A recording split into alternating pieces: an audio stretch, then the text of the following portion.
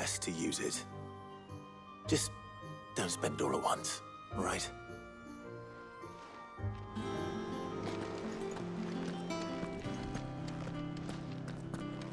May the winds of fortune be forever at your back, Sid. Don't say that. The last thing you need when you're crossing the desert is for the wind to pick up.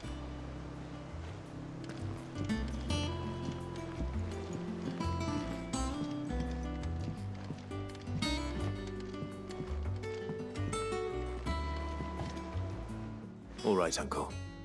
I'm ready to depart. Shall we? We shall.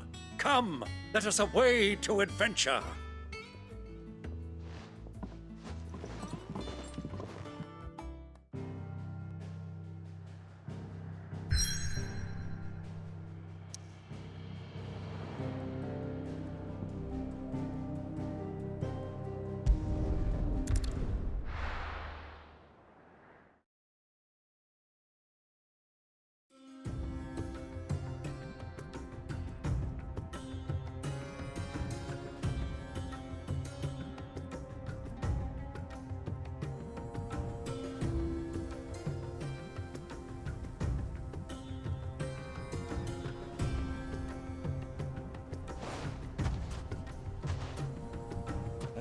I was a young man when last I walked this path.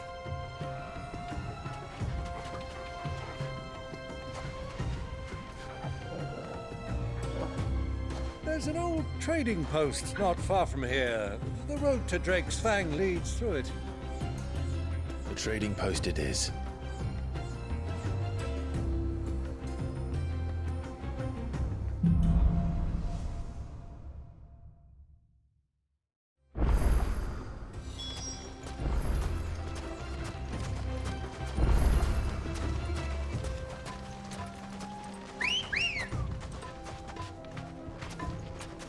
Let's go.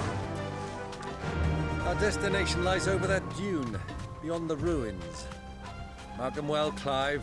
It's all too easy to lose one's bearings in the sands. Run like the wind. Many years ago, when you were just a boy, you and I rode this way together, accompanying your father on a scouting expedition to Drake's Fang. He let me come with you. I'm not surprised you don't remember. It was just before Joshua was born.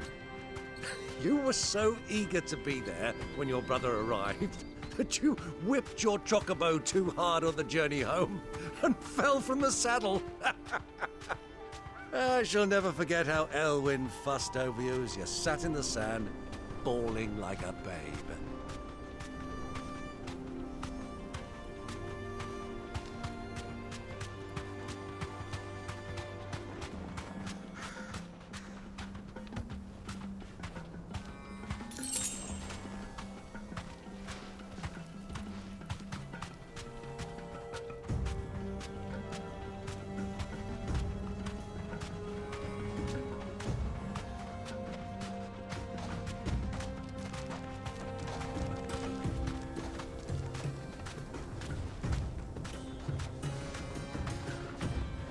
Who do you think those soldiers were in the inn?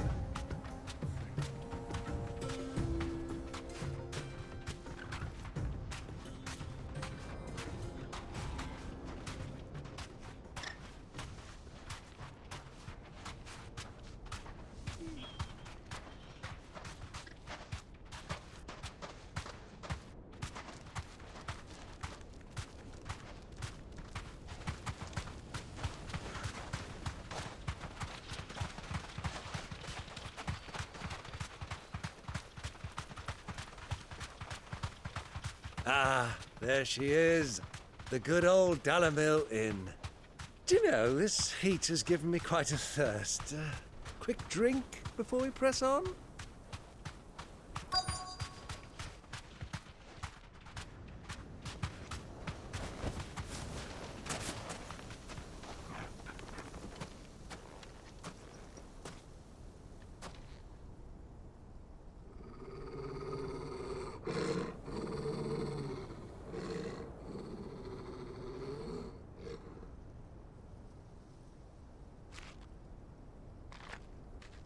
Look, there. Such a long ride from Stone here. Our Waluda friends must be soothing their saddle sores in the inn. Shall we join them?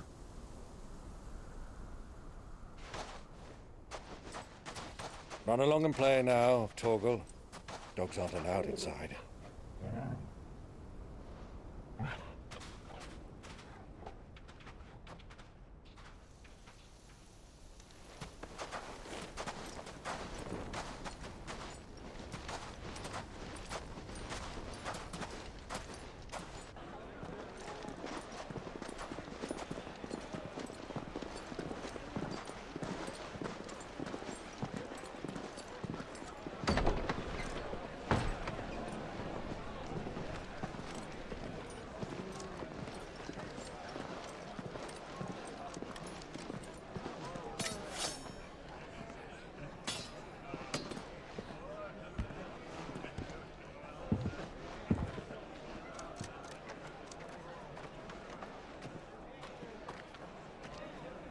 Good day to you. Eating?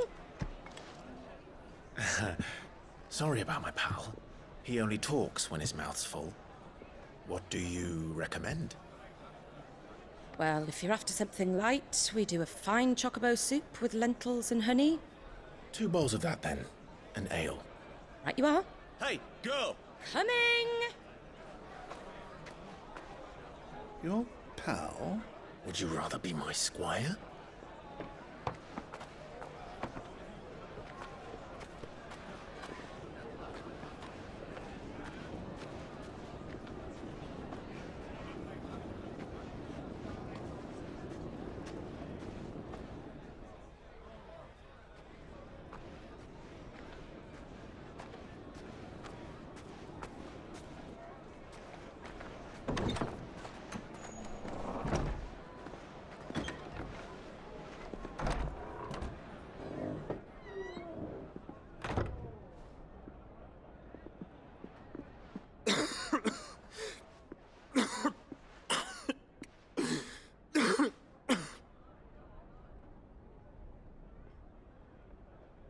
Your Grace, it is plain you are not yet well enough to travel. If you would only let me take you to someone who can better attend to your ills. No, we must press on. Prince Dion has returned to his camp and will soon depart for the front. I must speak with him at all costs. Miss this chance and I may never get another. You do understand that? Yes, Your Grace. But you must at least agree to take your medicine. I'll fetch you some water.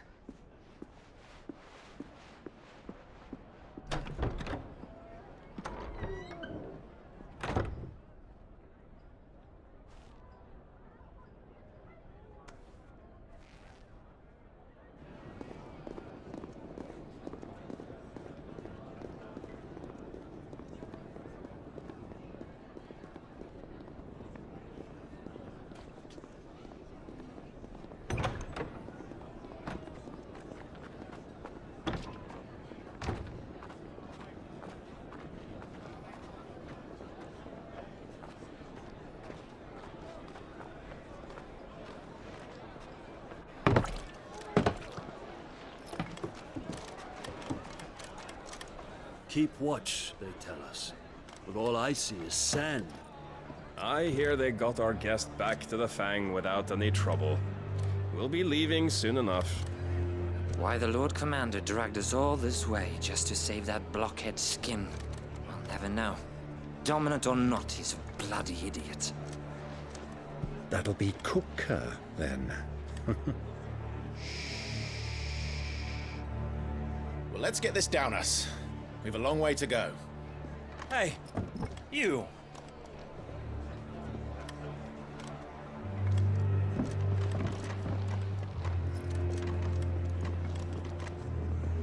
Uncle? Sorry.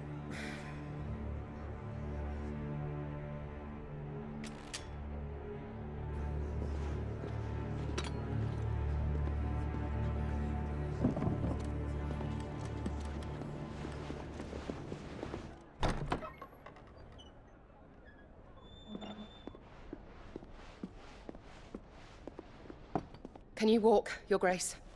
What's wrong? I fear trouble may be brewing downstairs.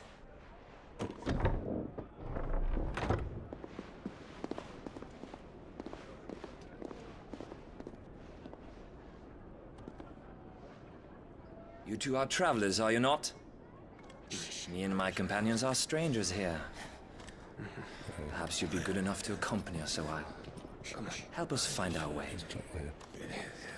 Sorry, lads, but we've got business in camera that can't wait. Ah, I'm sure you could spare us an hour or two. Come on.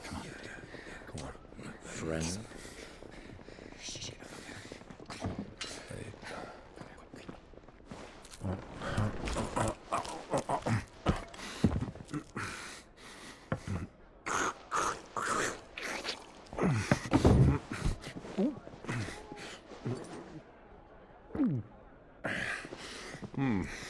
I'm afraid we don't have a moment to lose. Stay back, Uncle. Gladly.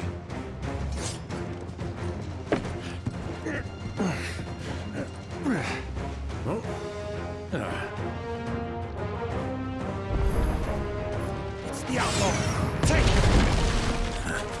Try it.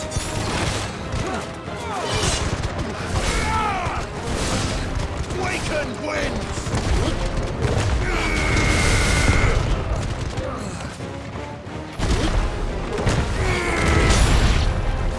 Bravo, my boy!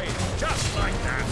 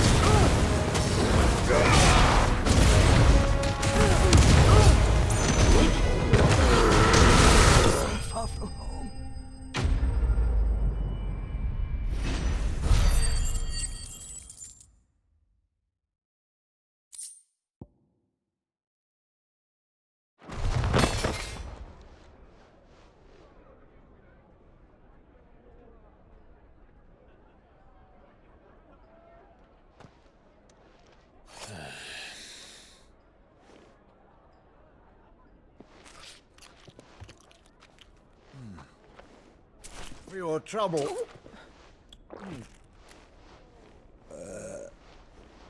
Word of advice, miss. That soup could do with a touch more salt.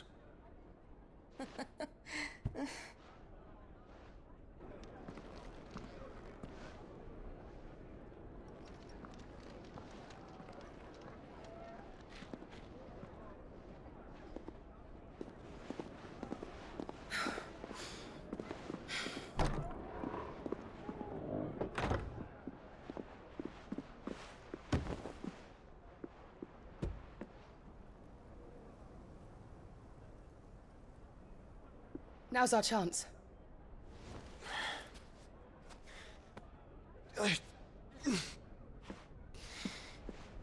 Your Grace? I'm fine. Yeah.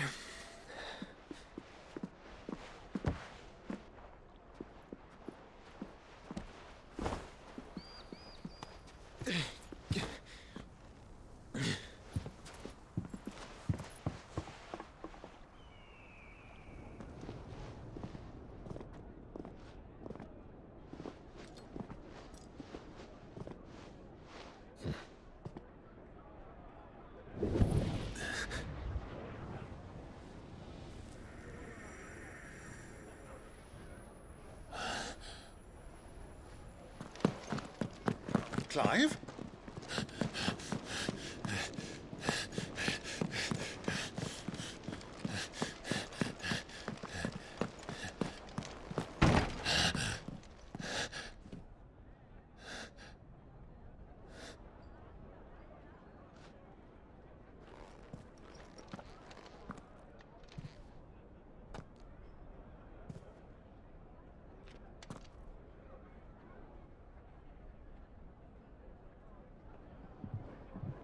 What is it now?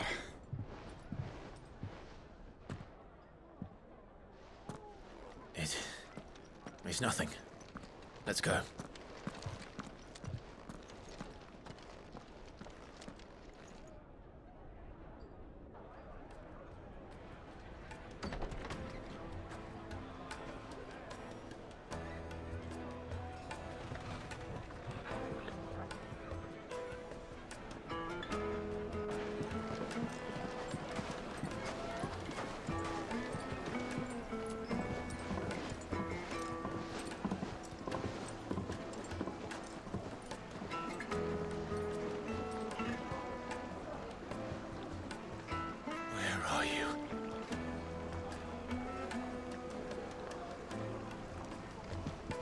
Well, we didn't know where to find Kupka before. We do now. The Royalists said it themselves. Their guest is in the Fang.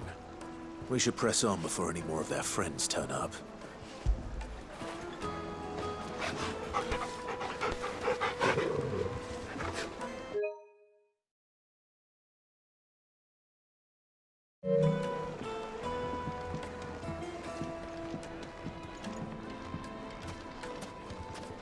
Made from the stoutest stoneware. Won't ship, won't crack.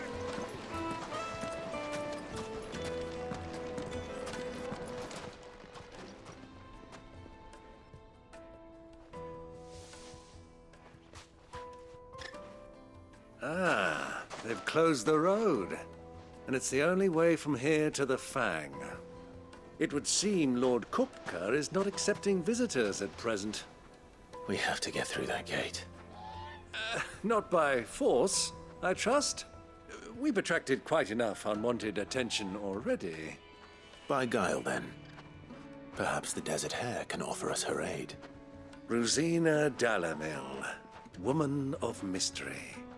But how will we find her? We know naught of her but her name. And that she was working with Sid. Sid's other collaborators have all been people of means, the wealthiest and most successful members of their communities. I'll wager this Rosina Dalamil is the same. That would certainly help to narrow the search. We need only inquire as to who is in charge of the town. And that's exactly what I mean to do.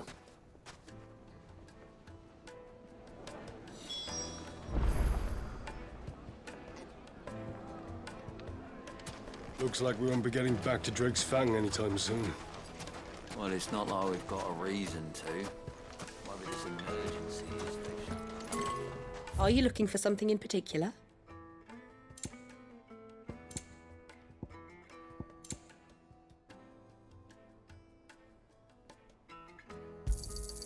My thanks.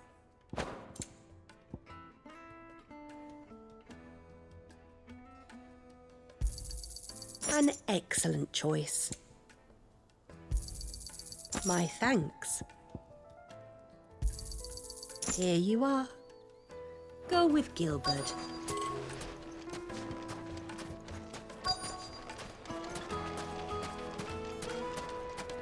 Crystal delivery's over.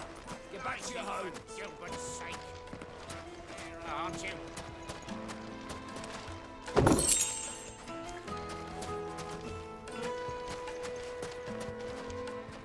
Anything I can help you with, travelers? Allow me.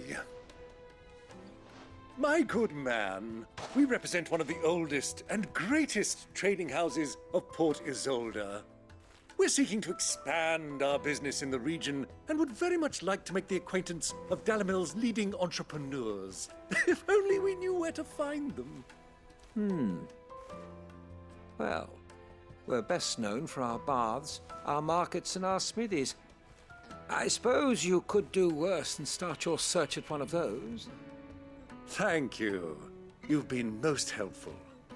Oh, you wouldn't happen to know a lady by the name of Rosina Dalamil, would you?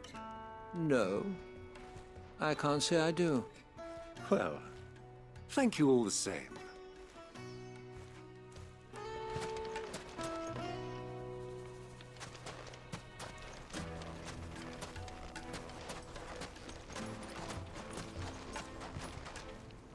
What do you want? Can't you see I'm busy? I won't keep you long. I'm looking for someone. A woman by the name of Rosina Dalamil. Do you know her? Never heard of her. Is that all? One more question. If I wanted to find the richest trader in town, where would you recommend that I look? Well, that's easy. The Briar's Kiss. Won't find a finer smithy this side of the strait. The owner's only a young sprig, but he's got all the right ideas. The Briar's Kiss, you say? Thank you.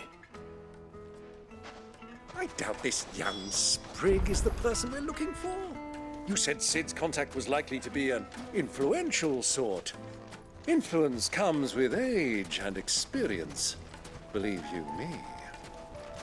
Light it for Gilbert's sake. You're a bearer, aren't you? Looks like we won't be getting back to Drake's Fang anytime soon. Well, it's not like we've got a reason to.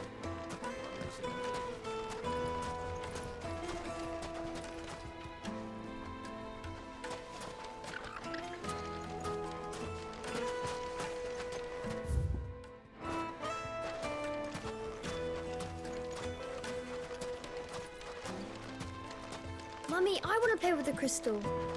How many times do I have to tell you? It's not a toy.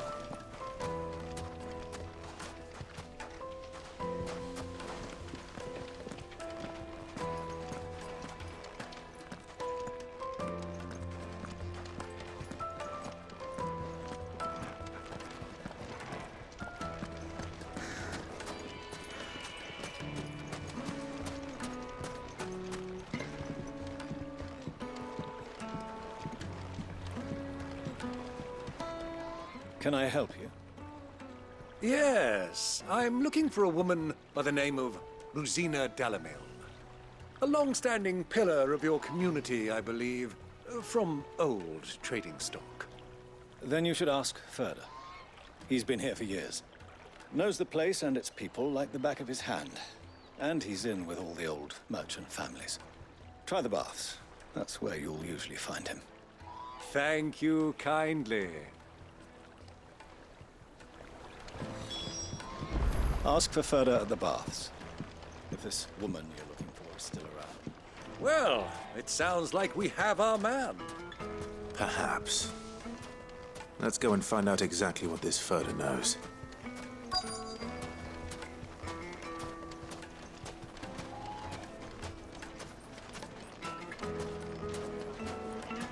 Hanging lanterns, keep the darkness from your door.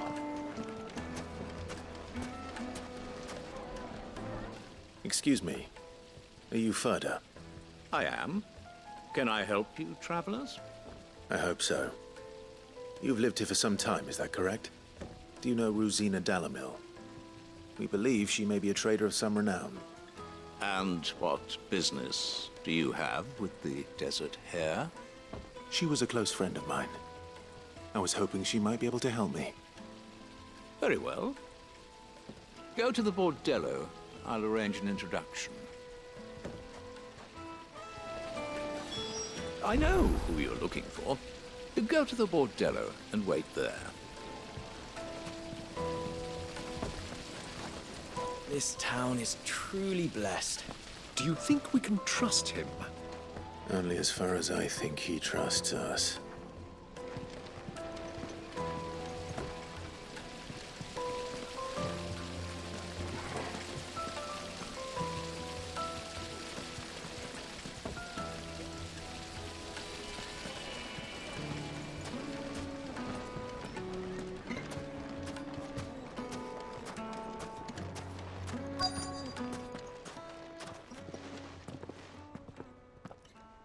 So you're the ones who've been sniffing around. I beg your pardon? Don't play the fool. Stick your nose in our business and you're likely to lose it.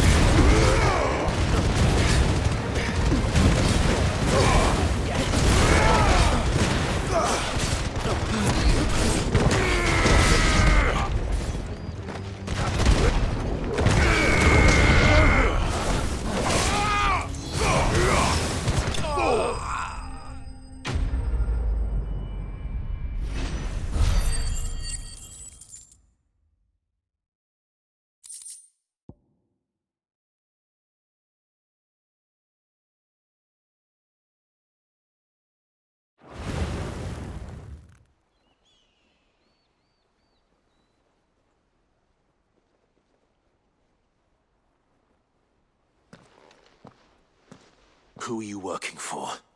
Him or her? Him. The boss. He wanted us to test you. Though one could hardly call that a test. Lord Furder? Look what the cat dragged in. Your skill with the blade is rare indeed, my lord. A fitting talent for an outlaw. You know who I am. So what now? Call in the Men of the Rock and collect the bounty? That isn't my decision to make. Our work is done. Take him to meet his precious Rosina. She will be interested to make his acquaintance. Yes, my lord. To the Lock of Leisure, then. To the Lock of Leisure.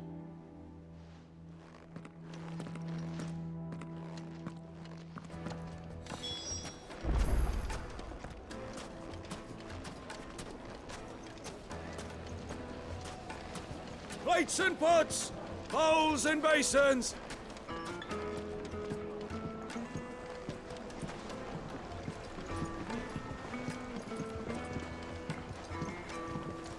Kneaded to a silken softness, like eating a cloud with a crust. Take a sniff, good sir. You'll be transported.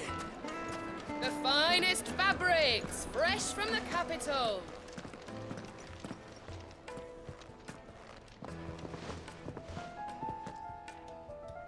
Is this the place? Ubor's Forge. The Briar's Kiss. So it was the young sprig after all. So much for Rosina Dalamil being a woman of experience. How wrong I was. It was an easy mistake to make, Uncle. After all, it must have been years since Sid last saw her. Sorry, him. Whoever this Lubor truly is, he's clearly a man of means. I'd say he deserves our respect. See that he gets it.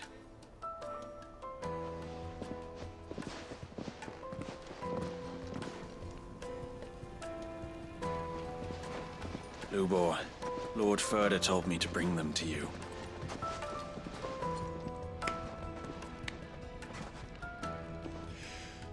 My boys tell me you're in need of assistance. Sid II? I won't waste your time. I need passage through the south gate.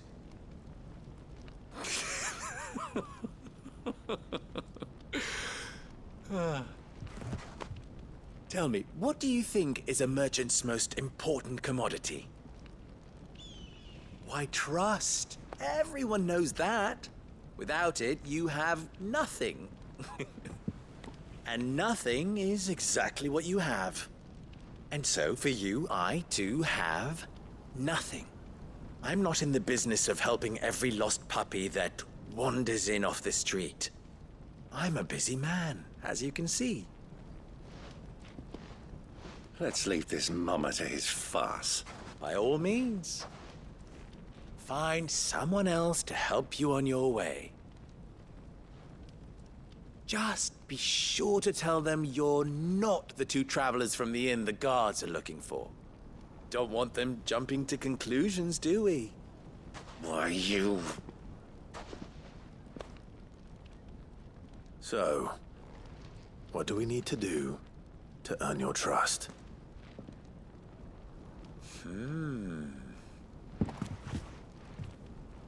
I like this one. Willing to do whatever it takes to get what he wants. Ha! Men like you have a special place in my heart. Why, you ask? Because they get me what I want. Always. Fine. So what do you want? Don't tell me you're going to listen to this swaggering scruff! We might as well hear him out. It's only natural that an ally of Sid's would seek assurances of strangers. Assuming he is an ally, of course. 5 years ago, he would have still been a boy. And yet even then I had more good sense than a man, 5 times my age? But enough of the pleasantries. We were speaking of what I want. I want you to put an end to the trouble in Dalamil. Return to me when you have done so, and you shall have my aid. Until then, I bid you good day. What trouble? If you're going to give us orders, be clear about them, damn you! Manners, Greybeard. One catches more damselflies with honey than with vinegar. What did you call me? My apologies. A word of advice in recompense. Follow the crystals. Oh, but that was 3. Oh, I'm making this too easy for you. Ha! It will be easy. Solving his little riddle should be like dealing with him. Child's play. Let us divide our forces, Clive. I'd rather not drag this parlor game on any longer than we need to. All right. Good luck, Uncle.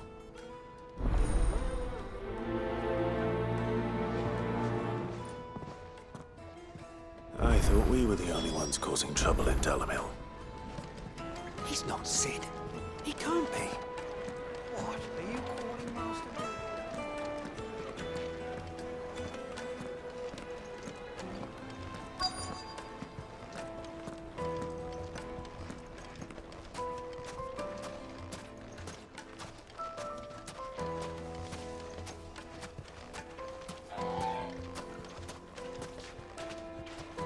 Do you have a moment? Depends what for. Just a question. Dalamil seems to be thriving compared to the other villages I came through on the way. Is there a reason for that? Well, we're a stone's throw from Drake's Fang for one. The soldiers guarding the Mother Crystal and the shipments need a place to spend their hard-earned gil. The men of the Rock throw their money about like there's no tomorrow. Is that so? Well, thank you. Don't let me keep you from your work any longer.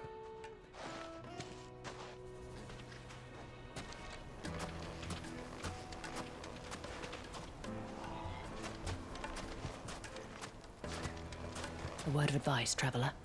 You see pots like this around town, you leave them alone. Unlike where you come from, fresh water's in short supply around these parts. We store what little rainwater we get in these pots for, well, not a rainy day, but you know what I mean.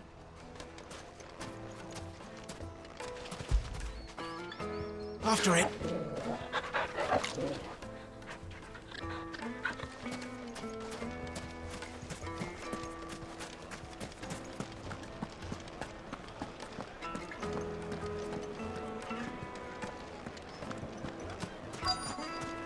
Light meat and dark. Fresh bread, Fresh warm from the grill. oven. Get it Here, while it's hot. Have a taste. You wouldn't believe how much he gave me. Well, What can I do for you, soldier? Need that sword polishing? I'm not a soldier. Ugh, then be off with you. I serve the men of the Rock and the men of the Rock only. You have an agreement with them? Don't be stupid. I just know which side my bread is buttered. Don't want to be stuck under some pauper when they come knocking, with pockets deeper than Zemeckis and an urge to empty them. No, just leave, will you? Before you scare them off. Do you think they'll be back soon? The most fragrant herbs and spices. A deposit? For what?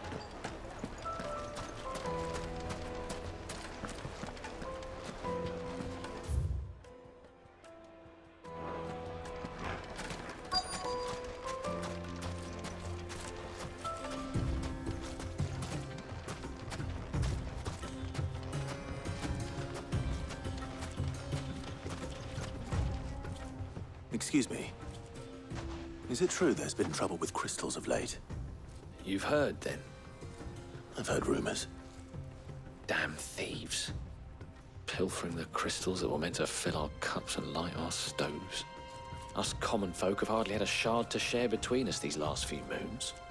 And it isn't as if we can buy them on the black market either. Whoever's taking them, they aren't sharing. I think I'm starting to get an idea of what's been going on. I wonder if Uncle Byron's learned anything of use. They'll probably be back at the inn by now.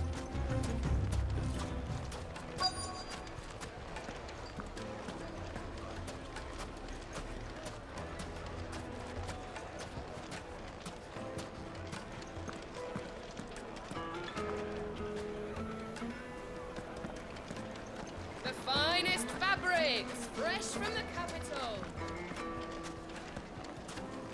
Kneaded to a silken softness, like eating a cloud with a crust.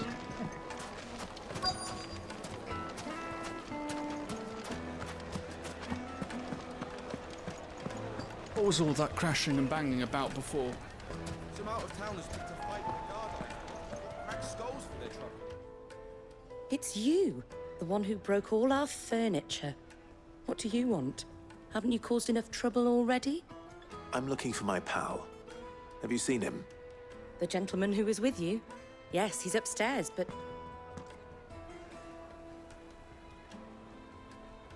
Thank you. I'll go and fetch him.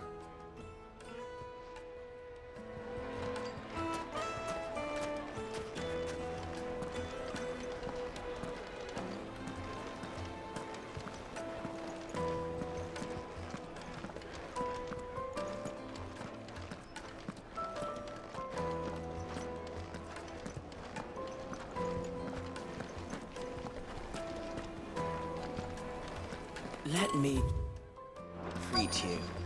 I'm pretty flush these days.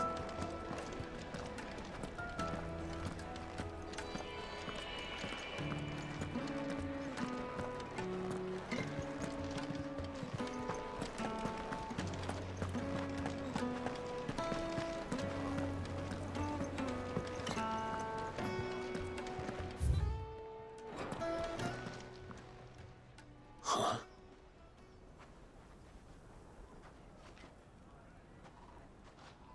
Will this suffice as a deposit? By the sands. That's a black pearl. One of the many treasures in my collection that I would be only too happy to part with, should you give me reason to do so. All right. I'm sure that we can come to an agreement, but not here. What are you doing, Uncle?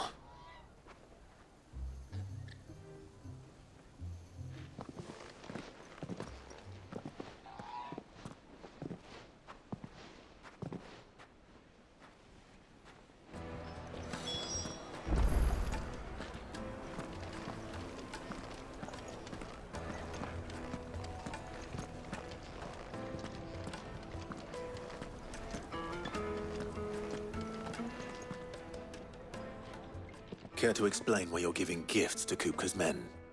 Bait, my boy. One cannot catch one's prey without it. And I do believe I've snagged us quite the quarry. I started by asking around the markets as to where I might purchase crystals. I had no luck, of course. It's forbidden to trade in such things. But my uncharacteristic indiscretion just happened to attract the attention of those uniformed ruffians. They took me aside and said they could procure the crystal I sought if I proved I could pay for it. So the pearl was your proof? I thought they'd asked for more. A second-rate specimen like that would only fetch 500,000 or so. A small price to pay for admittance to the underworld. But enough about my little act of subterfuge. What did you discover? That the supply of crystals has dried up of late. And some people seem to think they're being stolen. Meanwhile, members of Kupka's private guard have been spending money all over town. I'll wager those soldiers you've been talking to have been siphoning off crystals meant for elsewhere, and pocketing the profits. I'll wager you're right. We'll meet with them then, just as you arranged, and put an end to the trouble Lubor spoke of. Ha! That preening popinjay thought this would be difficult. It just goes to show, one should never underestimate a Rosfield. We'll soon wipe that smirk off his face. I arranged to meet with the soldiers in a secluded corner of the Velcroy, far from prying eyes. The perfect place for a spot of double dealing. I trust I can count on your support if things turn sour. Of course.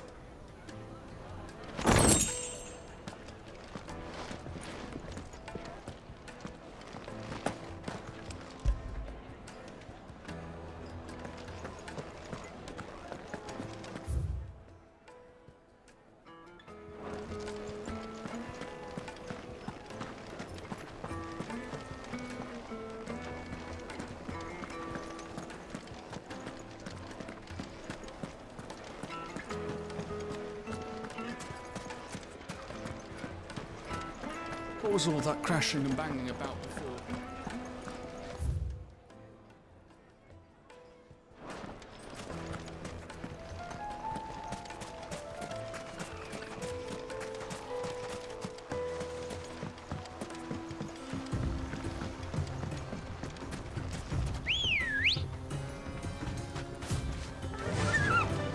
Fly, Ambrosia.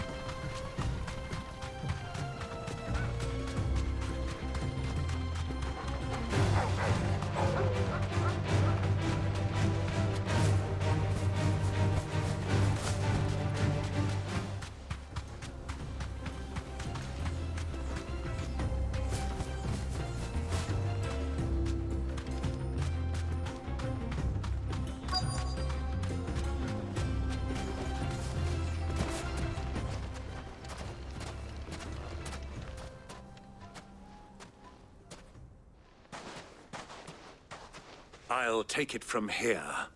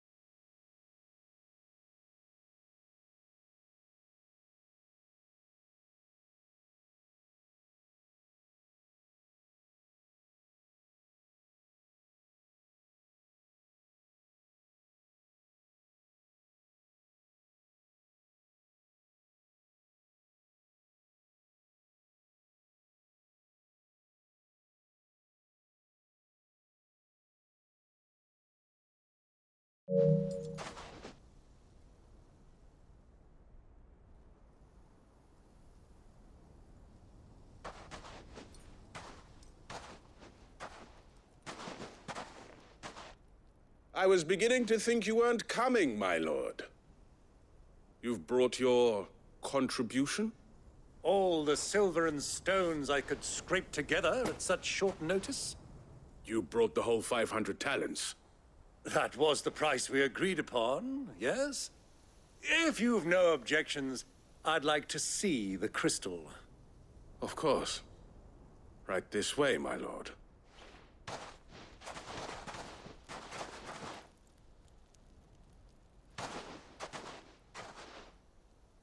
Not bad at all. You weren't lying about the clarity. But what of security?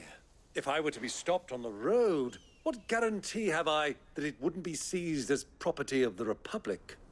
Because these crystals are no longer the property of the Republic. You're not buying from us. You're buying from them. And we have no more jurisdiction here than you, my lord. But we have ships, and will gladly deliver to a port of your choosing, now that our price has been met. Royalists, eh? What brings you here? Why, to collect their share of Drake's Fang's blessing, of course. Our nations are allies, and so they are entitled to a portion of the Mother Crystal's bounty. And being such good friends, we elected to increase that portion and share the benefits. And now that these crystals are officially property of the Kingdom of Waloed, we are duty-bound not to interfere, no matter where they might happen to end up next. Did you get all that? They're in cahoots! So it would seem. My lord, what is the meaning of this? Double-crossing dogs. They're not here to do business. Kill them! Kill them both!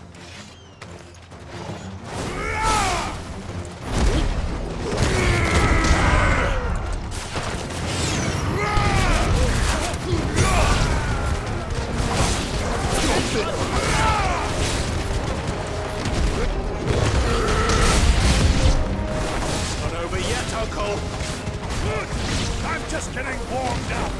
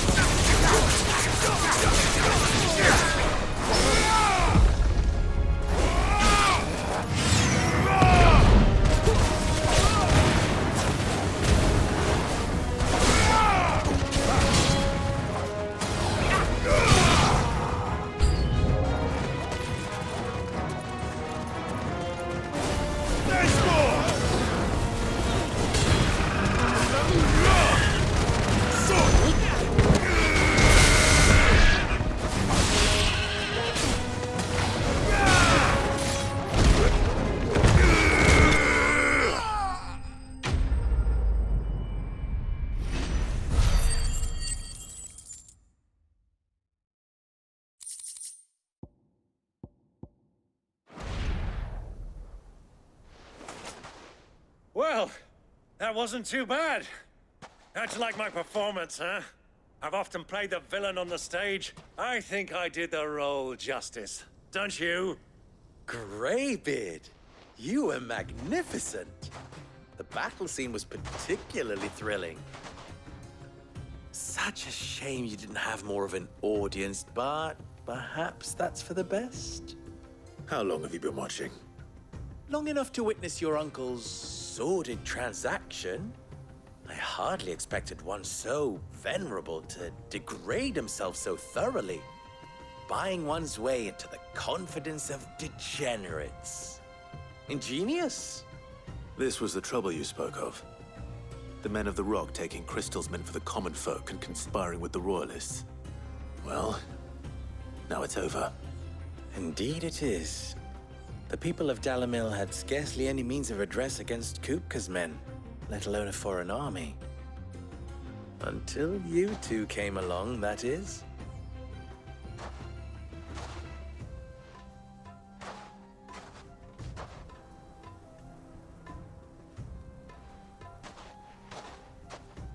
Well, we'd better get these crystals back to town. You won't mind waiting with them while I fetch a wagon.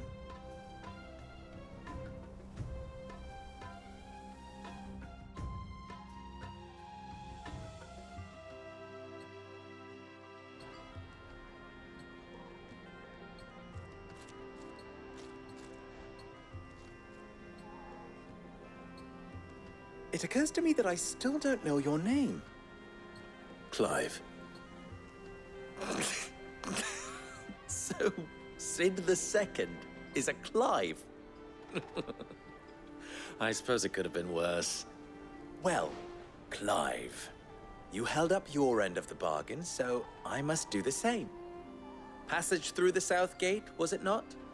To tell the truth, you've helped a little there too. Many of the guards have already been redeployed to deal with the issue of their missing comrades. And those left behind have been encouraged to look the other way should you attempt to pass through. Thank you. And please allow me to cover your costs. You still have the purse I gave to the soldiers, I trust? I saw you pluck it from one of the bodies. Oh, dear. Was I really so obvious? And my name is not Greybeard. It is Lord Byron Rosfield, thank you very much. No, thank you very much, Greybeard. Of all the... Ugh! Here, wear this.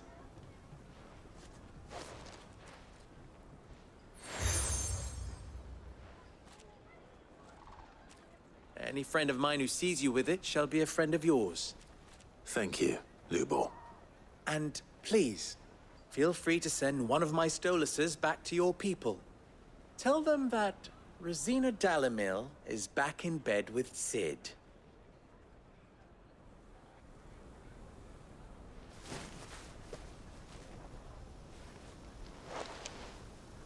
Omia los delan. Tu isakelis.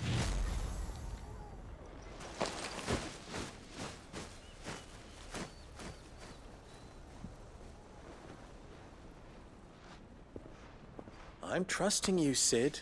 Or should I say, Clive? So be sure not to let me down. I have a reputation to uphold.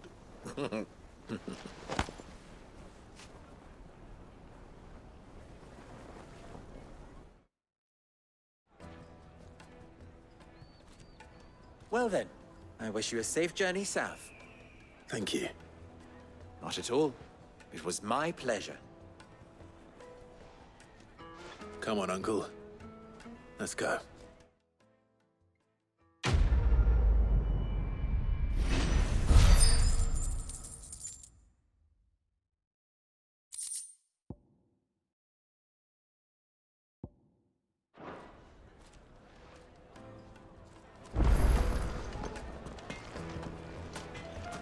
I've never even forged a butter knife before.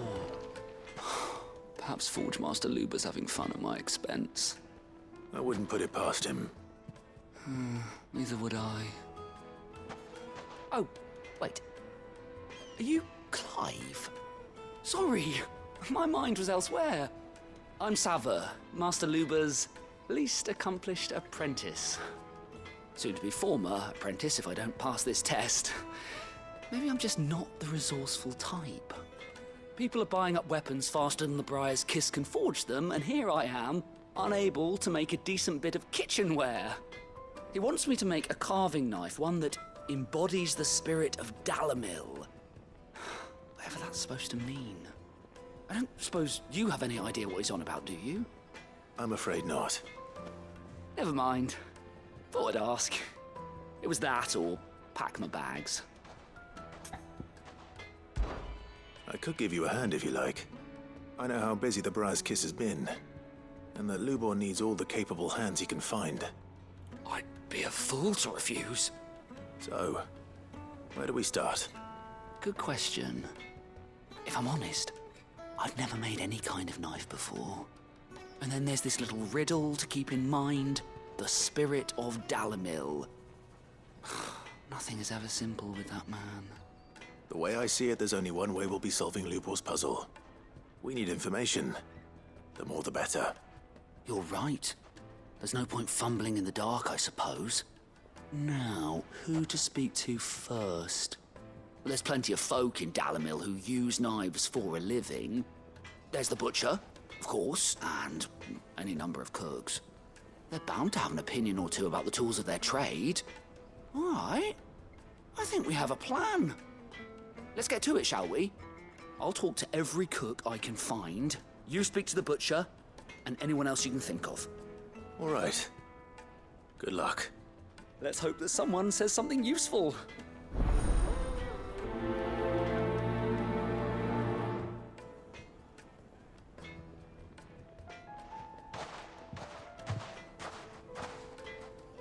Trust Lubor to take a simple test and turn it into a riddle. I'd better get to it.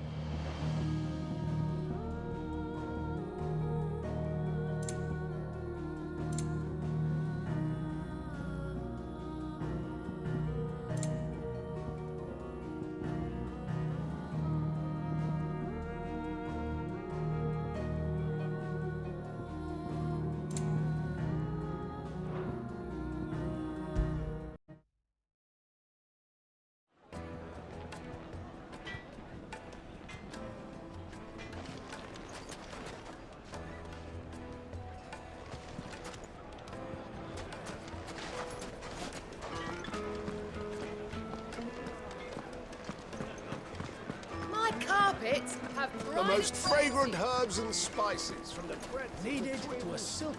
Welcome, sir. What can I do you for? A question, if you don't mind. I need to know what makes a good carving knife. You a blacksmith or something? Something, I suppose. Fair enough. Knives, is it? First and foremost, it's got to hold an edge. Most knives will make it through fat, no problem, but sinew dulls cheap steel in no time. Give me a blade which can slice through anything that crosses my chopping block, and I'm a happy woman. So a knife that stays sharp. Makes sense.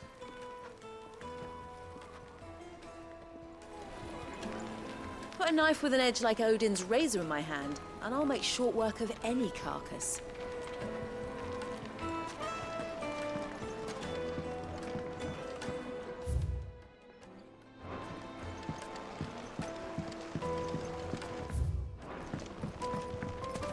Made from the stoutest stoneware. Won't chip, won't crack, no matter how... I'll be asking for you again, my sweet. Then see that you stay a little longer next time.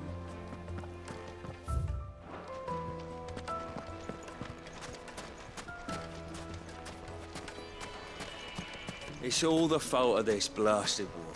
The moment they find out you're from the You can't even... They've opened the gate! Lubor was true to his word.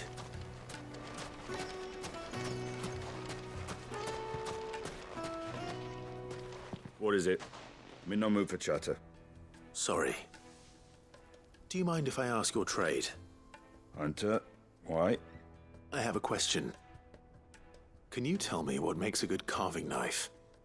I assume you use one out in the field. Has to be able to put up with some punishment. Can't be dealing with a brittle blade, not while I'm on the hunt. If your knife snaps every time you use it, you'll be spending coin as fast as you make it. Times are hard enough as it is. Thank you. I won't keep you any longer. All business, eh? Man after my own heart. So, a carving knife should be hard-wearing and hold an edge. Hardly a revelation. Let's hope Sava had better luck than I did. What's wax candle?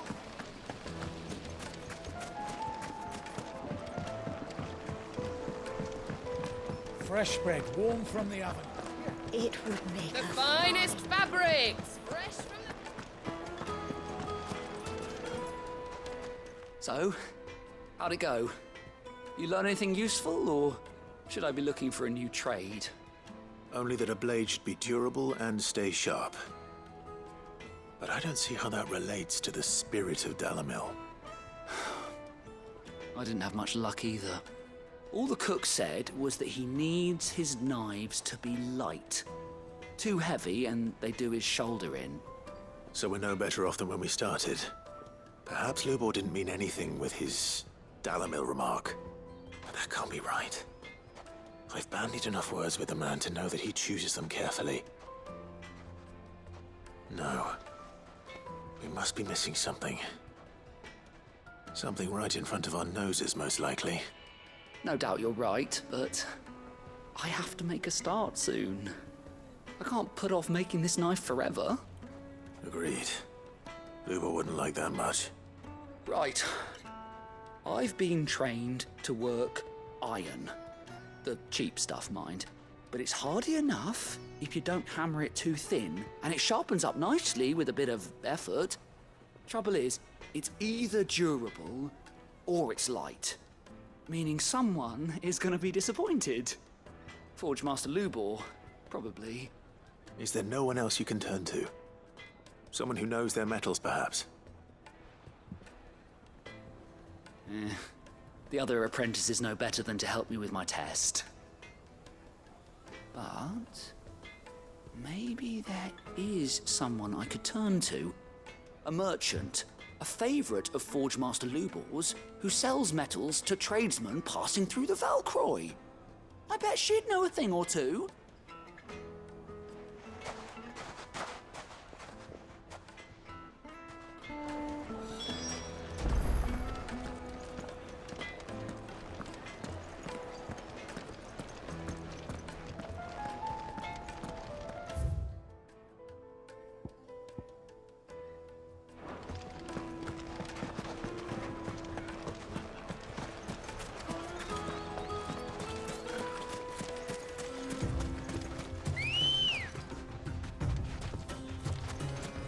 Come on.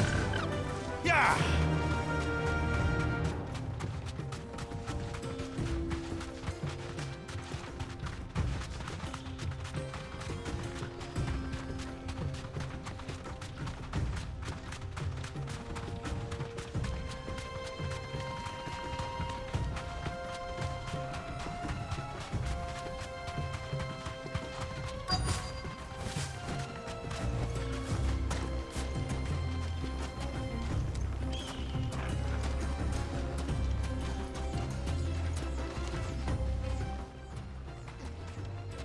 Any luck? Or will you be needing help with your bags? Well, I asked her, but... Oh, you tell him. If you're looking to make a knife that will impress a master like Lubor, there are options. They're just not that viable. Featherlight adamantite knives will get passed from generation to generation, never needing so much as a lick of the whetstone. But adamantite ore is unique to ash, so it doesn't come cheap. And it's beyond my skill to handle. Unique to ash. Are there any materials unique to Dalamil? Something which could be mixed with iron to refine it. Make it lighter. What are you getting at? You said that Lubor trained you to work iron. Then that's what he'll expect you to use. But he would have known that it would either be too heavy or too brittle for a carving knife. Perhaps his Dalamil remark wasn't a riddle, but a hint. If it's cheap metal you're using, then there's always limestone, I suppose. Folk first settled Dalamil to get at her mineral deposits. And, if you know the trick, it can be melted down in the furnace to drive out impurities from low-quality iron. Bloody hell! That must be it! I don't suppose you know the trick, do you? It's hardly my speciality, but I've been around enough blacksmiths to know how it works. Looks like I've got some learning to do. Clive, I hate to ask after all that you've done for me, but... Limestone? Fine. I can hardly abandon you now. Besides, I want to know if this is the answer to Lubor's little riddle. I can't thank you enough, Clive. You'll have no trouble finding limestone over in the terraces. The place is bloody made of it. Then I suppose I'll meet you back at the forge. Right you are. I'll see you shortly. So, do you crush it up, or just throw it in the furnace?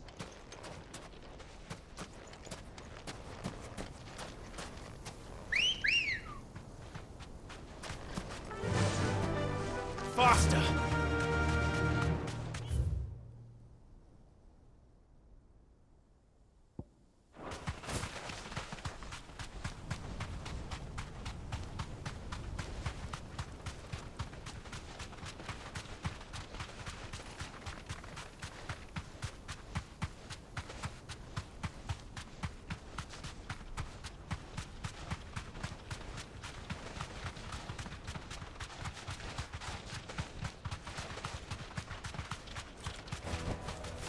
No need to ride from here. Is it true what I'm hearing? My carpets have Yes, they're quite sort. Kneaded to a silken softness. Plates and pots! Silver platters! Hanging lanterns!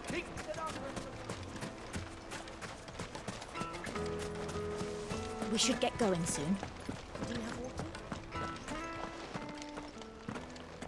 Ah, I'm not too late. What is it, Lubor? A question that I neglected to ask earlier. Where is it that you're bound?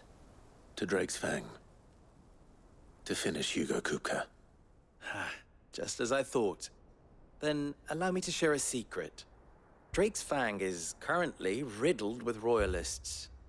Talmeki and Walud are allies, and as you have seen, their soldiers work hand in glove. But no nation has ever before allowed a foreign army to make a barracks of its holiest of holies. Not by choice, at least. And there's more. A man on the inside of the Fang has failed to report for several days.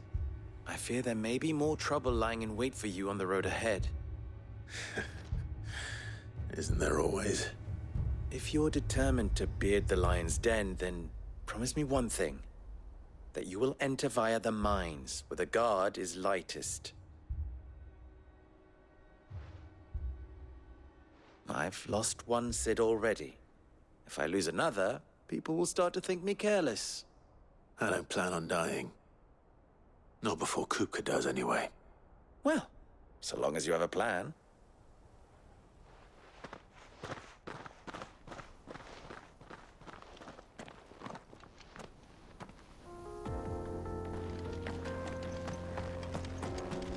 Drake's Fang should be just beyond these springs. Shall we press on?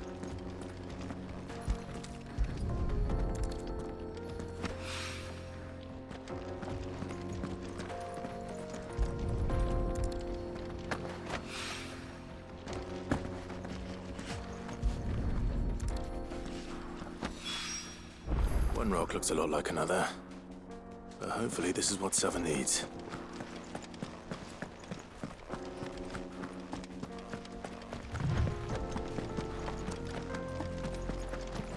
We should get going soon. Finally, we'll be able to get what's owed. Sweet incense! Wax candle! Made from the stoutest stoneware. Fresh bread. Light warm meat and from the dark. oven. Take a sniff, good sir. The finest fabrics.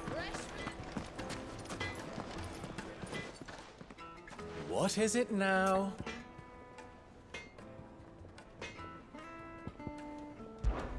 How very fitting.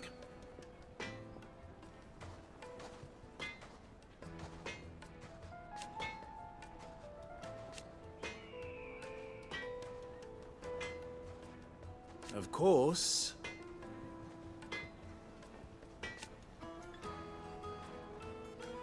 There's simply no other way.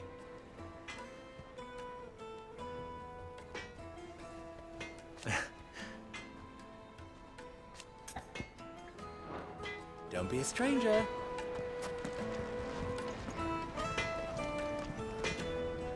I wasn't sure how much you'd need, but I hope this is enough.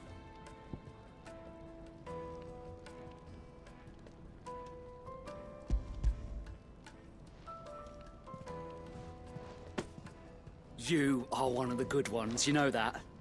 You and that merchant both, she's got quite a gift for teaching that one.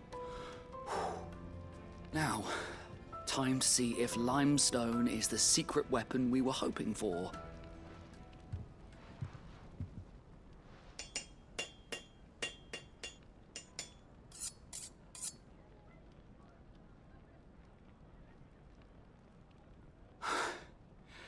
That'll do, I reckon. A knife forged from the very rocks of Dalamil. Her spirit, if you will. It's a fine-looking blade. I only hope Master Lubor agrees.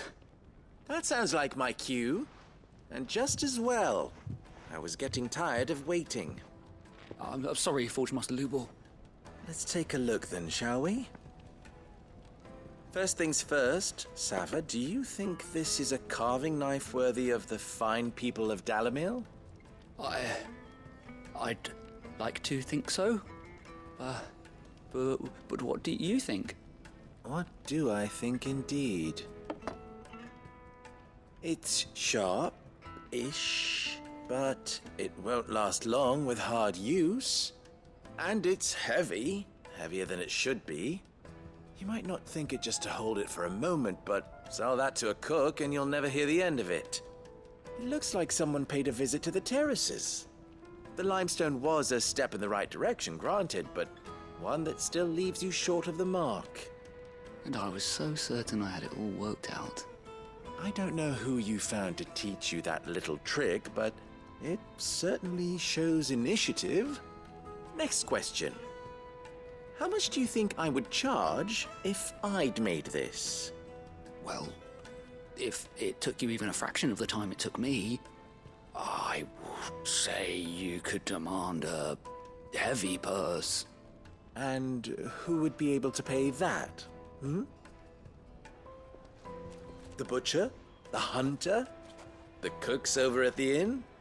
Dalamil is home to humble traders, not wealthy lords and ladies. Rule number 1 in any business, Sava, know your customers. Yes, Forge Master. This is just about passable, but only just. I'd say you're worth keeping around a little longer. Starting tomorrow, you'll have an anvil of your own. I will. Thank you. I was wondering, what would you do if you were asked to forge a carving knife? I'd do what I always do. Ask who it's for.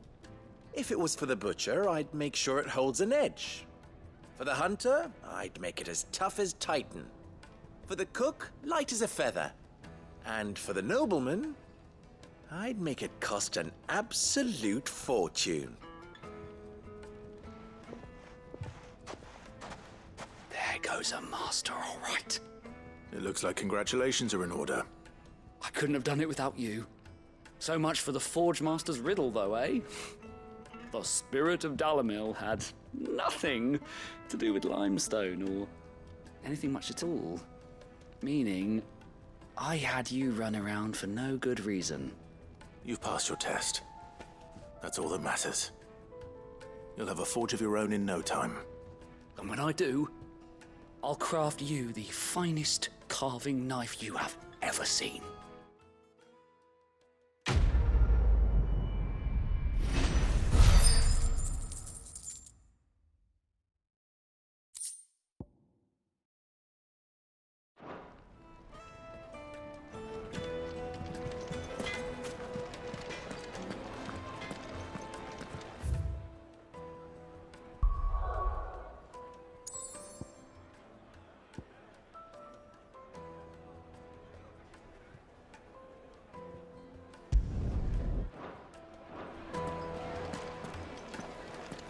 Is it true what I'm hearing?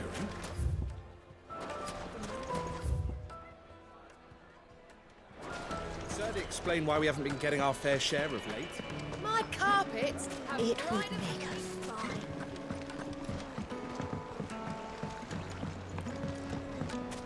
Lights and pots! Just look at the hanging lanterns! Keep it up! We should get going soon. Do you have water?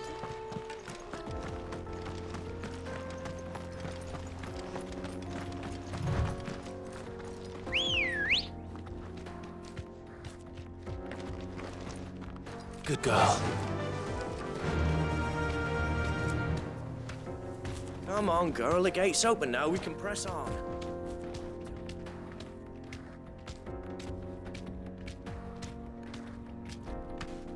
Fly, Ambrosia.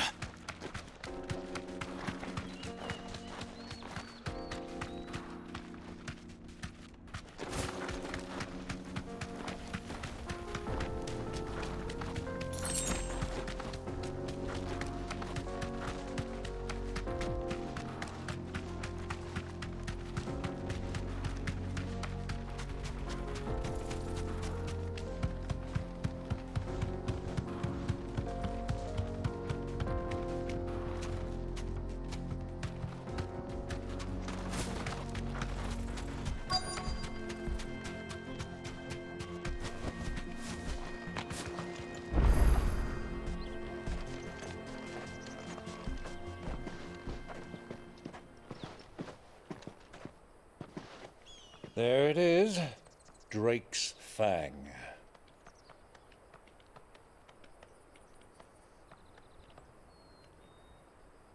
Kupka will be hiding inside. Along with goodness knows how many guards, all on highest alert. You'll need to keep your wits about you if you're to reach him. So be careful. I will, Uncle.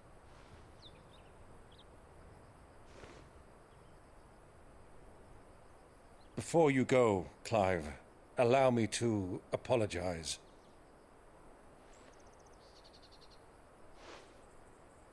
After what befell at Phoenix Gate and the crisis that followed in its wake, I fled.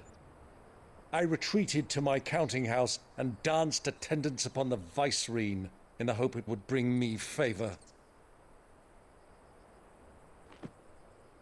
I betrayed my nation to save my skin, like the coward I am. And I'm sorry. Uncle, please. It's not too late, Clive. Rosaria is yours by right, and there are those that would help you to take it back. Had I the courage of my brother, I might already have done so. But that ship has sailed. You, however... No. Forgive me, but I cannot. I fight to build a new world now. A better world. Where men can live and die on their own terms. I was raised in a nation that strove to improve the plight of bearers.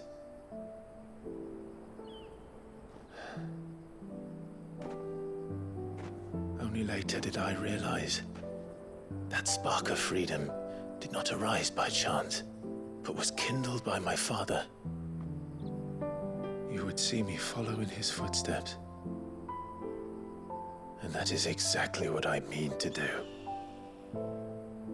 Not by ruling Rosaria, but by extending his ideals to the whole of the twins. Though every soul in the realm may judge my actions heresy, I am certain my cause is just.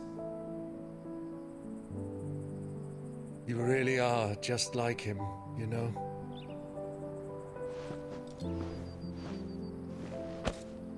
Thank you, Clive, for coming back to me. I am proud to call you nephew.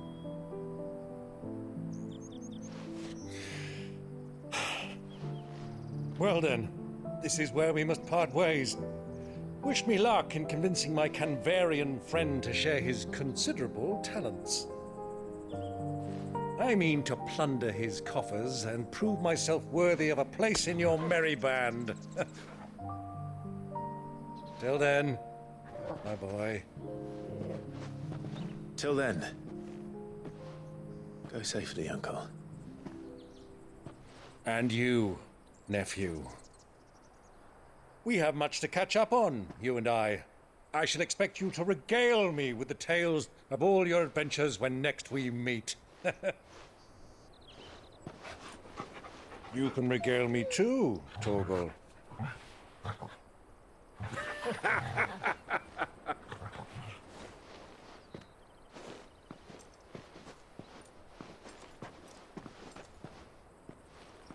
I'm coming for you, Kupka.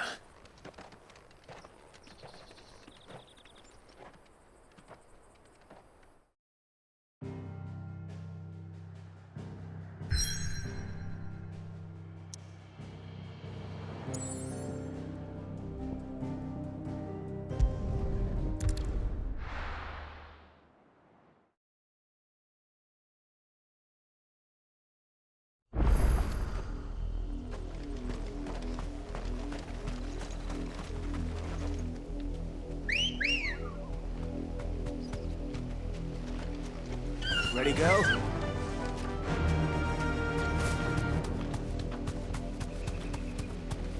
The river was easy enough to find. Now for those herbs. Thanks, Gal.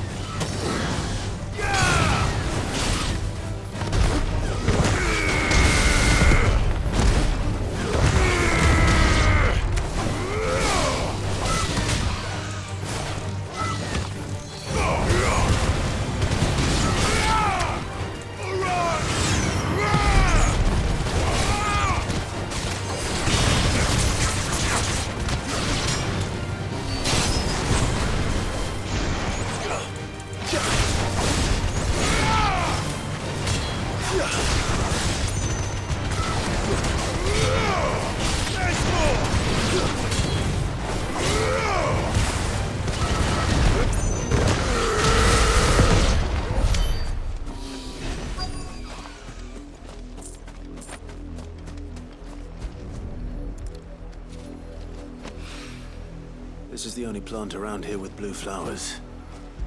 I hope it's the right one.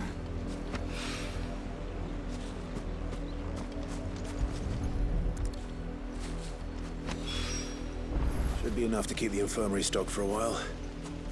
Hopefully this will put Rodriguez's mind at ease.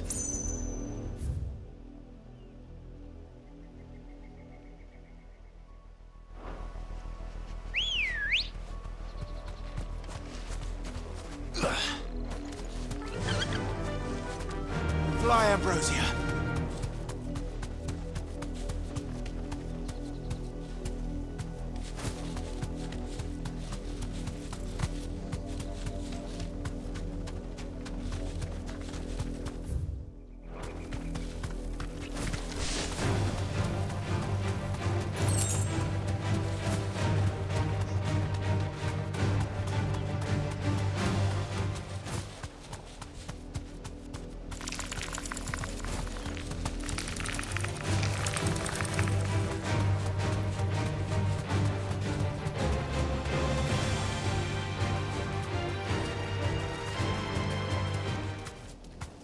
Be safe.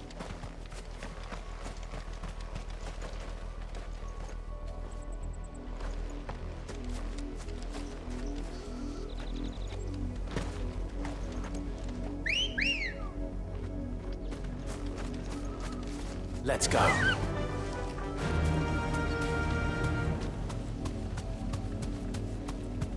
Faster!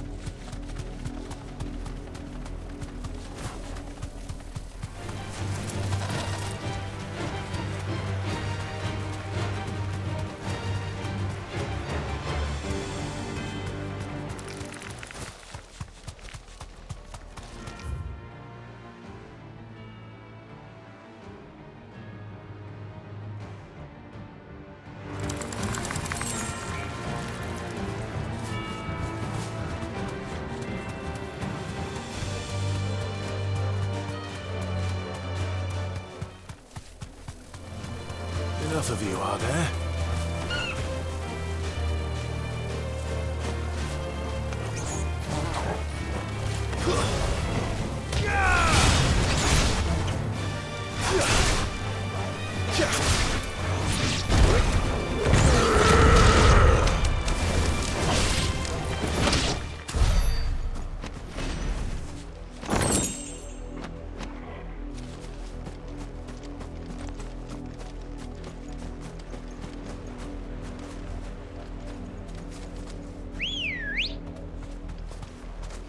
Come on.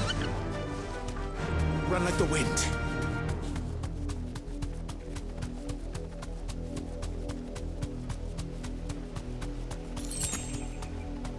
Thanks, Gal.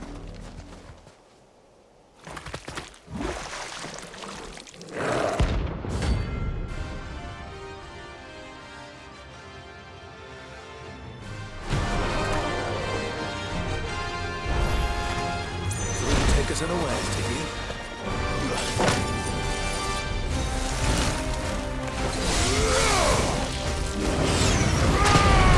Thanks, boy.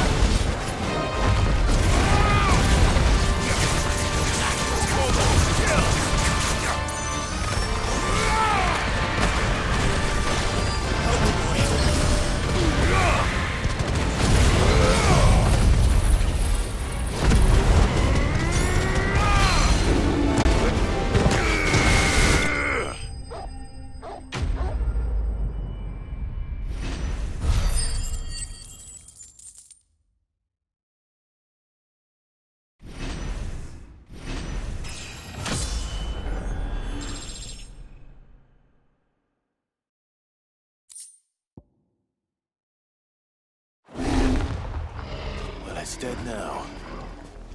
Whatever it was.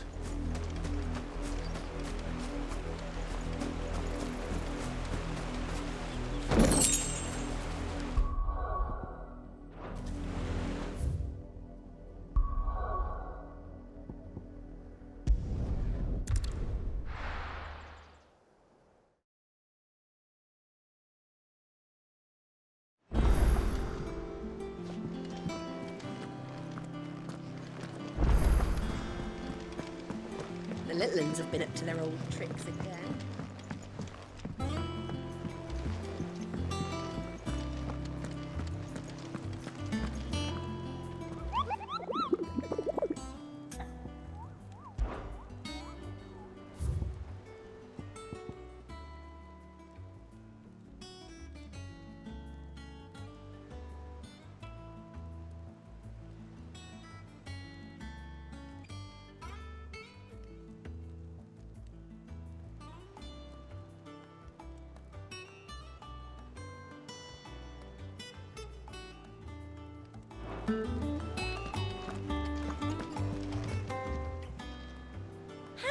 help you today, Clive? Come to claim your just desserts?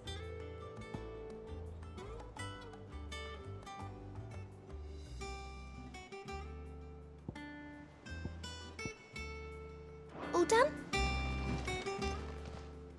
How are you doing? Anything catch your eye?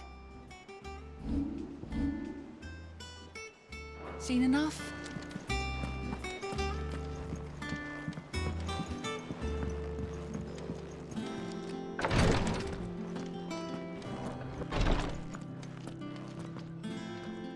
I hope you didn't have too much trouble finding the ammonia. Only the usual. Oh, yes. This is it. And more than I was expecting. I dare say the patient won't feel a thing. That is, unless I... You'll do fine. Tyre trusts you, which means I trust you. The hideaway would be lost without skilled physicers like yourself. Thank you for the kind words. Truly. But... I'm sorry. I'm still terrified. The brand is more than just ink on flesh. It's a death sentence.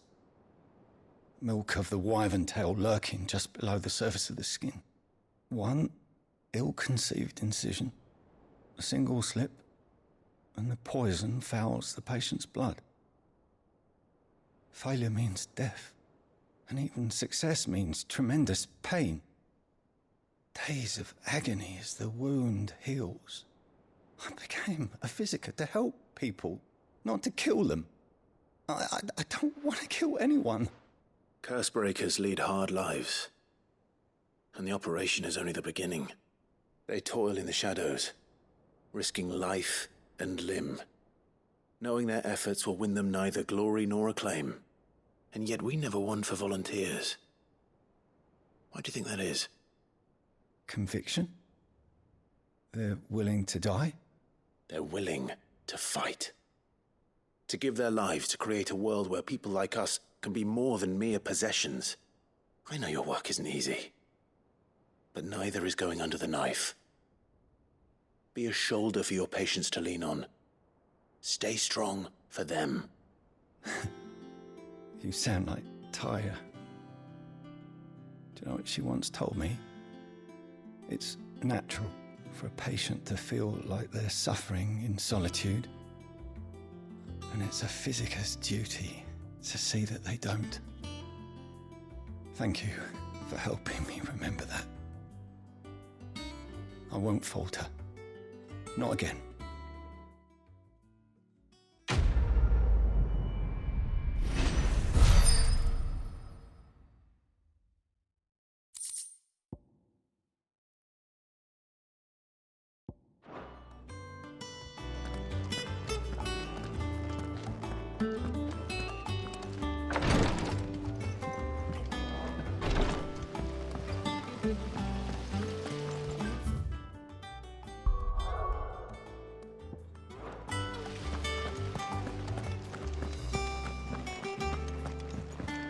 I think I'll wait till Mid's away to take a tour with him.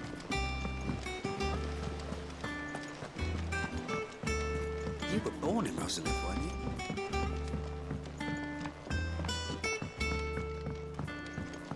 How's it coming along? Nearly there.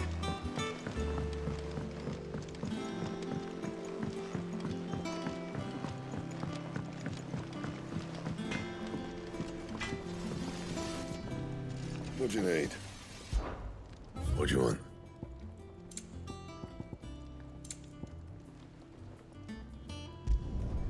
Not bad, if I do say so myself.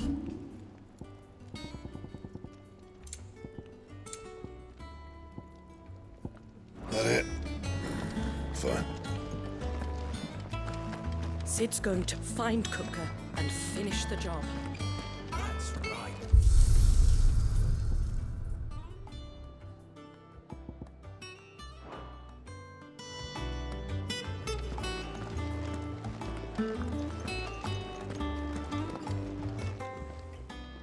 And what can I do for you?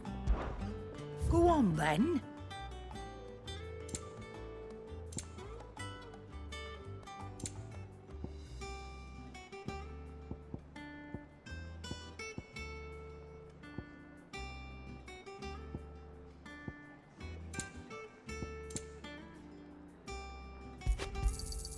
It'd better all be here.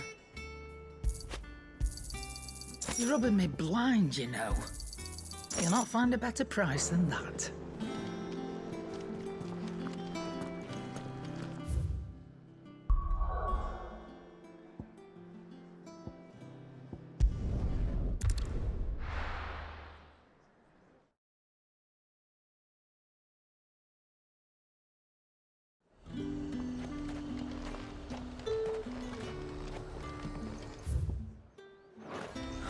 Slavers don't even bother with Northridge now.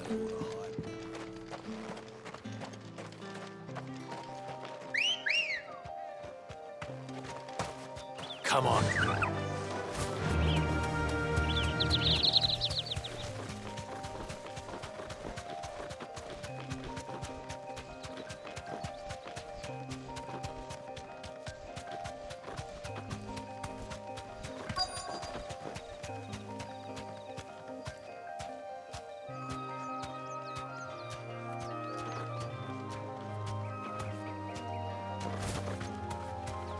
Straight home now.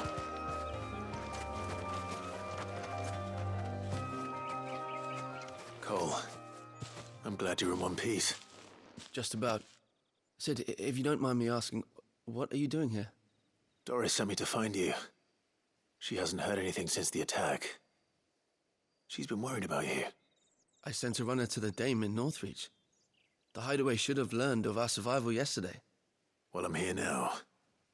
And it looks like you freed the bearers. Only some. The rest locked themselves in the slavers' carriage rather than fleeing when they had the chance. I want to help them, Sid. But we're barely in any state to protect those few we did save. You made the right decision. Now where's the carriage? The goblins may still be out there. You have duties to attend to here. See to the injured. I'll handle the rest. All right. Just follow the path to the south. You'll come across the carriage soon enough. And please, hurry. If the beastmen get to those bearers, the poor souls will be eaten alive. I won't let that happen. Thank you. And Sid, it's good to see you. Don't thank me just yet.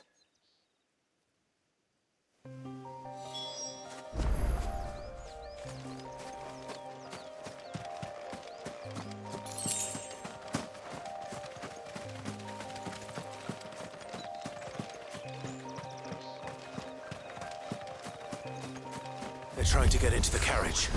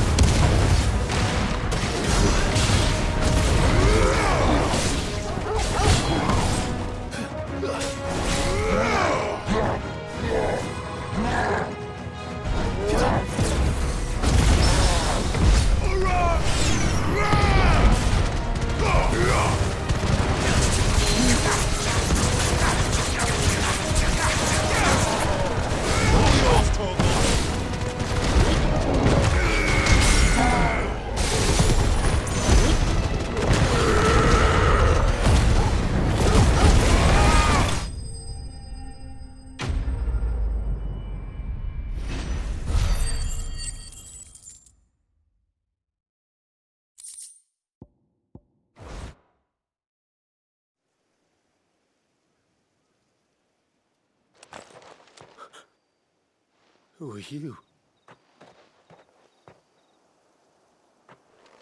A friend. Are there any more survivors? Why didn't you flee with the others? If the goblins had made it through that door, you wouldn't have stood a chance. Why should we run? One miserable death's no worse than another. Perhaps. But we're here to give you another choice. Freedom, safety, the life you've been denied. Come with us. Let us protect you. Sid, I couldn't just let you... You weren't too late then. Thank the gods. This man risked his life to save yours.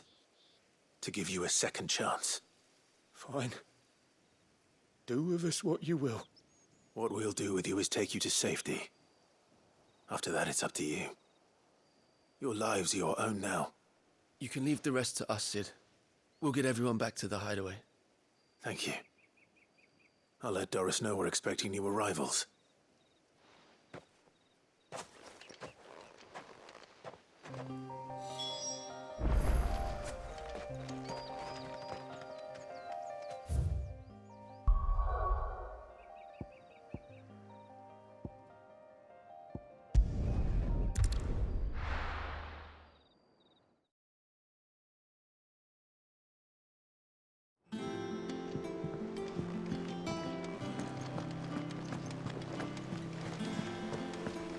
The little ones have been up to their old tricks again.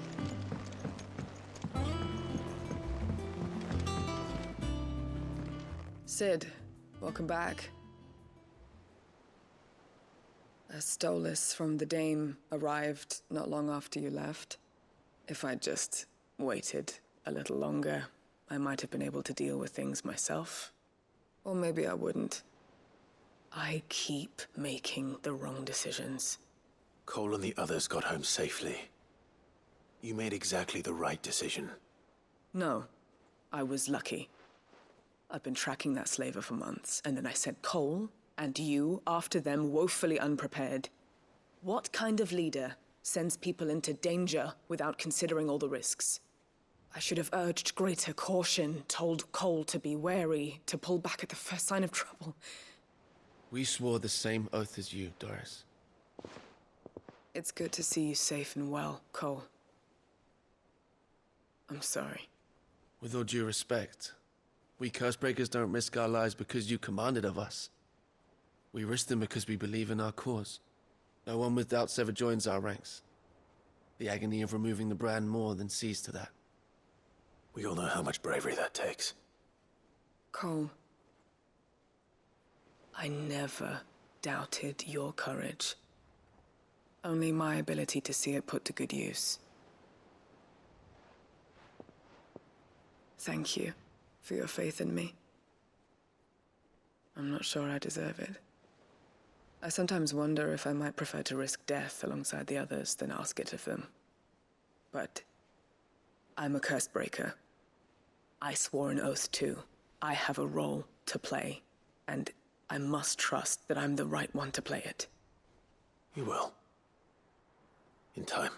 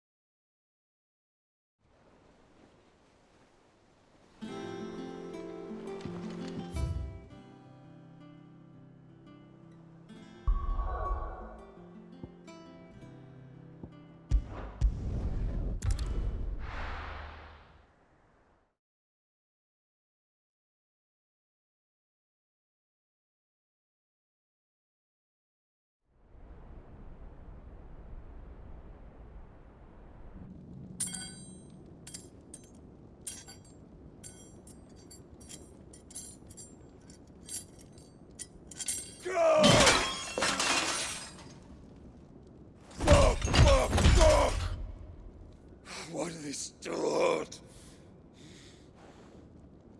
What has that gutter rat done to me?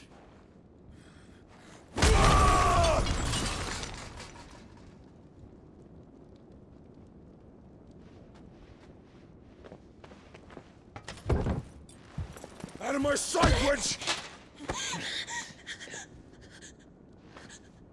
I'll kill you, Rosfield! I'll rip out your heart! I'll tear you limb from limb! Peace, Hugo. The table shan't hurt you any longer. He sought to humiliate me. Me! If you hadn't interfered, he would be dead! You truly believe you would have triumphed had the battle continued? Titan would have ground him into dust! And how would he have done that without his head? Shut up! You weren't strong enough, and you call yourself a dominant. Or rather, you did. You mock me, Harbert.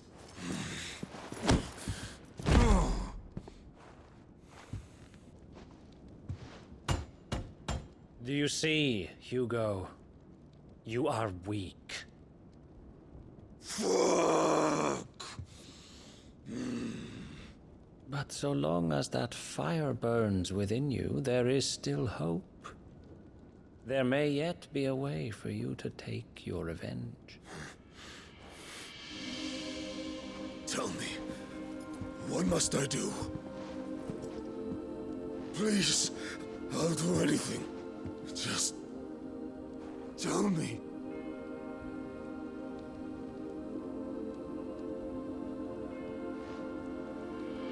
The heart. What of it? A Mother Crystal's heart is the most concentrated source of ether in all creation. Perhaps you could take advantage of that. Of course, the crystal would not yield her blessing to any ordinary man. But then, you are no ordinary man, are you, Hugo? Clive Rosfield stole your power, but others have suffered a similar fate, and still managed to find the strength to conjure their icon. Like Benedicta Harmon.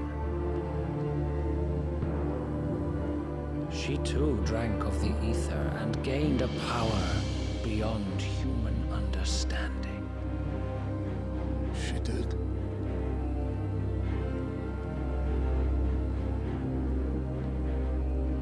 Benedicta. Benedict.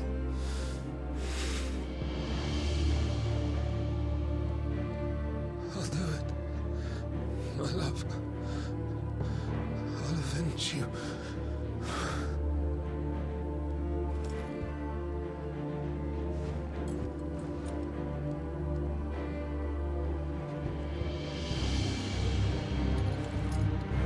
Run along now, Hugo. You need only follow the light.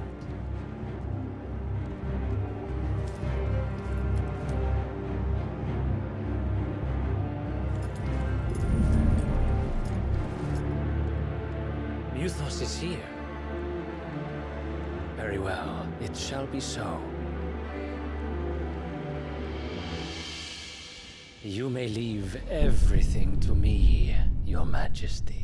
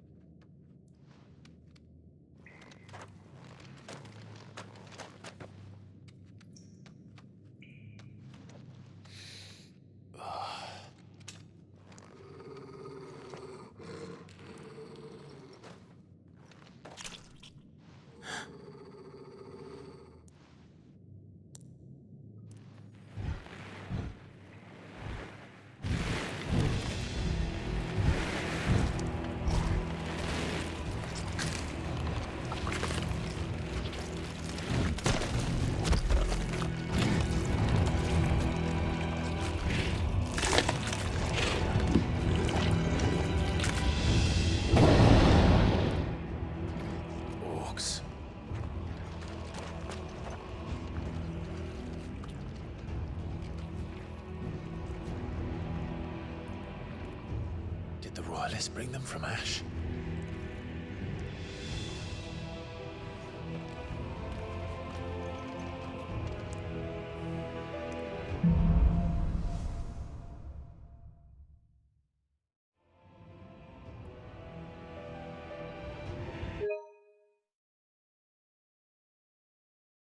Are the Beastmen part of the Waluda army now? How the hell did that happen?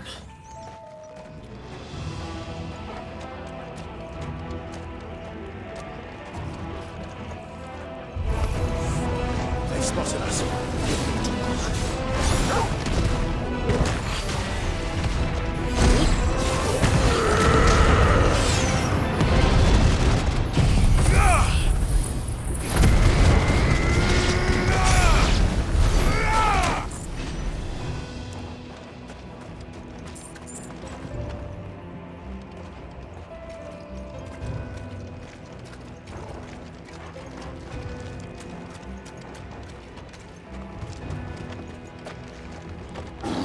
Taken over the entire mine.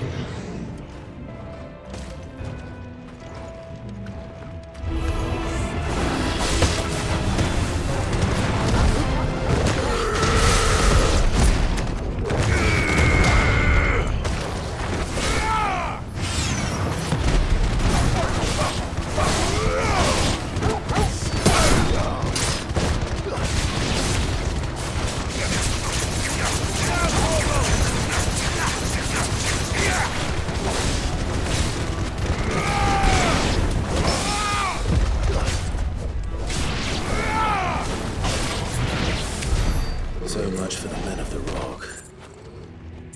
Dhalmekia's finest.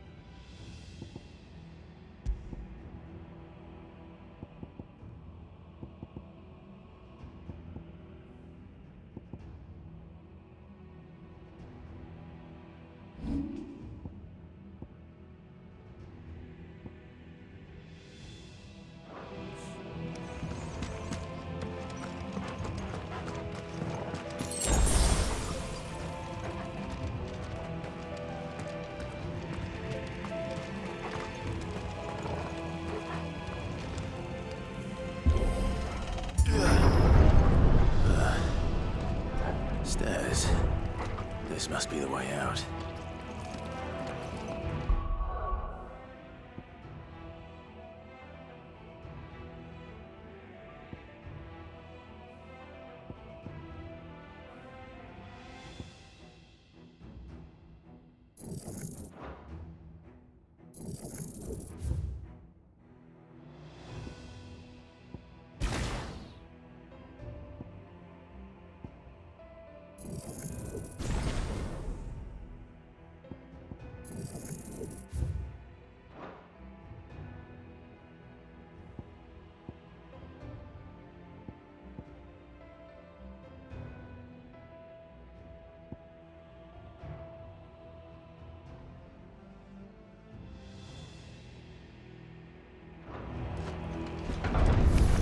Time to fight.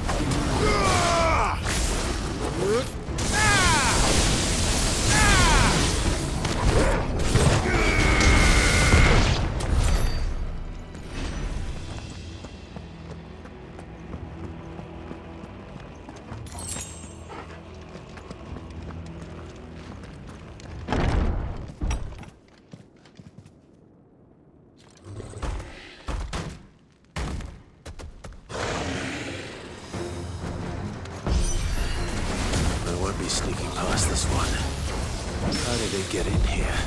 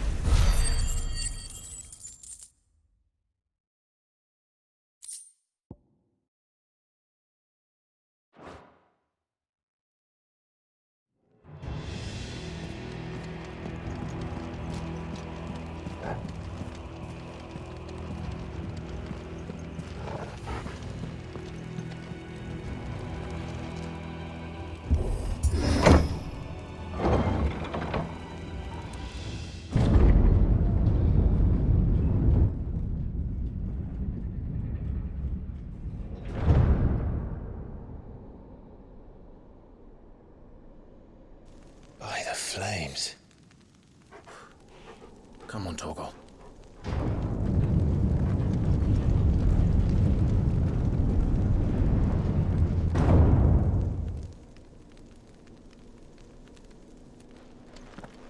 Kupka never did do things by halves. As if taking the Mother Crystal for his own wasn't enough. He had to build his castle in it.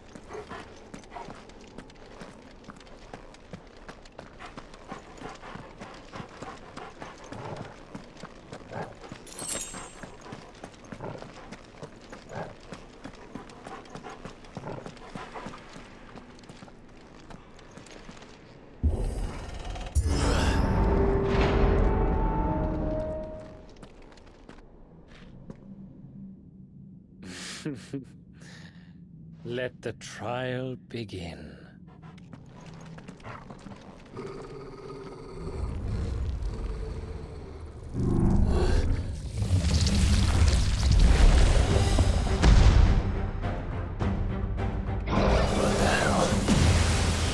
With me, Paul.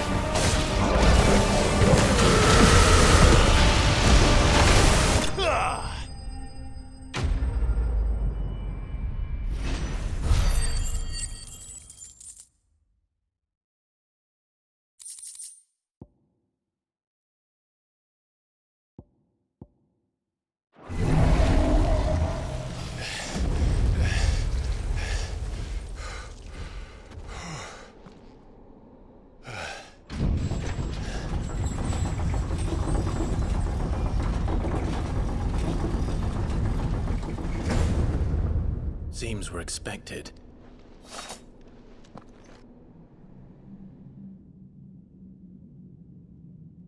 So this is the power of Mythos.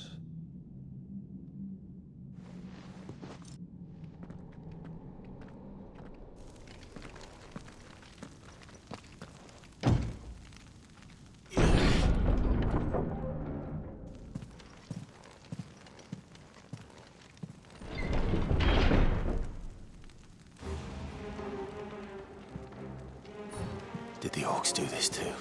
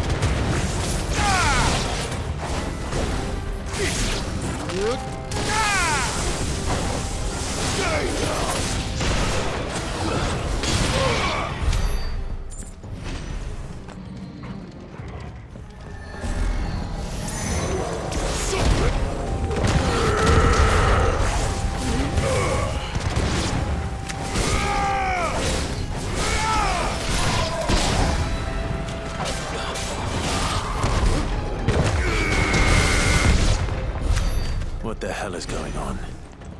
Are these things here for me? Or for him?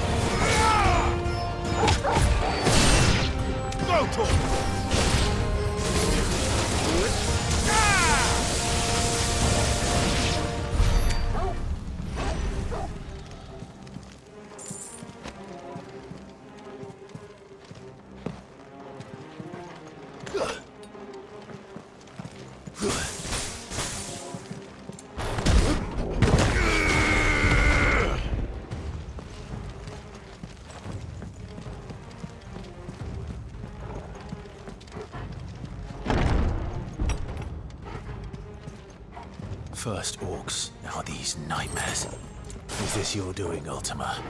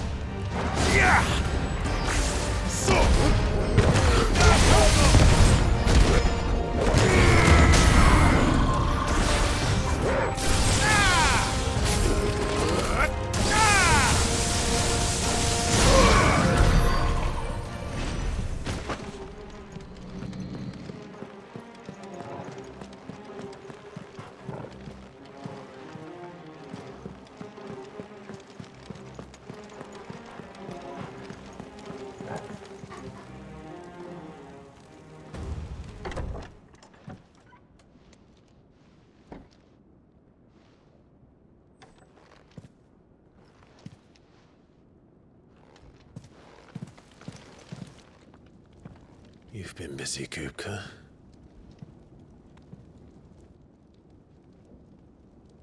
But where did you go?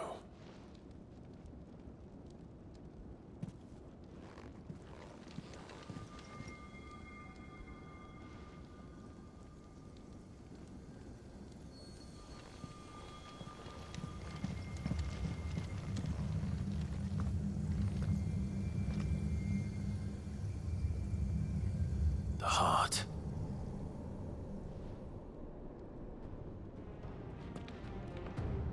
He's in the sanctuary. I can feel it. Come on, Torgal.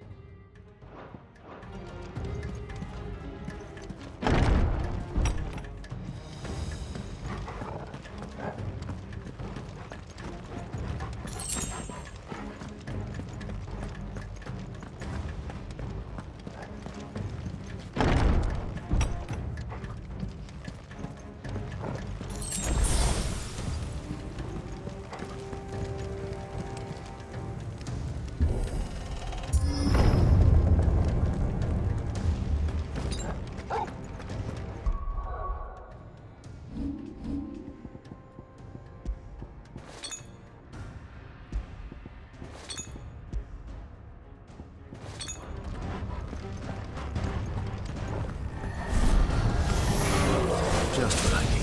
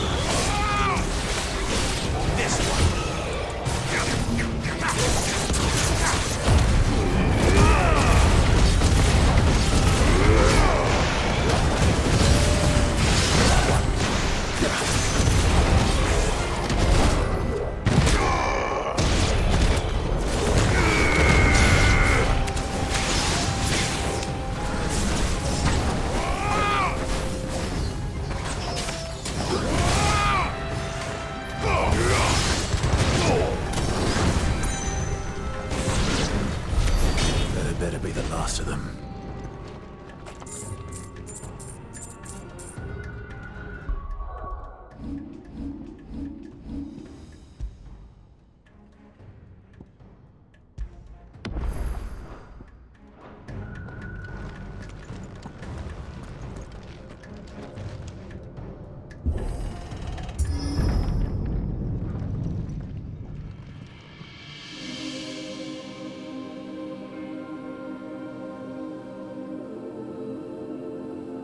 Benedicta, my everything. I've missed you so much. Kuka!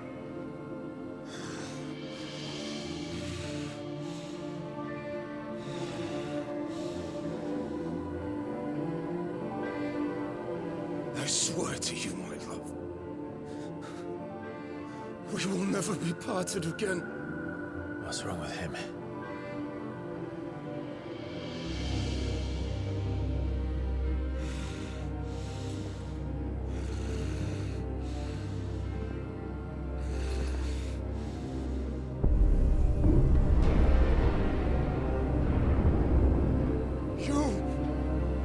Get away from her!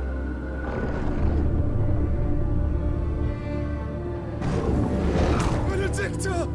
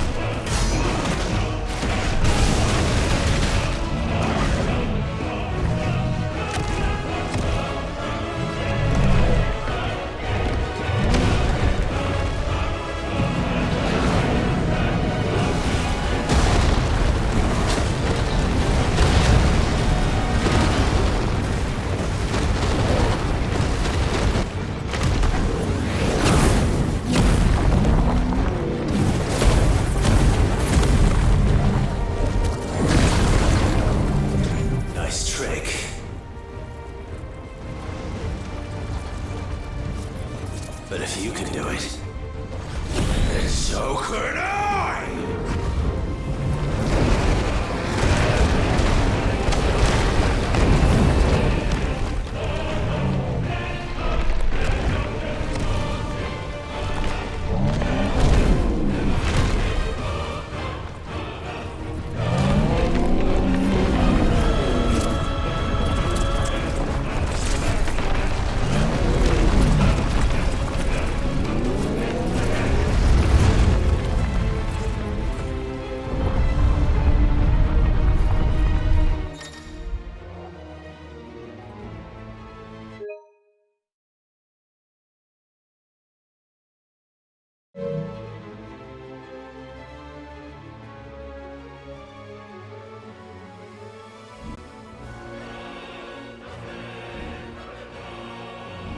Let's give this a try.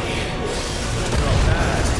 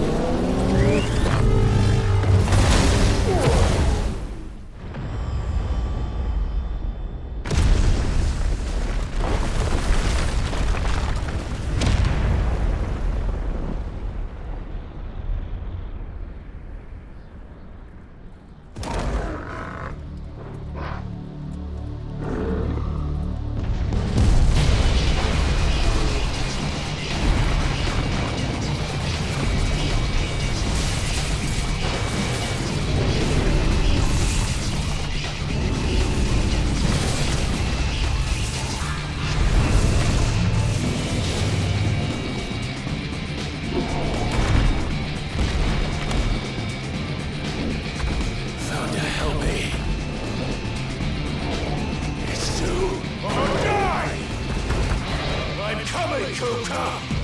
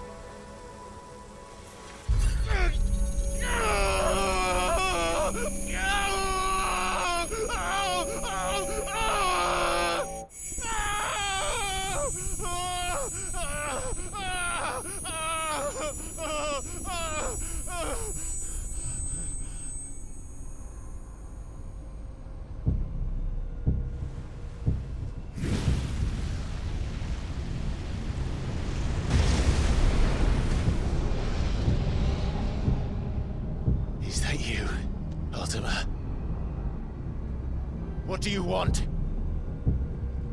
Your soul is tainted with worthless human will, yet your thirst for power remains undiminished. With every sip you take, you grow in strength, and soon you shall achieve perfection. I don't know what you're talking about. You will accept us, Mythos. It is inevitable. You were created for this purpose, and you shall serve it. Never!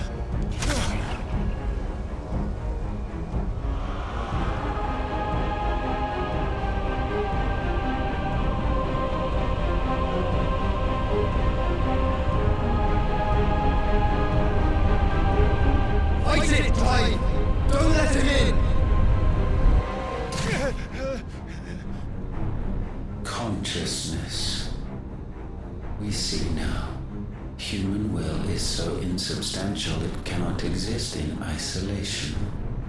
You mitigate its weakness by interweaving it with your consciousness. We believed we had merely to purge you of your will to claim our vessel. It appears we first have to sever every thread of the consciousness that supports it. No matter. The time to build a new world is not yet upon us. We will contemplate.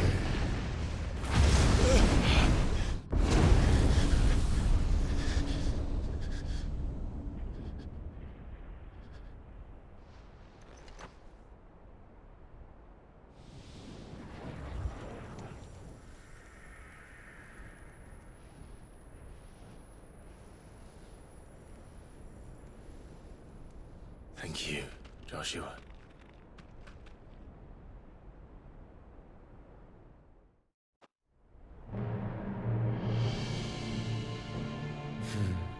One can no more command the power of ether by drowning in its flood than one can constrain the tides by standing in the sea. I had thought Hugo wiser than this, but it seems his head was full of rocks after all. Titan was strong. Your Majesty. But Mythos is stronger. For 5 years, that man lived only for revenge. Clinging fast to a fiction, even as it swept him into the abyss.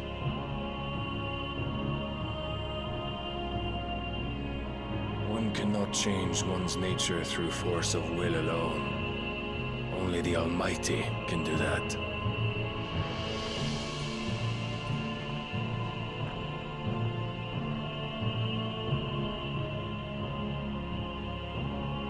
Hugo Kupka, the man who gave his life for a woman's head. A fool like all the rest.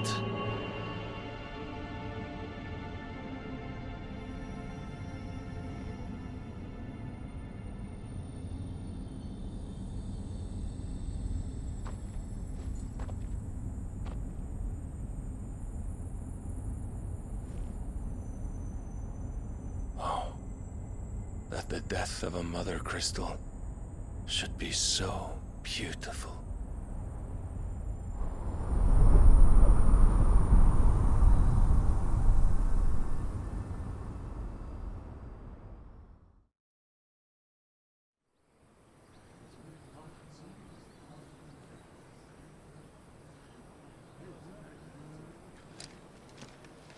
Some medicine, my lord?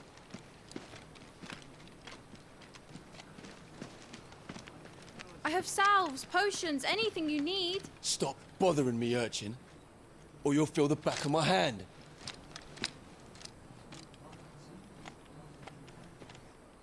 You must consider your health, my prince. If a show of force is needed to keep the Dalmex at bay, you may trust in your dragoons. I beg you to call on Bahamut only as a last resort. His strength comes at too great a cost. The Empire agreed to an armistice with the Republic, and yet the Emperor still plots its ruin. For now, the Dalmex suspect nothing, and as long as I can hold their gaze, war need not be inevitable. But more than that, Bahamut is the champion of the Empire. When our people look to the heavens, the sight of him gives them hope.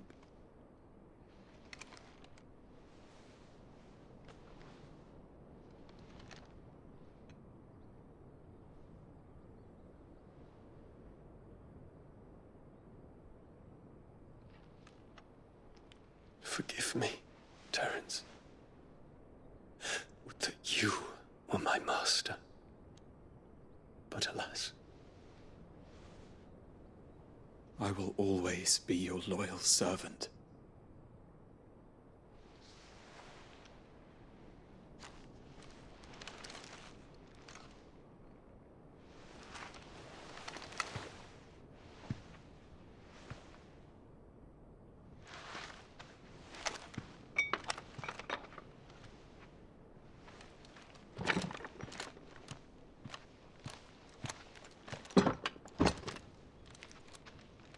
Should the Council's brazen maneuvering prompt the Republic to tear up their own treaty and launch a new assault, our soldiers would advance to meet them, cutting across the Central Isles, but not in time to prevent their forces from breaching the southern defenses and storming Twinside. And so the capital would become a battlefield. Thousands of innocents would die. I cannot allow that to happen. There is one small mercy, at least. You will not be forced to do battle with Titan.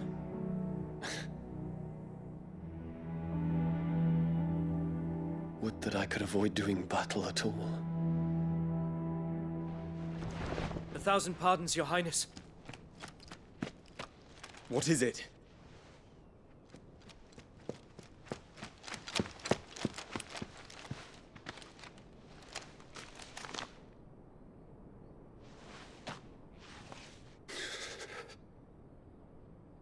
Olivier has been made Emperor. What is the meaning of this? My father's orders. What were they? Quickly! Yes, Your Highness. His Radiance requests that Your Highness maintain position here and... Ah!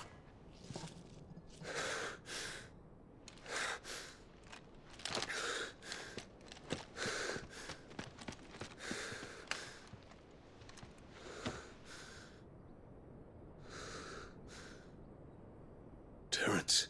Yes, my prince. I must go to the palace. I'll ready your steed.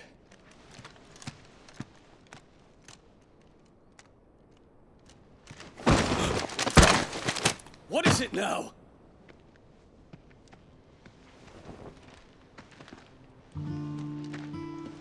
Forgive the intrusion, Your Highness. I know you. At ease. We stand in the presence of the Phoenix. Hope I'm not interrupting. Not at all. Though I admit, I did not expect such a distinguished guest. How many years has it been since the Remembrance ceremony? 20? I thought you long dead. Do I address a ghost? Many have told me that I look like one. But no. I'm alive. Just. Prince Dion of the House Lesage, I have a tale to tell you.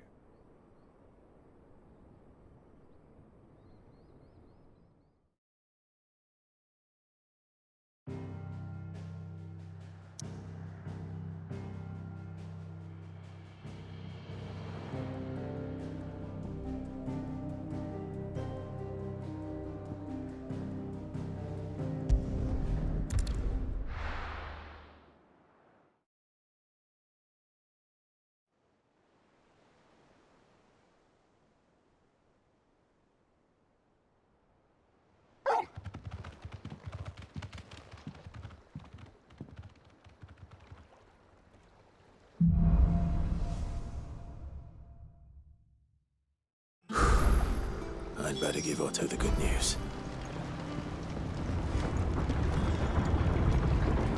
Walkways need patching up. Welcome home, Sid. 50 good boards, 8 span each.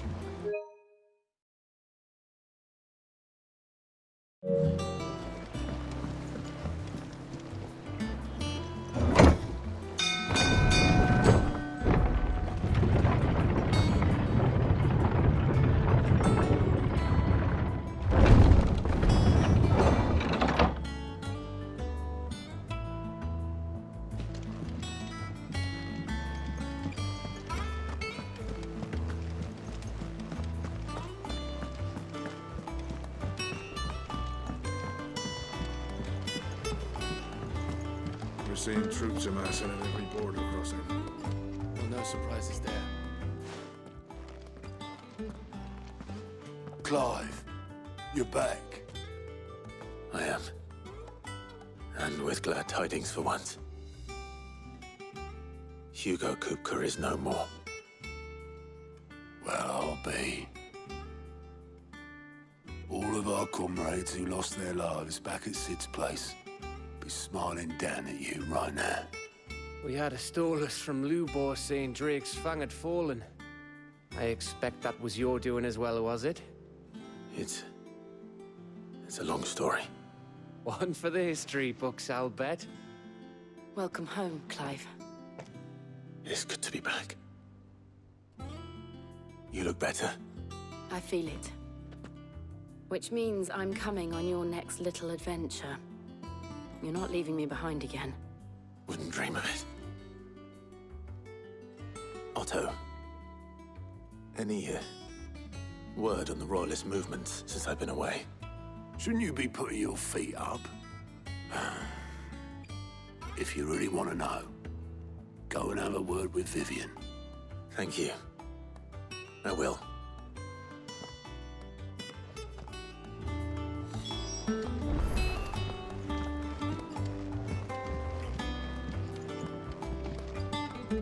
Ah, the conquering hero returns. And with hardly a scratch on him. I may have picked up one or two. Well, the fact that you came straight to me instead of visiting our resident physiker suggests that you picked up something more important. A scent. The scent of Waludas. The very same. But whatever plans Kupka was hatching with the Royalists, he took them to his grave. As did his men. Slaughtered by the orcs who'd taken over the Fang. Orcs, Vivian. I've never seen such creatures in Storm before. The Waludas must have ferried them over from Ash, but why? Why work to rescue Kupka only to invade his home, the mother crystal of an allied nation, and let both fall? It makes no sense. Do you know the tale of the blind men and the Adamantus? One can often be led astray by focusing too closely on individual details. One must instead see the bigger picture. And what bigger picture is there than my map?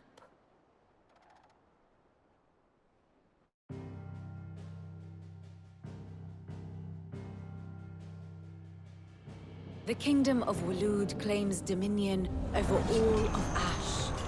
It is a nation forged by the bloody conquest of Barnabas Tharm, the dominant of Odin. The Canvarian War of Independence in 849. The Battle of the Twin Realms in 865. The Battle of Belinus Tor in 873. Wheresoever his armies fought, Odin was found where the fighting was fiercest. But of late, the warrior king appears to have laid his sword to rest. Battle rages for control of the crystalline dominion. Yet Tharm sends not a single ship in support of his Dhalmekian allies. Meanwhile, the Blight ravages great swathes of Ash. Yet warlike Waloed shows not the faintest interest in laying claim to untouched lands. So why go to the trouble of sending an army of orcs into the heart of Drake's Fang, only to make no attempt to claim the Mother Crystal for Waloed? It can hardly be for lack of men. Tharm's armies rival any in the Twins. No. we have not seen the last of the Waloda standard. Odin will ride again. It is but a question of when.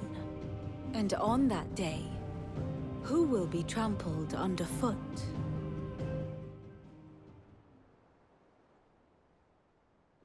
In summary, I know not to what end the Royalist betrayed Kupka. I know only that it is part of some broader scheme. A scheme tied to the ambitions of one man. King Barnabas. But there is no need to wallow in confusion. If one is to cure a sickness, one must first identify the symptoms. And your Lord Uncle has volunteered to do just that by keeping an eye on the Royalists' movements. He's really throwing himself into this. Indeed he is. Which means all that remains for us to do is await his reports. Well, not quite all in your case. The people of the Hideaway must hear the news. Justice has been done. Hugo Kupka is dead. The wounds he left that night are still raw, especially for those who lived with Sid the longest. Tell them that those wounds might finally begin to heal. Consider it the price of today's instruction. I've never known you to be sentimental. What can I say? I am only human. And we are, all of us, sentimental animals at heart. I suppose we are. Very well. I'll go and spread the word.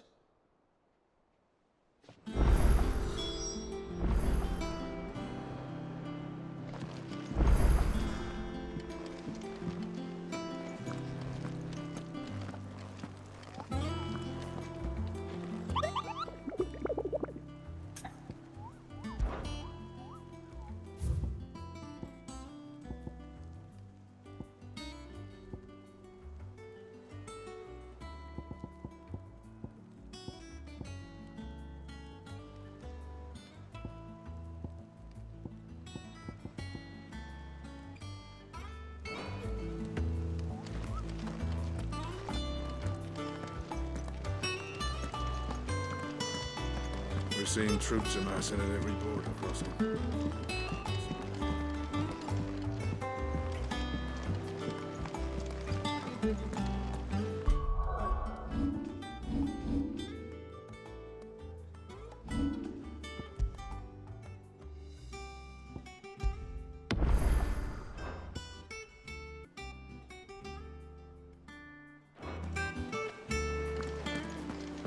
Gav told me the gentleman who visited earlier, the one with the loud voice, was your uncle. I did think there was a resemblance. Something in the eyes.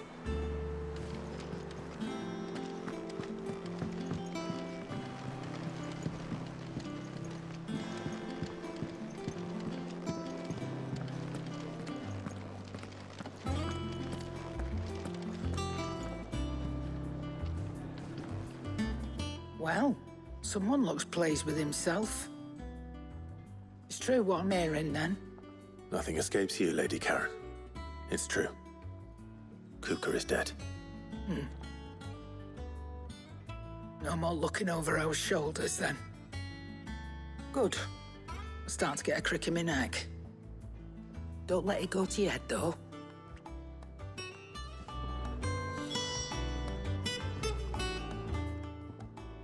Well, don't just stand there gawping.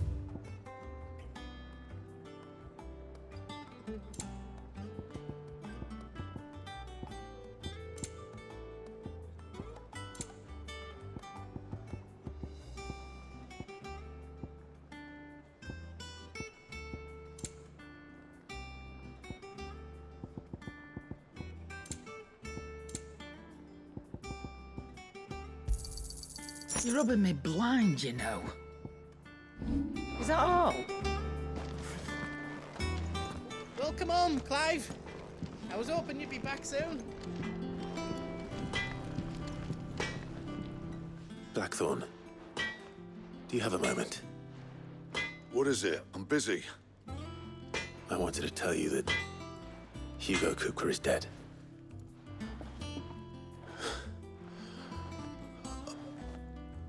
I can't tell you. How long I've been waiting to hear those words. This is it then.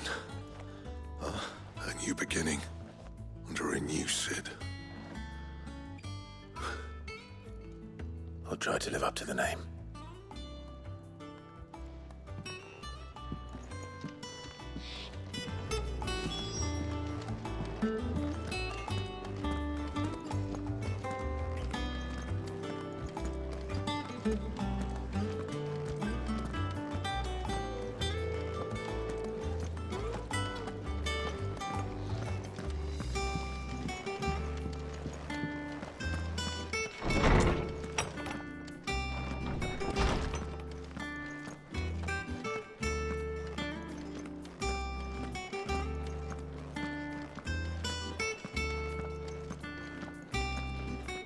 Ah, Clive.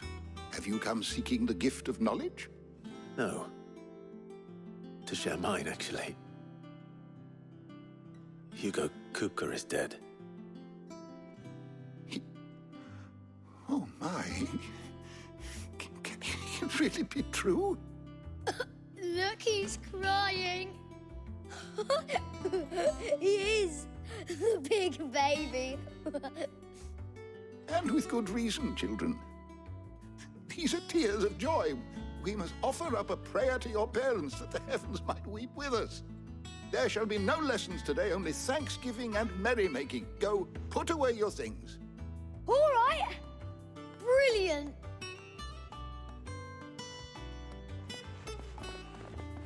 Finally, a new dawn has broken. It has.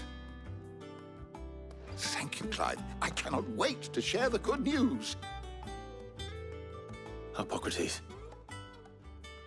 After Kupka fell, Ultima came to me. I need to know what he is. Have you learned anything? Alas, no. And not for want of trying. I have scoured nigh every historical tome in our collection and found nothing. Not even the sort of conspicuous absence that might suggest a concealment of fact. One is almost tempted to conclude that such a creature never existed. But I saw him. With my own eyes. I don't doubt that you did. Alas, it seems you are the only one who has. To others, he reveals naught. We see only that which he leaves in his wake, like some terrible force of nature beyond the ken of mortal man. A bringer of death. Whether the Ultima you met with was the being itself, or merely another projection of its power, I know not. But until I do, my investigations shall continue. Thank you. It means a lot. Right. Let's see if Otto has anything else for me.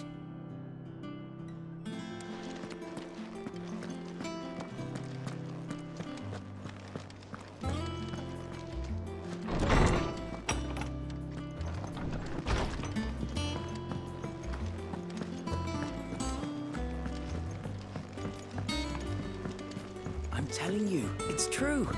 I heard it from Otto's own lips. Hugo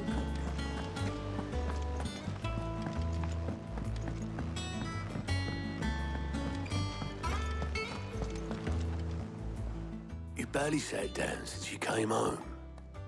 Vivian got you running errands or something? Just spreading the word.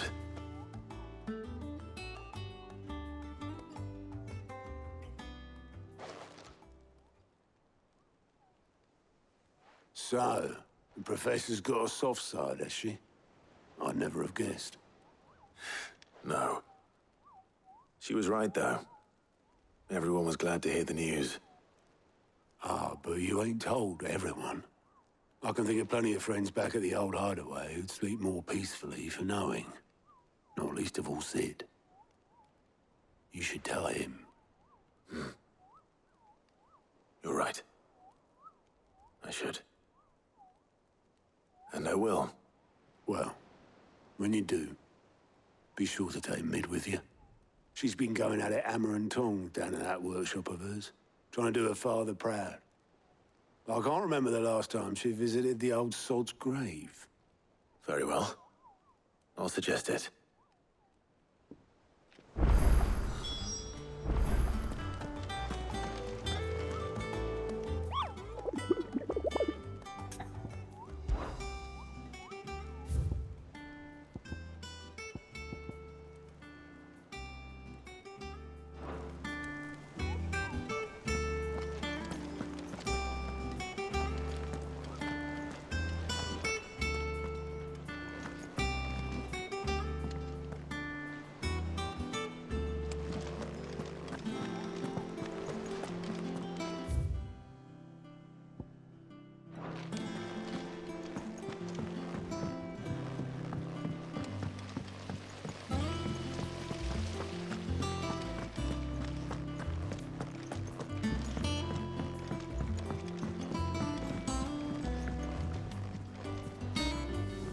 I think Mid might need some help.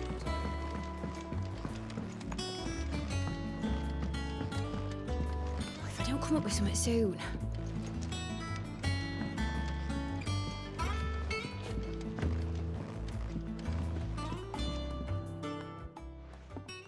All right, Clive? What do you want? I'm going to visit Sid, and I thought you might like to come with me. Sorry, I'm too busy for all that right now. I've got to get this thermal displacement stack sorted. Thermal... Displacement stack. Here. And this is for... Only the fastest, finest ship the world has ever seen. The Enterprise. Me and my dad designed it together. Where other vessels rely on the fickle winds to drive them through the water, ours is fitted with mithril engines. And those things have got more push than a behemoth in a bad mood, and more heat than all the hells put together. Which is where the stack comes in. I may have already talked some tight-lipped shipwrights into putting the hull together for me in a little dockyard in Canva. But the stack's a bit more involved, so I'm building it here.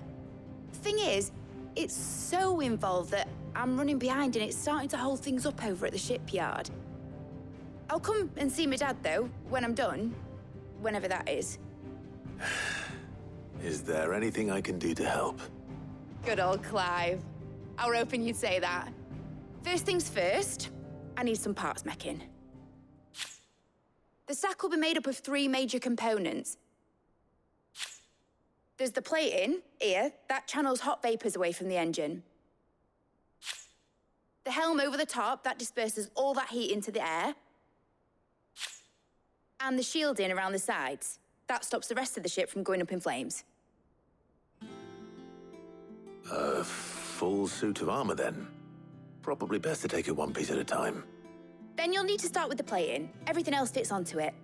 I've got the designs and the list of materials here. Show these to Blackthorn. He'll know what to do. I can't make head nor tail of them. Luckily, you don't need to.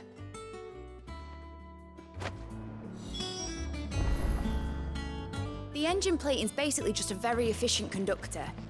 Create a thermal gradient across it and the heat radiates outwards, which...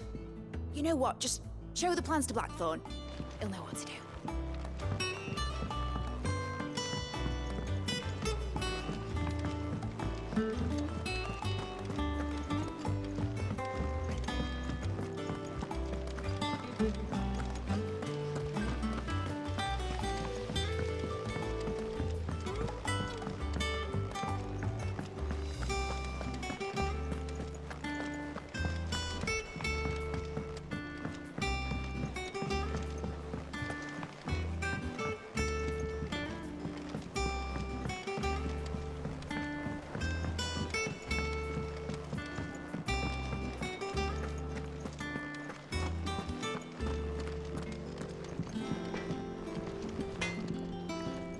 Blackthorn, can I ask a favor? Out with it. It's for Mid. This my last chance to say I'm otherwise engaged. Spare myself the arseache. Go on then. What is it this time? She said you would know. Here.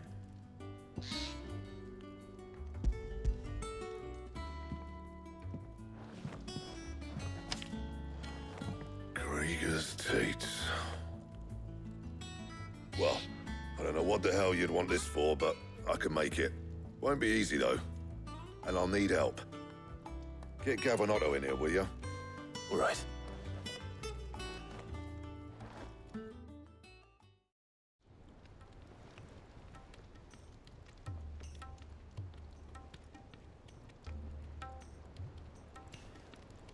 So Mid's roped us all in here again, has she? Typical. Still, if that's what it takes to get her to visit Sid's grave, I'll do what I can. And, what is it we need to do, exactly? Take a look at this. It's this plating. The usual sword-grade steel won't work. We need something that can get very hot, very fast, and still keep its shape. That means an alloy. Something that won't break or buckle at the temperatures she's talking about. Which is where you lot come in.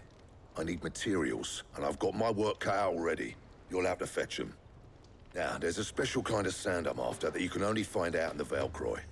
Stardust, they call it. As for the rest of the stuff, my usual supply should have it in stock. It just needs buying and bringing back here. Well, we'll get it done quicker if we split up. One of us should probably give you an hand collecting the sand. And the other can go and get the rest from this supplier. Right then. Well, make your minds up who's going where, and we can get this over with.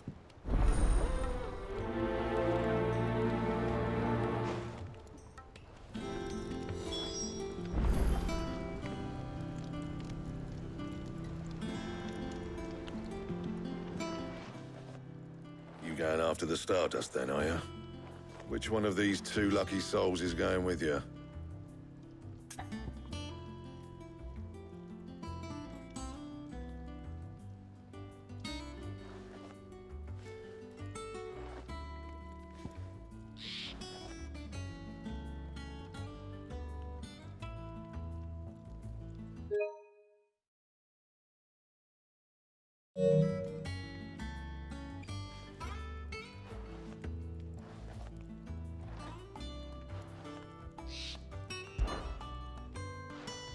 Gav, you're with me. All right, then. So, where do we find this Stardust stuff? There's a river that runs through the southern reaches of the Velcroy. It's the black sand that washes up on its banks that you're after. Southern reaches of the Velcroy, eh? That's down past Dalamil. I'll go and scout the place out. See about hiring us a wagon to bring the stuff back to. All right. I'll meet you by the river. While you're off having a paddle, I'll pick up the rest of this stuff from Blackthorn's supplier. Take care. You two, eh? Don't go letting him fleece ya. Fleece me? I'd like to see him try. In your own time.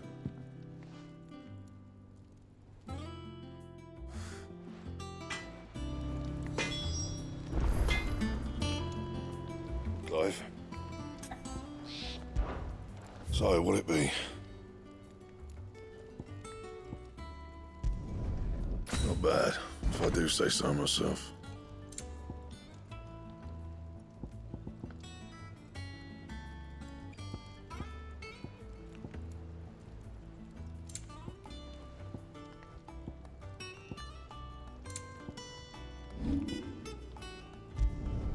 Not my best work, but it'll do.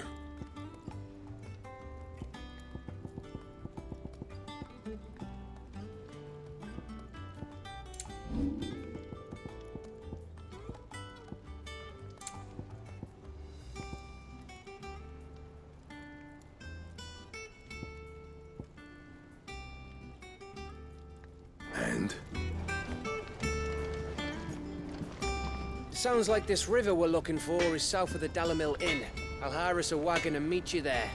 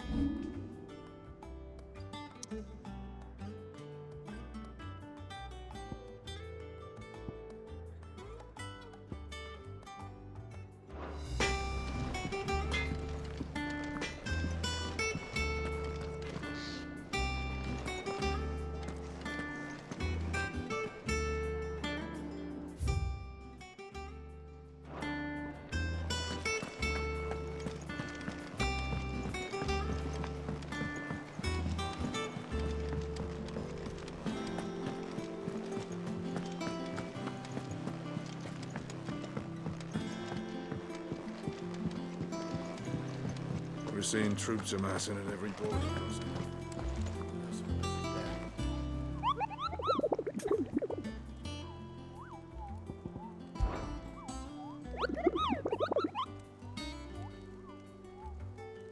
I trust you wrapped up warm.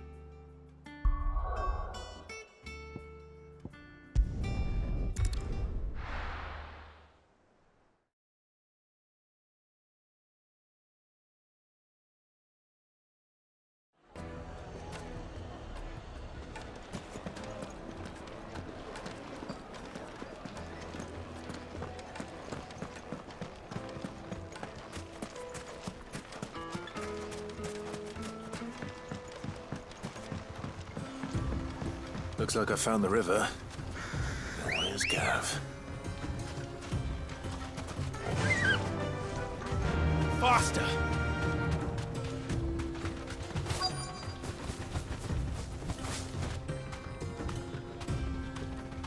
Thanks, Gal.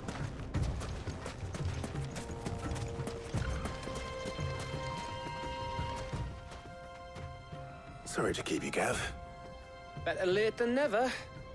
I've had a quick scout about, and I reckon round here's our best bet if we want to grab as much of this Stardust stuff as we can.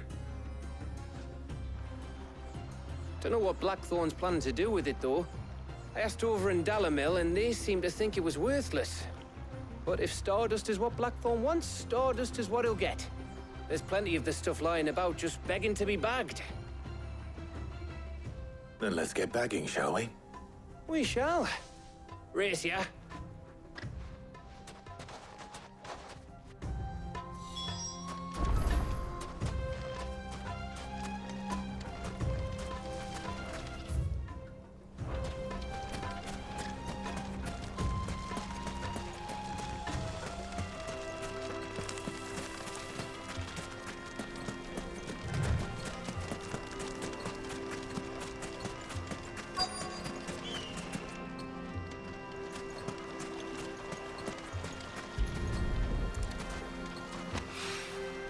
So this is Stardust. It just looks like black sand to me.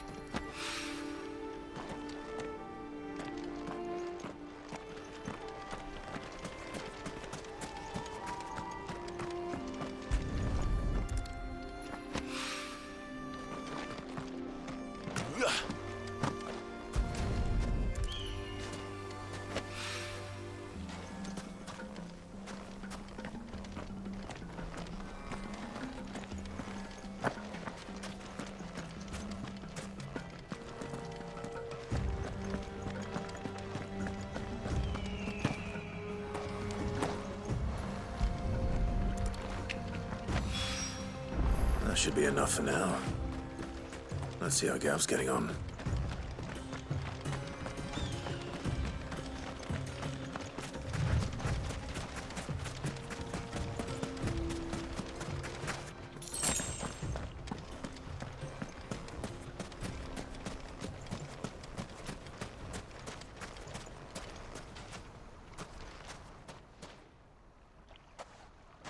You finished? How much did you get? Enough. I hope.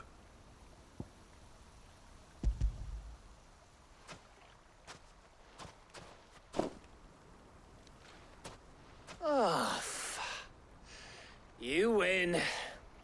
That might even be enough for old Blackthorn. Hey, before we go, do you mind if we have a chat?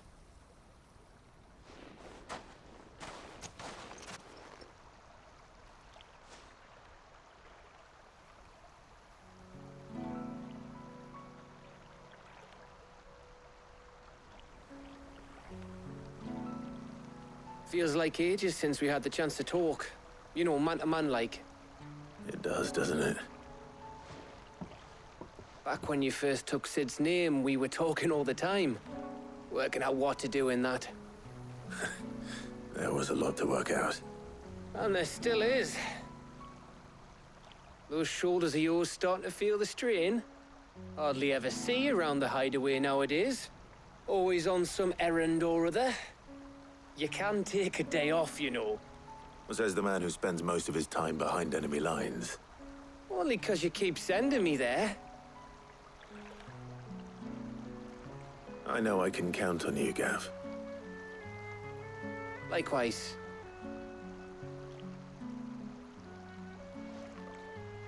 So you keep sending me wherever you need to, and I'll keep going. Safe in the knowledge that I have a home to come back to. Thanks to you.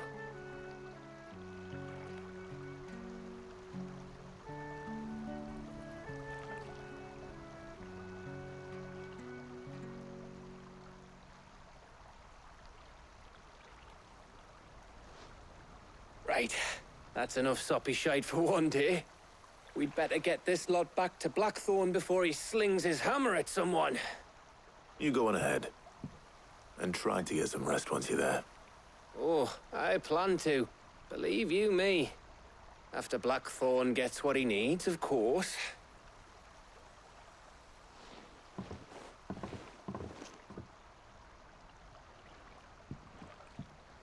Right. Ready to go home, boy?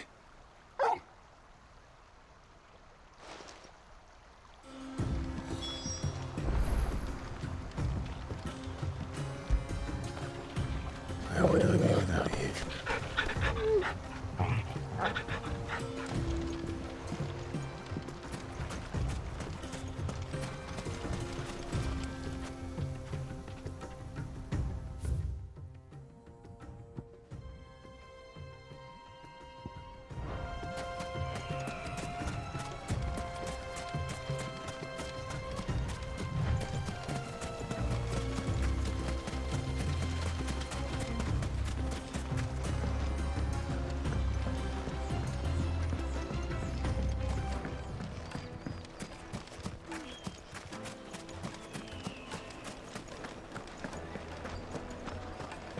The finest fabric! Take a sniff, good sir.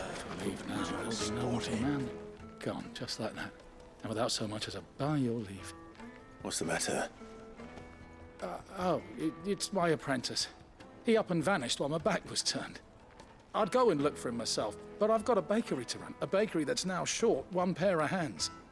Loath though I am to rely on the kindness of strangers, I'm at a loss. Please, will you see if you can find him? I'll see what I can do. Do you know where he might have gone?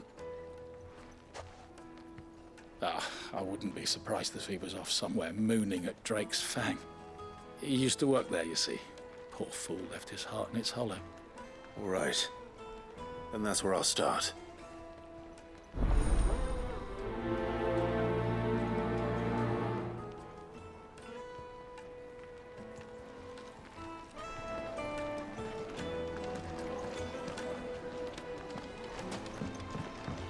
Oh, where did all the men go? Plates and pots! Bowls and basins! Everything I've worked for. Ruined. All those years of toil. Every coin I've ever earned is tied up in this place. Are you all right? The baths are closed. Leave me be. On second thought, perhaps you are just what I need. Might your services be for hire? That depends on the job. I'd have you save my business, the baths. The water's turned scalding hot and all the crystals in Dalimil wouldn't be enough to cool it. I've no doubt that my woes stem from the water's source. But I can't go and investigate for fear of my customers thinking I've abandoned the place. I'm bound to these baths in more ways than one. I beg of you, go to Dusnoff Terraces. Tell me what you find there.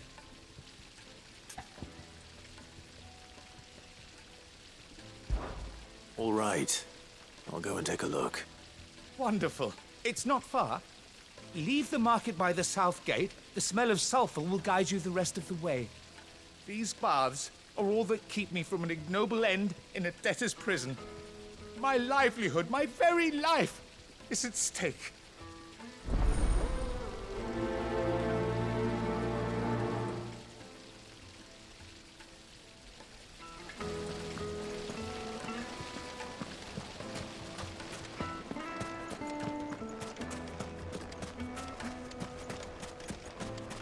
No, I'm telling you, it's gone.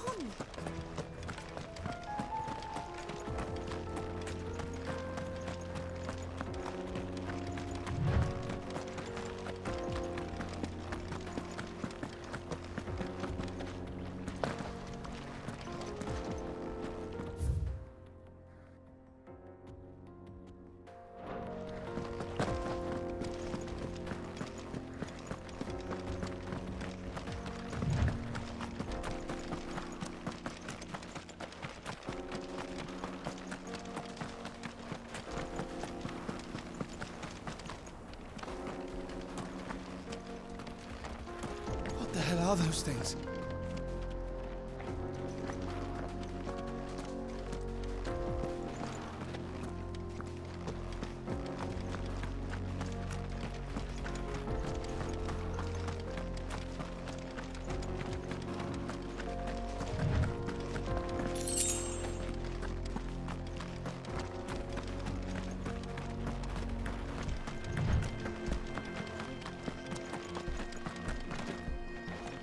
Something awful's taken up residence in the springs.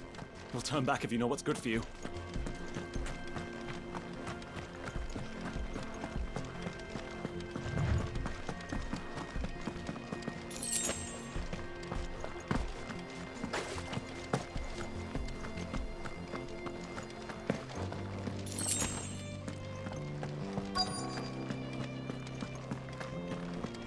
By the flames.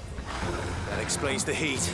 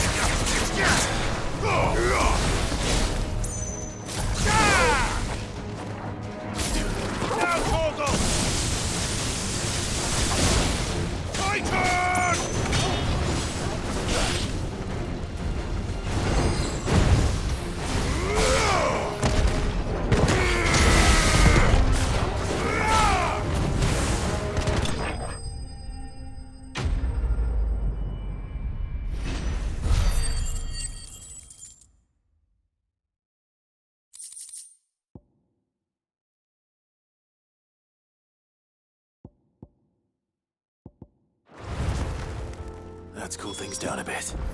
Let's hope it's enough to keep the baths from boiling.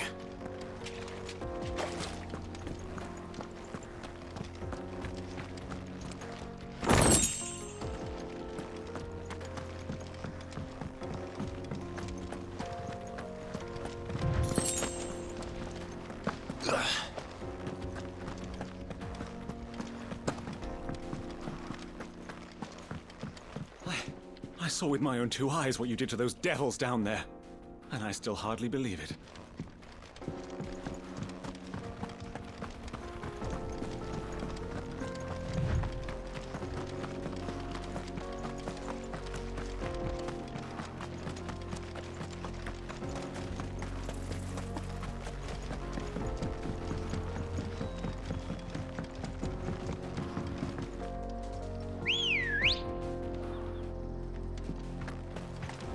Ready, go?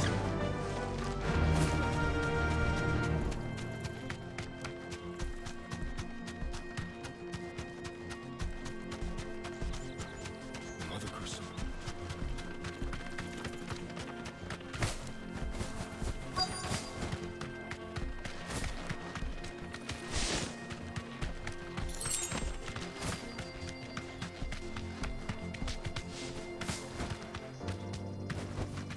You deserve a rest.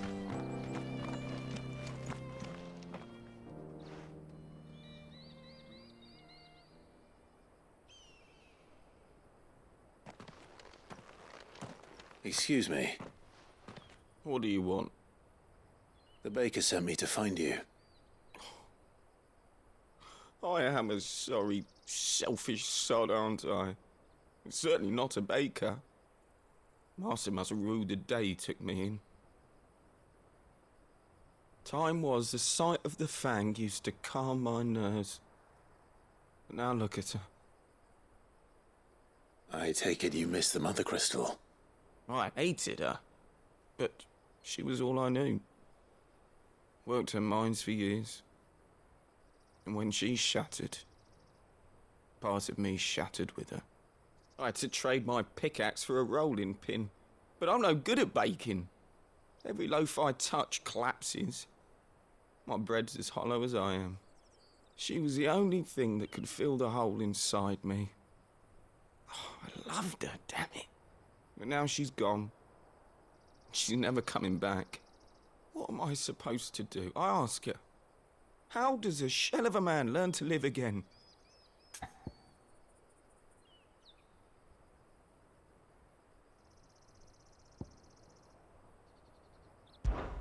Try to remember the good times. Do that, and the Mother Crystal will be with you no matter where you are. Even in the bakery. What a fool I've been. Thank you, my friend, thank you. You've opened my eyes. I have to get back there right away. Farewell! Wait.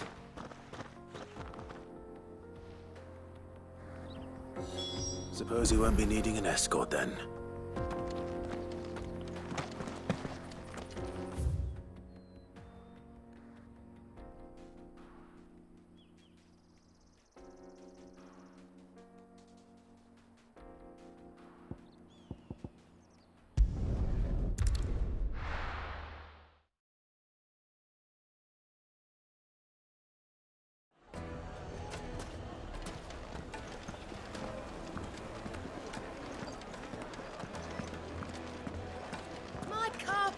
Have pride of place in The most fragrant herbs and spices from the breadths of the... Ah, there you are. The man who lit a fire under my wayward apprentice. Though I worry you might have stoked the flames a little too high. He damn near ran me down trying to get to my oven. Master, it's ready. Behold the Drake's Balm. A truly unique creation. I dare say it is. Just look at it. A perfect likeness of the Fang herself. Her steepled peaks, her fulsome spurs, her inviting hollow. True, my loaves collapse more often than not, but what's the Fang without her crater? Why, no Fang at all. And look, inside. She's filled to bursting with a bounty of beautiful crystals. Salt crystals! Master, I have found my purpose. I must use my work here to preserve the memory of the Fang. Well, if it tastes half as unique as it looks, I'd certainly say you're onto something. Not only is my apprentice back, but he's finally pulling his weight. With any luck, I might even have a new delicacy on my hands. I don't know how you did it, but you have my thanks.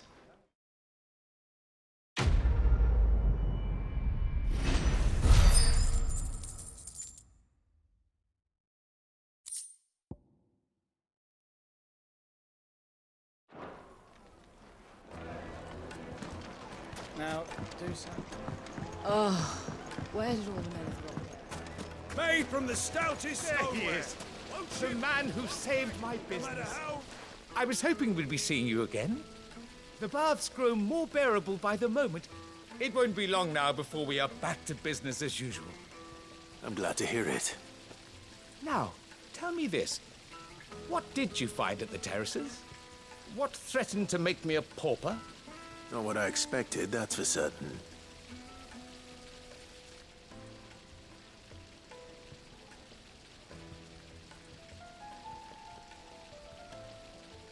You tell a fine story. That's not to say I don't believe you, though. Creatures made of flame, eh? That's something new to worry about. But I burdened you with my worries enough already. Here, a small something by way of thanks. Right. It's high time I got back to work. With a little luck, the day might yet be salvaged.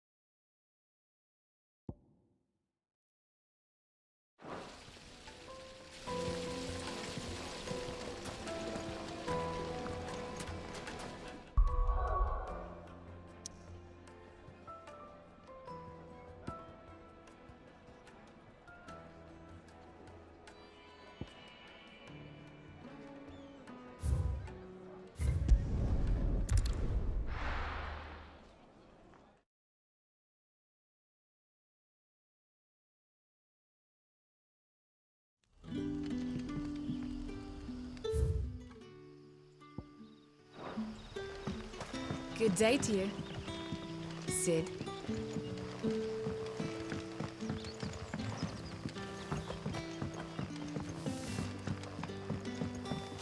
The crystals we get from the table. We had to dig a new cellar to store all the...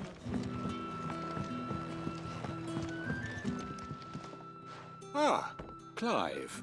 Your timing is exquisite, as always. I have a concern which you may be able to assist me with. Go on. There are whisperings afoot of shadowy figures having been sighted outside the village. Rustlings in the undergrowth, suspicious noises. My people fear that they are being watched. It may be no more than a surfeit of nerves, understandable in the current climate, or it may be the prelude to something altogether more dangerous. Given what I hope you'll forgive me calling your nose for trouble, I wondered if you might investigate.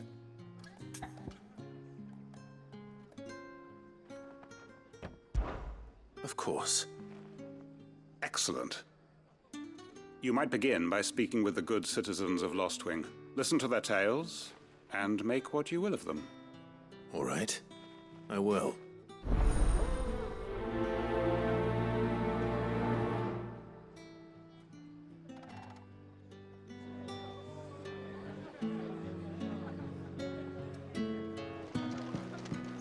Hello, Sid. Right. Let's see what the people of the village have to say. I'd better find out if this is just nerves, or something we need to take more seriously.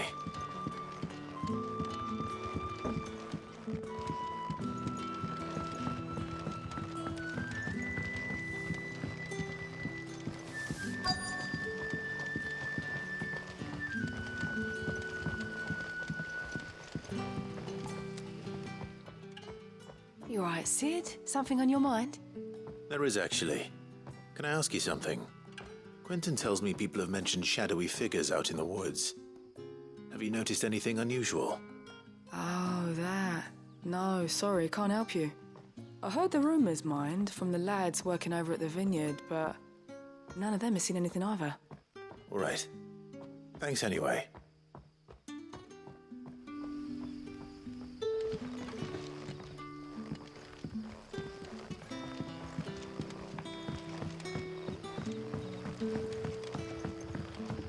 The crystals we get from the tailor all but worth.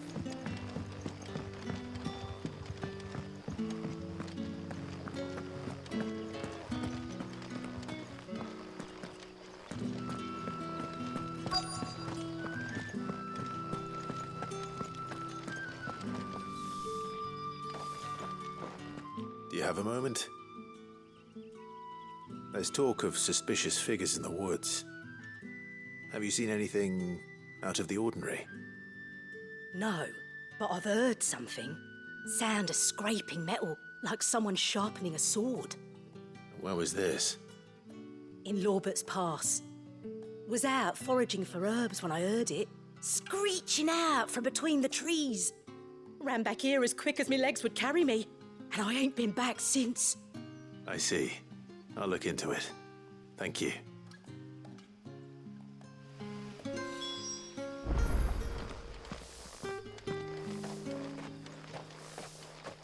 Seems Lorbert's Pass is our best bet then. What do you say, Torgal? Shall we go and investigate?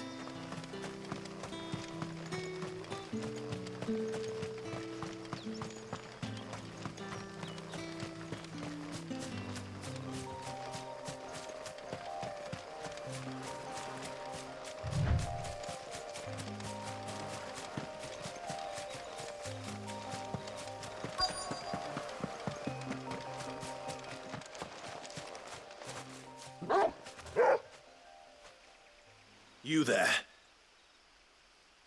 Fuck! He's seen us. Get them before they escape.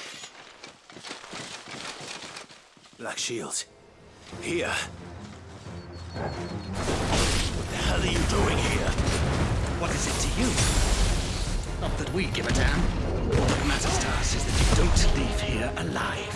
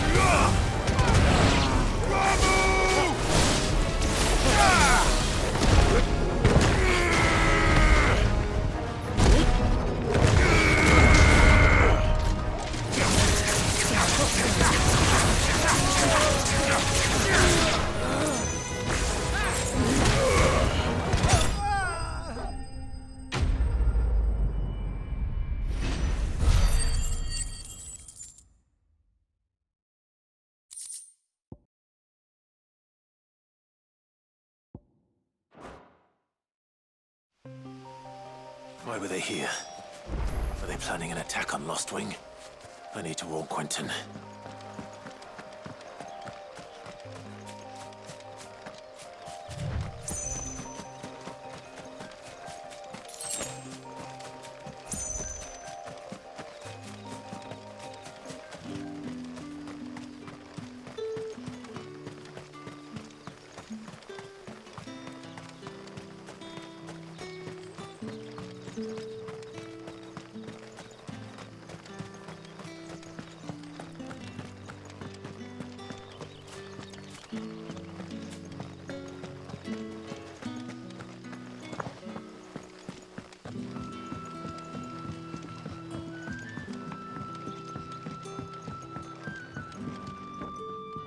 Clive, how goes the hunt for our sinister figures? I found some black shields hiding near Lorbert's Pass. They're gone now. Black Shields. The Empress's former bloodhounds. Though they serve another master now. One who means to root out and destroy both me and those I care for. And it would appear the pack has finally caught the scent of its prey. Damn it all. I had hoped I would have more time than this. More time to prepare. But if we are cornered, we have no choice but to bite back. And bite back we shall. I'm sorry. You're going to need to explain. Who did the Black Shield serve now? And why would that person want you dead? Because I want him dead. Who? The former Lord Chief Justice of Sanbreque. All that I have built here is for him. I don't understand. Why him? Why Lostwing? I suppose it is better that you know the truth. I was a member of the judiciary once. So sickened was I by the injustice of this world, I swore to fight it. And fight it I did in my own small way. I saw more than a few corrupt officials condemned to the very cells into which they had thrown blameless innocents. Men to whom the law was but a scourge to turn against the powerless. And throughout, it was the Lord Chief Justice who backed me, who was my one true ally in the quest to see justice done. So what changed? I discovered that he hunted bearers for sport. I was a fool to think he shared my hatred of venality and vice. His support for me was no more than a facade. A means of ridding himself of his rivals, a mask to hide the rot beneath. I filed suit against him immediately. His response, however, was rather more visceral. He had my entire family slaughtered, and he faced no punishment whatsoever. I lost everything. My loved ones, my livelihood, my position. The faith I had once held that any modicum of justice might be achieved through the courts. So I set about enacting my own. I tracked down every soul who served him, and slit their throats myself. But the man himself proved an altogether more difficult target. With money and power come protection. And so I saw that I would need an army of my own. I came here to Lostwing and began recruiting like-minded individuals. And everyone here knows this is why you do what you do. Of course. They too have lost loved ones to the bearer hunts. Seen faultless friends sent to the gallows to spare the guilty. All under the watchful eye of the Lord Chief Justice. Our wounds are the same. And our cause is the same. We are comrades, and our revenge is already in motion. We know where he hides, how numerous and well-trained his guard. What we did not know until now, however, was that his plans may already be in motion too. Quentin. Our time is short. He may move against us at any moment, unless we move against him first. My friends and comrades, it begins. Make ready for war.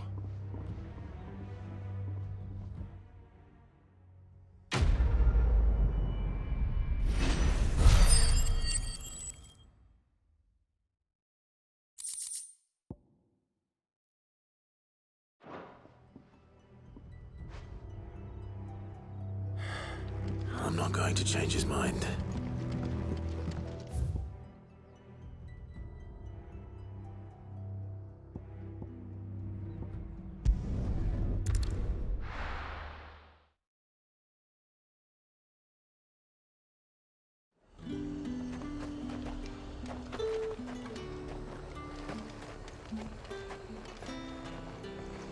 Do you see anything you like?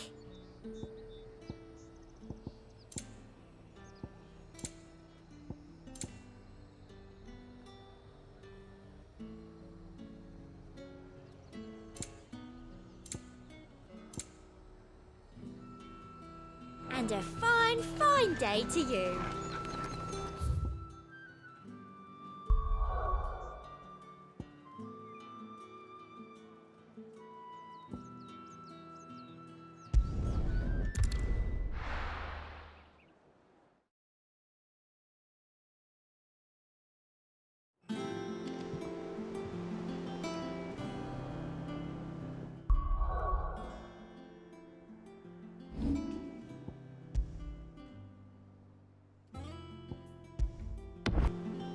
Hope this Blackthorn needs.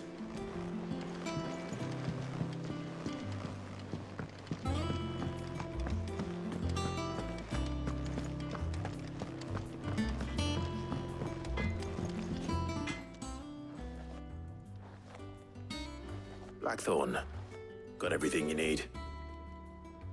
Yeah. Yeah, I do. Cheers for the stardust. Should be enough to be getting on with. We should go out on maneuvers together more often. It beats sneaking around on your Todd all the time. I'll make a start on putting this thermal plating together then. It will take some time, mind. So if you've got other things to be getting on with, I could do without you breathing down my neck. Thank you, Blackthorn. I'll let Mid know construction's underway.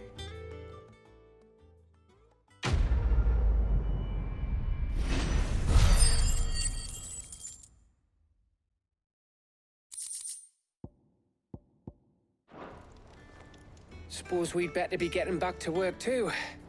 Give us a shout if you need anything.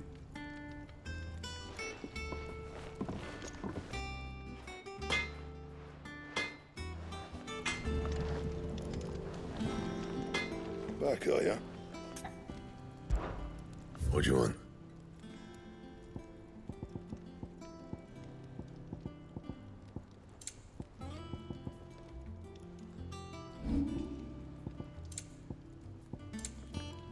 That it? Fine.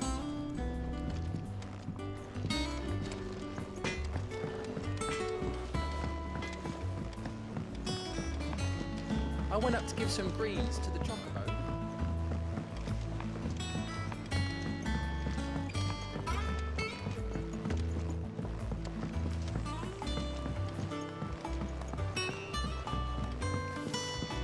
It hasn't been her usual self.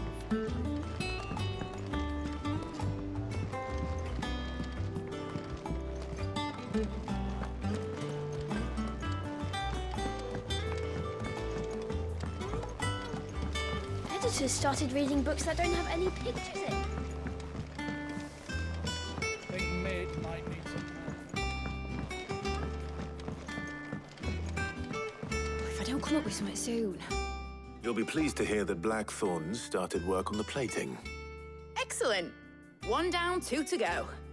So, what's next? The helm, of course. For this, we'll be repurposing fallen scrap. Salvage from the ruins? I thought that material was all but impossible to work. Ah, but we don't have to. I'm sorry. Just so happens there's one particular ruin that's broken into exactly the right shape and size pieces for what we need. What's the name back there? I'll give you all the details. What's her name? Right. Talk to her back there. You know, thingy. She'll tell you exactly which bits of which ruin we need. You just need to go and find them. Oh, Sid, is this about the helm? Yes. Mid said I should speak with you. I'll show you the plans then. Here you see the mithril engine, in which mithril is burned to generate heat. That heat is then harnessed to produce motive force. Excess heat is dealt with by means of the thermal displacement stack, which disperses it into the surrounding air. Now, were we to rely on thermal plating alone to achieve this effect, the rate of excess heat buildup would far exceed the displacement coefficient of the plating. In other words, the reactor would overheat and eventually explode. This is where the helm comes in. It connects to the plating, you see, and serves as a sort of thermal sink to absorb all that excess energy. Our experiments have shown that fallen ceramics are remarkably thermophilic. They can withstand and absorb levels of heat far above anything we are able to make today. And not only that, they're also waterproof and immune to rust, making them the perfect material for our protective hood. Why, if sea or rainwater were to enter the reactor proper, it would vaporize instantly. The forces produced would tear the ship from stern to... You can stop there. I understand. Mid said we might be able to use parts of a fallen ruin. Where would I find it? Ah, yes. It's in Lorbert's Pass, near Lostwing. The thing is, well, I probably should have arranged to have the pieces we need brought here sooner. You see, a certain unwanted visitor has taken up residence there. It's no longer a matter of just walking in and taking them. It's, going to be considerably more dangerous than that. I see. Then I suppose I'd better deal with this unwanted visitor for you. Would that help? Oh, very much. Thank you, Sid. I'll gather my team and head there right away. We'll meet you outside the ruins.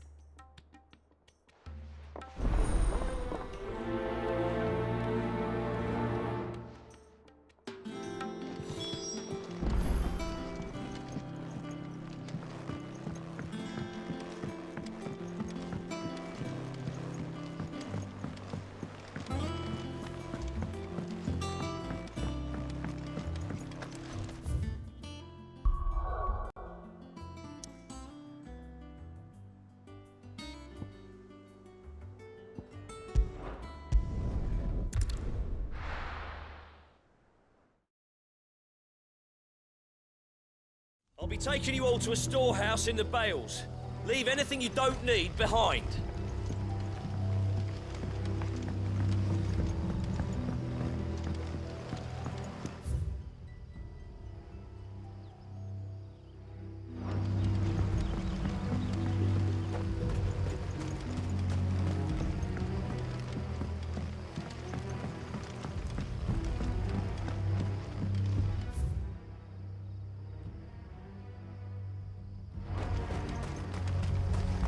If you're ready, we leave at once.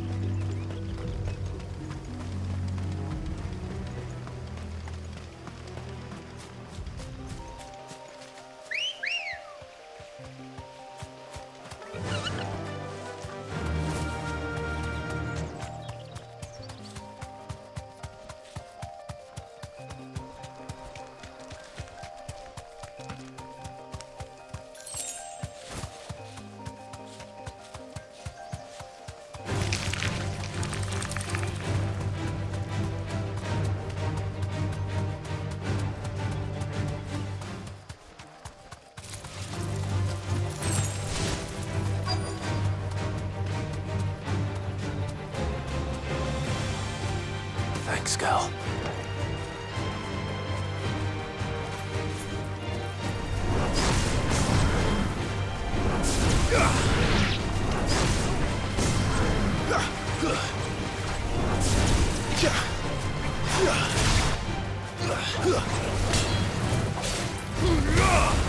You're finished.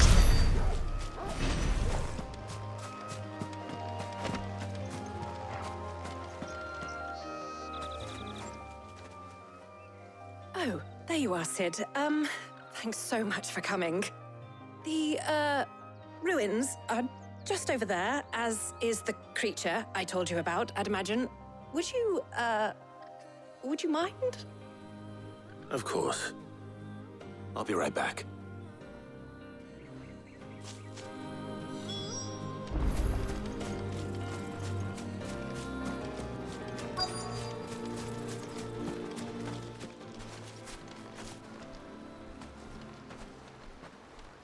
Anybody home?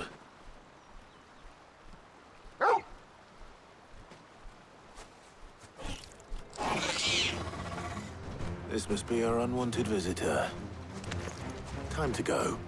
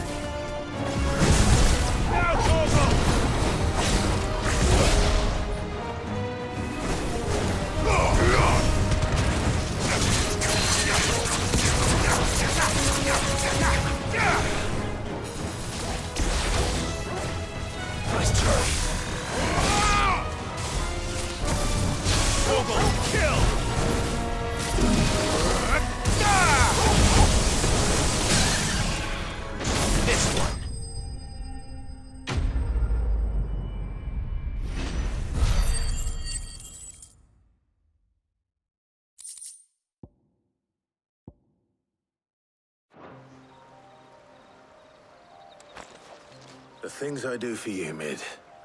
Sid! Oh, thank goodness you're safe. You shouldn't have any trouble now. Indeed. Well, don't let us keep you. We'll, see that everything is transported safely back to the hideaway. All right. I'll let Mid know you're on your way.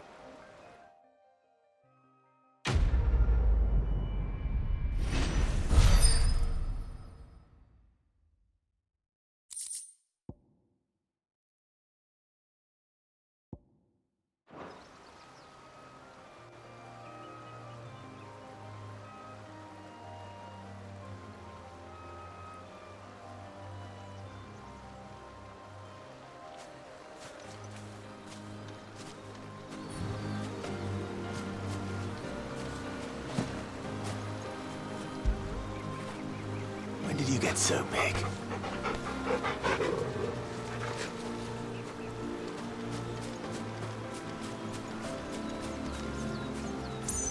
Your work is done, Sid. We'll take care of the rest. Let Mid know she...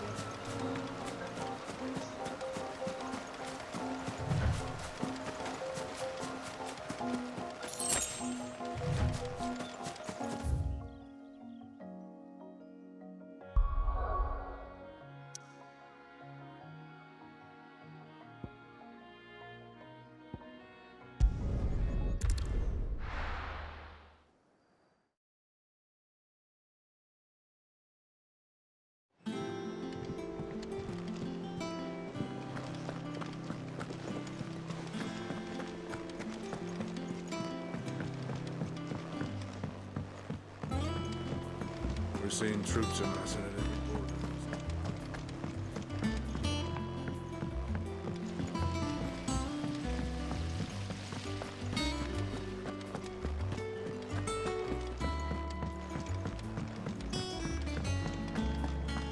Think Mid might need some help tidying up. If I don't come up with something soon. Mid. Helena has recovered the material for the helm. She'll be along shortly. Excellent.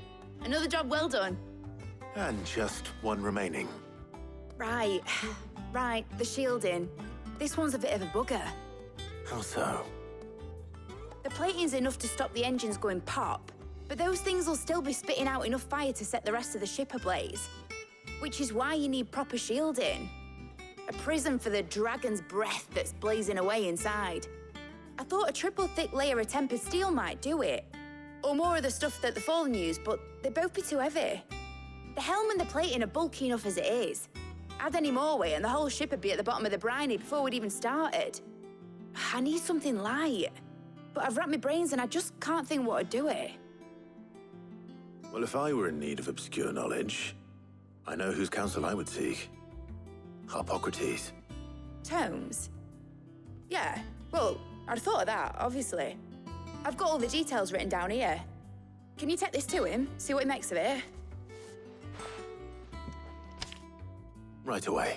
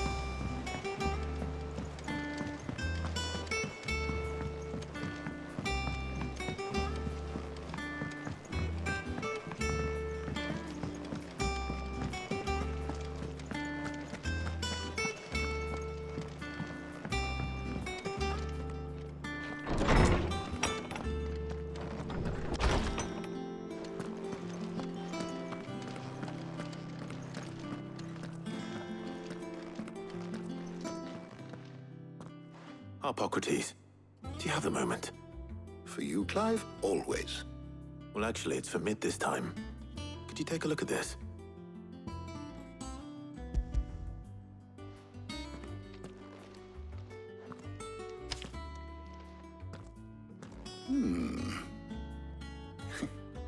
Shielding for a mithril engine? Whatever will that girl think of next? And what are these notes around the edges? She has some specific requirements for the materials.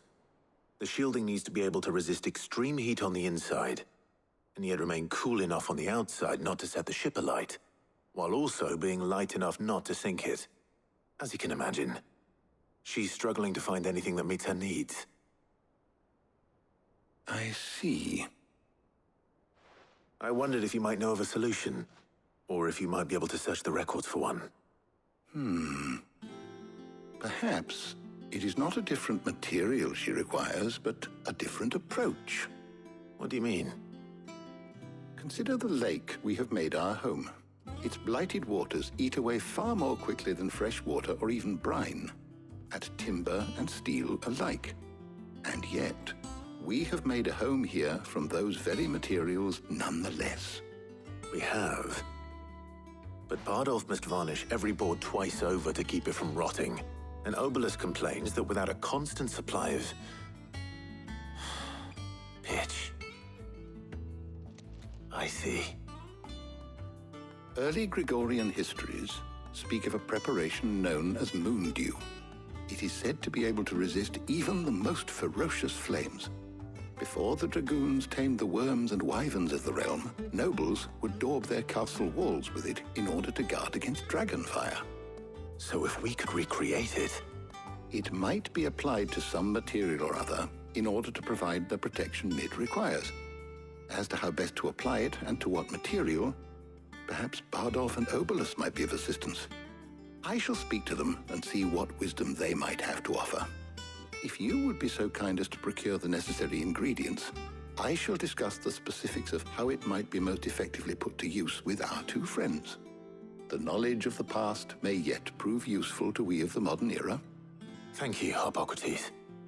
And since you're asking others to help you, perhaps I should too.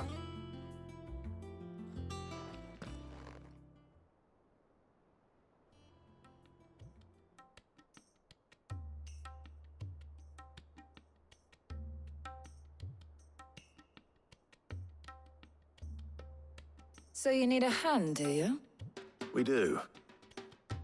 I'll be heading to market for the ingredients we need. I could do with some help. And some company, too. The other can assist me in researching how best to prepare the shielding itself. Can we count on your aid? Always. Well, if Jill's game. Thank you.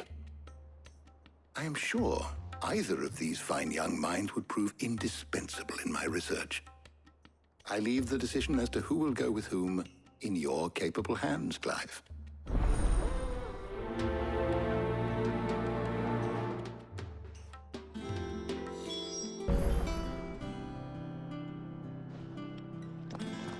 Shielding that guards against even the most ferocious flames. We could have done with some of that on Justinus. I doubt I would have survived that place with or without it. A trip to Northreach, though, I think either of us could handle.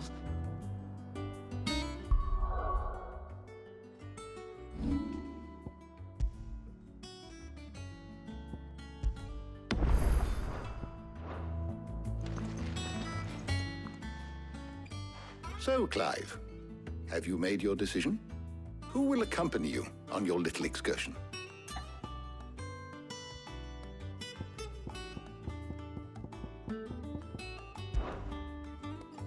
Very well. So then, what do we need to find? I have taken the liberty of preparing a list. Here. White chocobo eggs. Pepio nuts. Are you sure this list is right? Everything on here seems very edible. I would have thought the ingredients would be a little more exotic. Though these items may seem mundane, they have potent effects that are rarely exploited, effects for which they were once highly prized. So much so, in fact, that they were harvested almost to extinction, hence moon dews having fallen from favor. Now, of course, they can be obtained with ease. You should be able to find everything you need at the market in Northreach. Is that so? I've been meaning to visit Northreach anyway. I'll set out now. Join me there when you're ready. I will. Until then. You two enjoy yourselves. You too, Talia.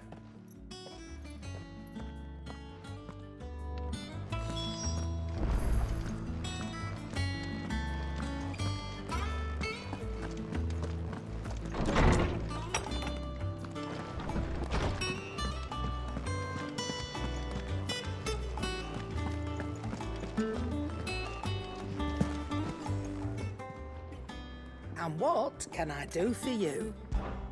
If you're gonna buy something, be quick about it.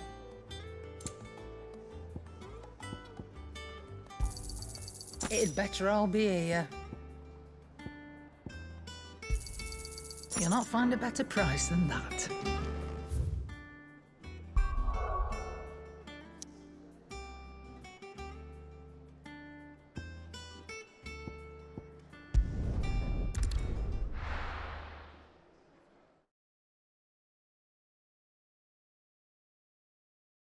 Now, where's Jill? There's talk that the Glassgate flood has finally spread.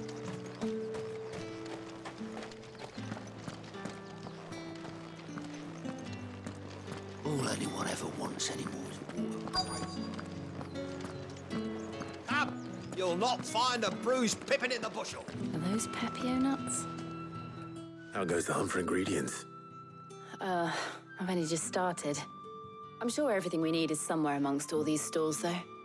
Why don't we split up and see? We'll take a couple of ingredients each. All right. What am I looking for? How about you look for the Pepio nuts and some garlic? I'll find the other things we need. We can meet by the gate when we're finished. They sell everything here at the market.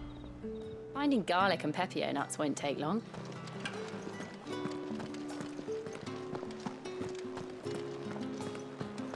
Fresh cuts! Come and get them before they're gone.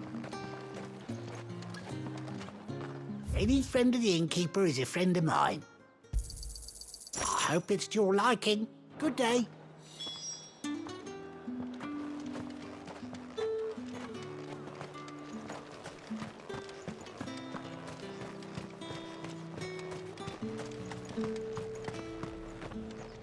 Oi, don't touch anything. If that's what you want. That's everything. Let's see how Jill's getting on.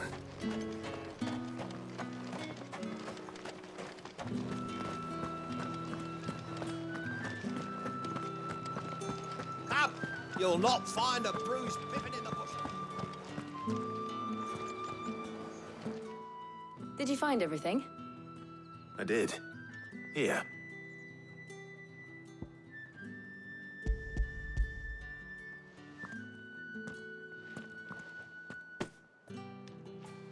Garlic and pepio nuts. Perfect. Now all that remains is for Harpocrates to somehow turn all this into what Mid needs to keep her engine cool.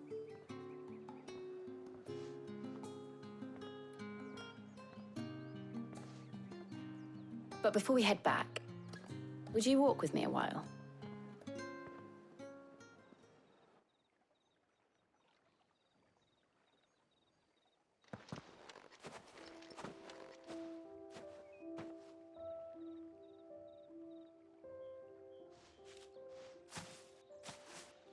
Thank you for asking me to help you today. It makes a nice change. It does. It's good to get away from all the battle and bloodshed for once. Just being here reminds me of when we were children. Do you remember? Walking down Market Street in Rosalith, taking in the sights and smells. How could I forget? What with Torgal's antics. Remember how his nose would prick up at the scent of sausages? He'd go racing away and we'd have to go running after him. We wouldn't catch you now, would we, boy? Was there anything you wanted to buy for yourself while we're here? There was, yes. Well, sort of. Molly in the kitchens told me about a place that sells particularly good pies. Thought you might like to share one with me. I would. Thank you. And I saw some bread.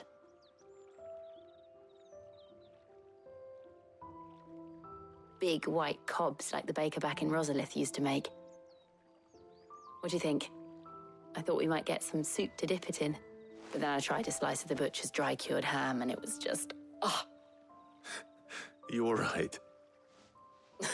Sorry. It's just... you're right. I really do feel like a child again being here with you.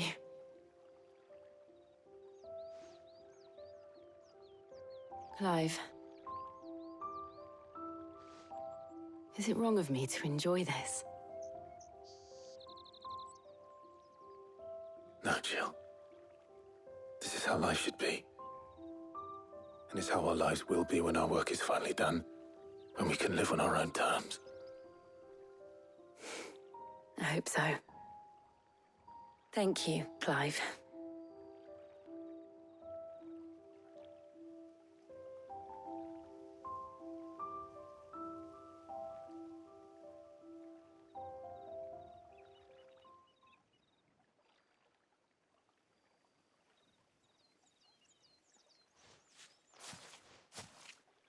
Well, I suppose we better be getting back. I need to give these ingredients to Harpocrates and Talia. I'll see you at the hideaway. Take care. I will. You too.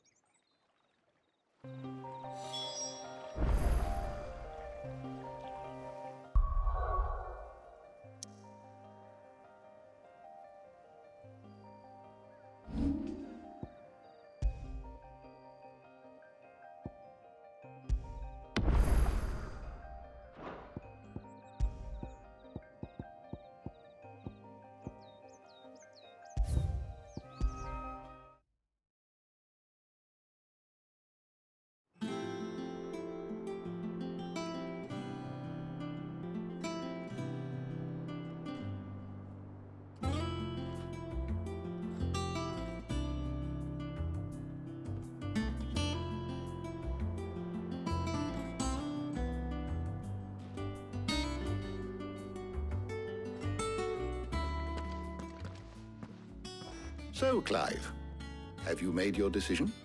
Who will accompany you on your little excursion?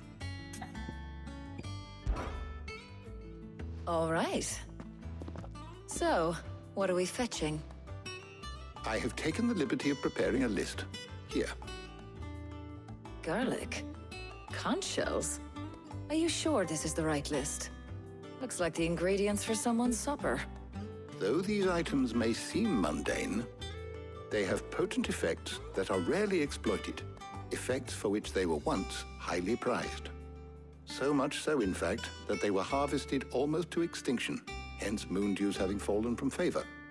Now, of course, they can be obtained with ease.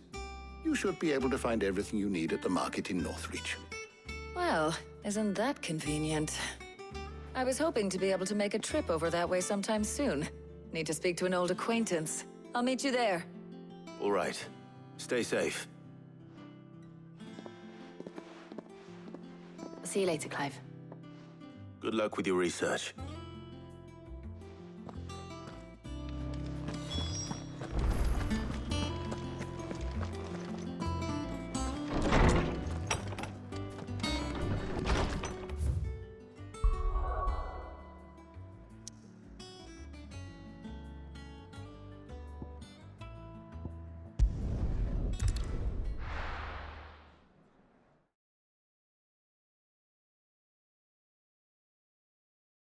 Now, where's Talia?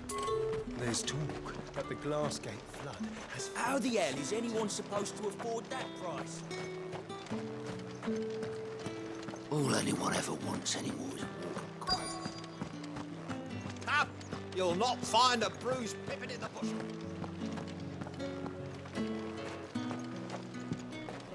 Need to stock up on these. There you are, Talia. Ah, and there you are. We shouldn't have any problems finding what we need in a place like this. But if time is of the essence, perhaps we should split up. Take a few items each. All right. What shall I look for? Let's see now. Why don't you take the garlic and the pepio nuts? Meet me by the gate when you've got them.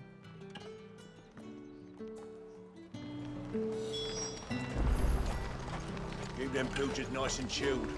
I won't have you spoiling another. Oi, don't touch anything. Go on, take it, if that's what you want.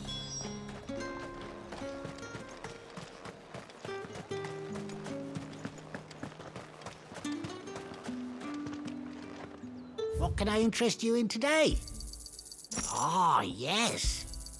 I hope it's to your liking. That should do it. Hopefully Talia's finished too.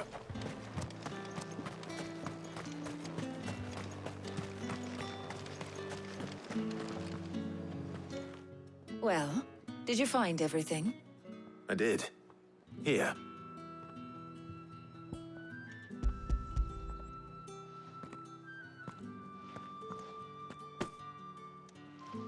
Garlic and pepio nuts. Job done. We should get this back to Tomes then. He'll be waiting.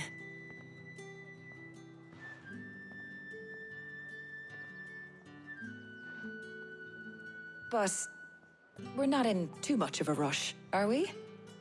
Quick chat.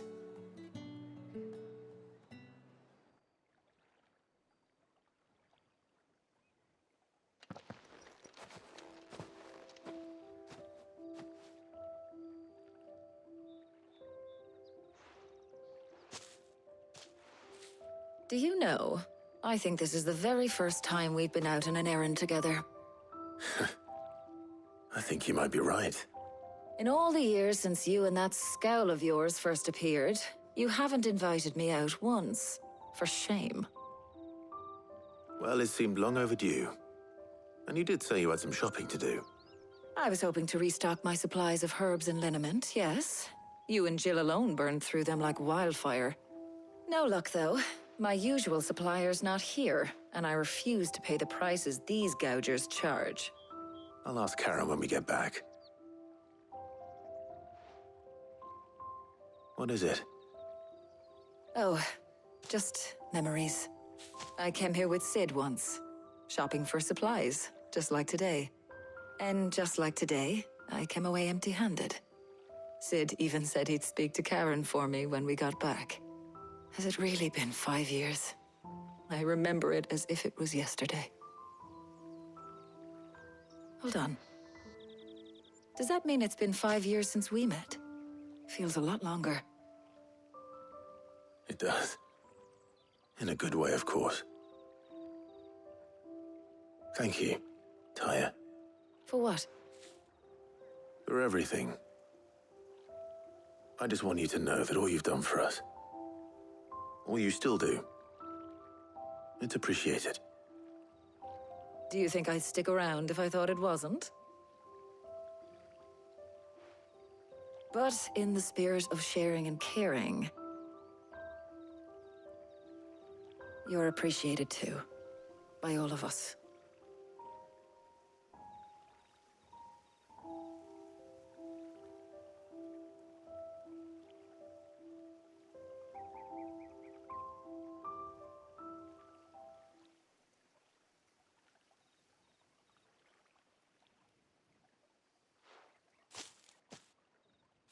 Well, I think we've tarried long enough.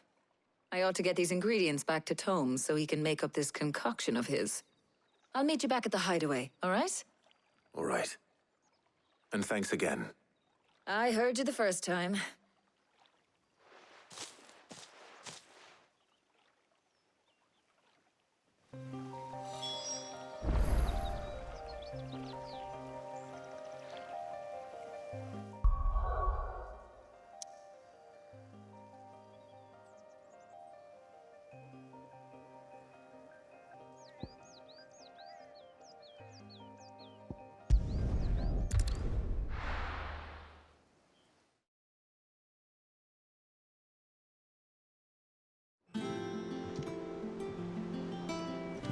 I wonder how Hippocrates is getting on with the moon dew.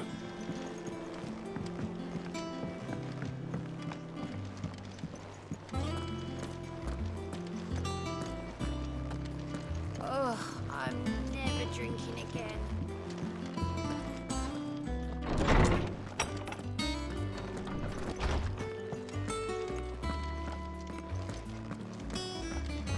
Ah, better late than never. We're ready to begin whenever you are. Welcome home. He had a successful trip. How's work on the shielding progressing, Hippocrates? Well, very well indeed. And thanks in no small part to your kind assistance. I was just explaining to Tarja how we might best go about preparing the moon dew. And now that we have all the ingredients, we may begin. You can count on me. I've mixed more than a few mysterious concoctions in my time. I'm sure you have. What about the shielding itself? Work is underway, under the watchful eyes of Bardolph and Obolus. Apparently, it'll be ready soon. Thank you. All of you. Right then. Jill, would you join me in the infirmary? Many hands make light work and all that. Of course.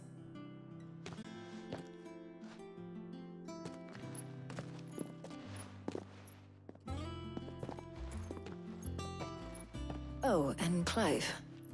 It was good to talk. We should do it again sometime. It appears our work here is almost at an end. A shame. I was enjoying playing the man of action for once. When both the shielding and the moon dew are ready, it will merely be a matter of applying the one to the other. Followed by a rigorous process of testing and retesting, of course.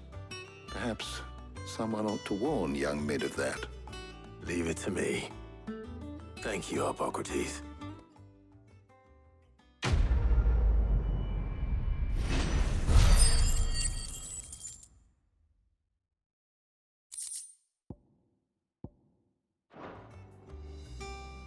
Well, I better go and give Mid the good news then.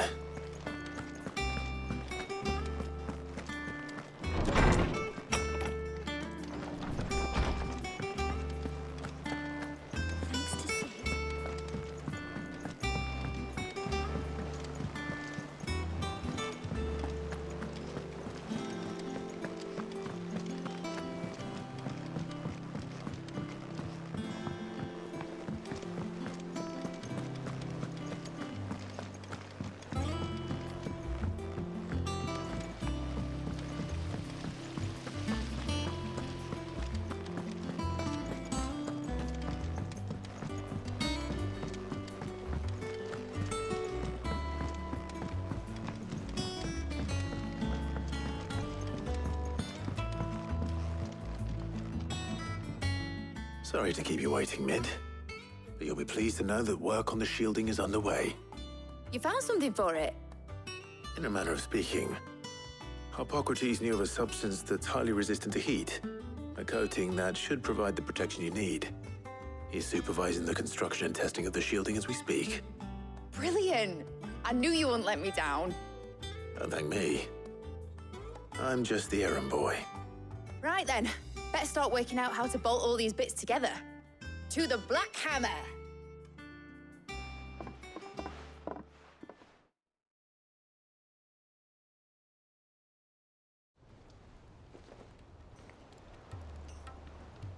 You know, when I got into the smithing game, I thought I'd be making swords and shields, not thermal bleeding didgeridoo-dahs.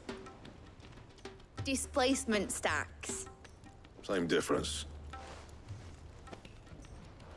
Whatever you call it, I ain't putting it together in here. It's cramped enough as it is. Let's take this outside. Mid, you get all the parts lined up on the deck. I'll take care of the rest. On my way! Oh, and bring me the biggest hammer you can find. This is gonna require some precision walloping.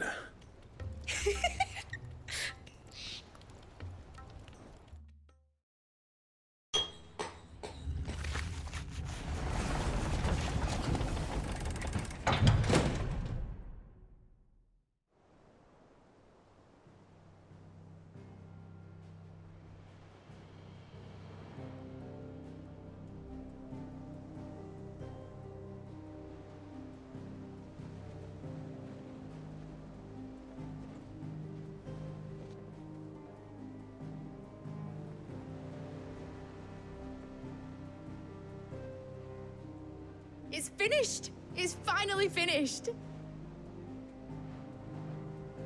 Thank fuck for that. I'll be feeling my hammer arm for weeks. Thank you, Clive, Blackthorn, everyone. That's one down and just 3 more to go. I'm sorry. Oh, didn't I tell you? The Enterprise has 4 mithril engines, and we'll be needing a displacement stack for each. You don't mean... Don't worry.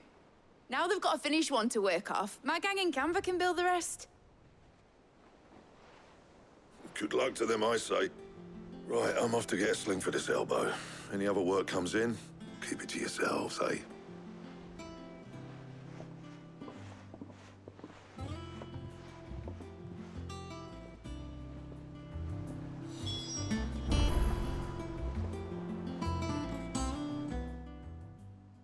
What's the matter? Nothing. Just daydreaming. Thinking about the Enterprise sailing off over the horizon to shores unknown. Searching for a land untouched by the Blight. Just like me and my dad planned. So if the worst came to the worst and every scrap of soil in the Twins turned black, we might still have a chance. That's what she was meant to be. You see, one last chance just in case we needed it. But now she's so close to being finished, I've realized I don't want her to be that. I don't want her to be just a lifeboat for us to cling to if things get desperate. I want people to sail aboard her by choice, not from the lack of it. In a world where we're not just trying to survive, but where we can actually live. I'm working on that. And I'll do everything I can to get you what you want. Don't you always? All right. My mind's made up. As soon as the Enterprise is fit to sail, I'm putting her under your command. Sod our plans, I'm trusting in yours. Are you sure about this? Something tells me it's what my dad would have wanted. He'd be proud of you. You were gonna visit his grave, weren't you? I was. And you can come too now that your little project is finished. Right. There's just one thing I need to finish up first. Won't be a mo. All right. I'll let Otto know you're coming. Meet us in the mess when you're ready. Aye, aye, Captain.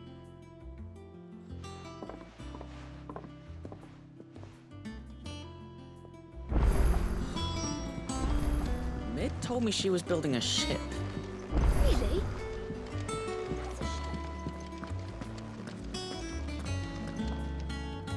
All right, Clive.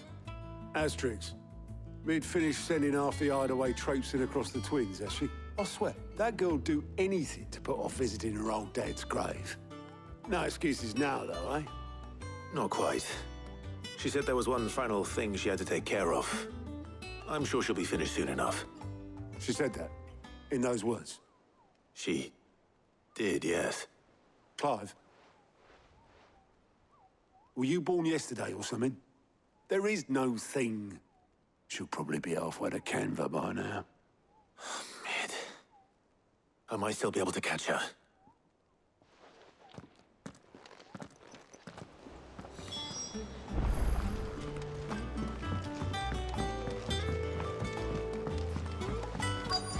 Is that the thing Tomes helped with? Obolus, have you seen Mid? Yep. In a boat, going that way. Then I'm too late. You in a hurry and all, are you? I offered to take her across, but she wouldn't wait. Just paid for a dinghy and rowed off. Oars going like the clappers. Got some life in her, ain't she? But anyway, I was on my way up to see you, as it happens. Got a letter for you. Urgent, by the sound of it. One of your uncle's men said I was to hand it to you in person, post-bleeding haste. And you're here now. Thank you, Obolus. Don't mention it. What tidings, Uncle?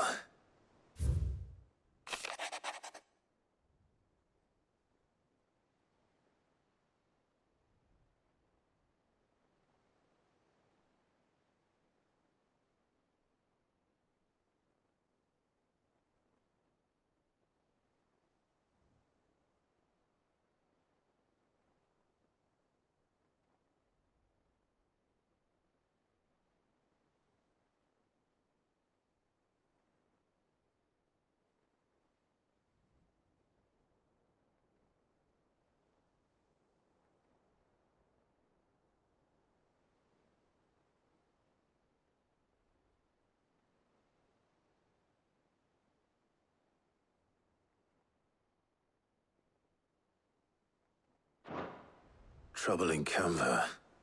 Well, I'll need someone to keep an eye on Mid.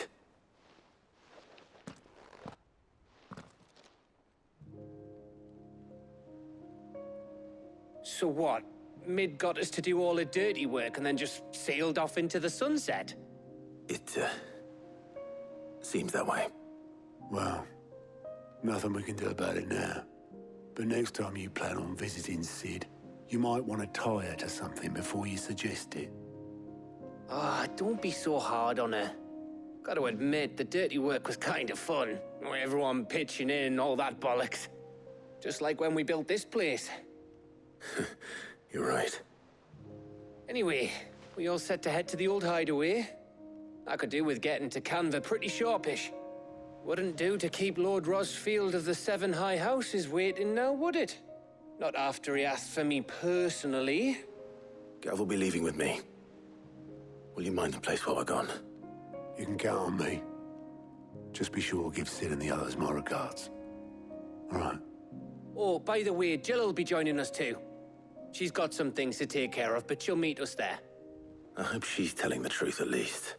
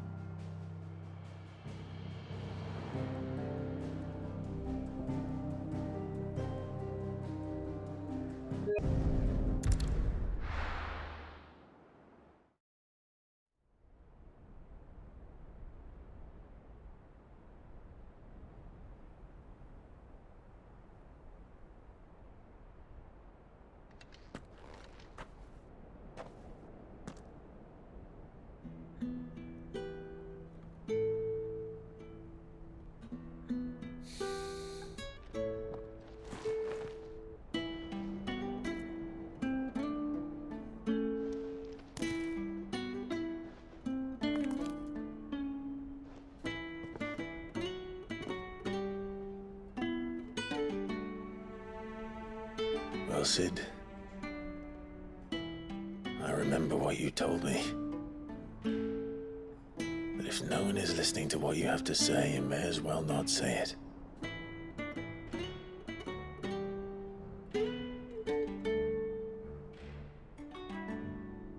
But I will say this, old friend.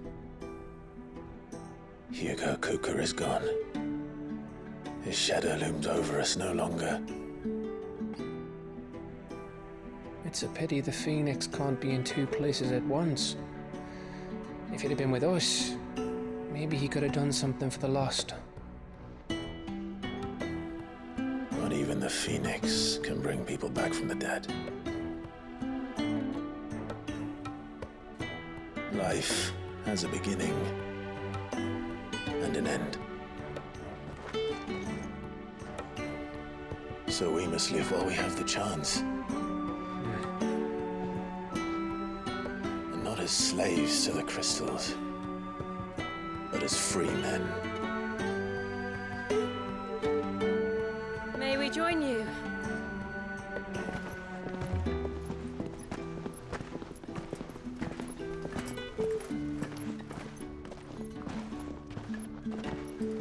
Lady Karen, what a pleasant surprise. I thought I'd drop by and see how you were all doing before heading off to restock my supplies.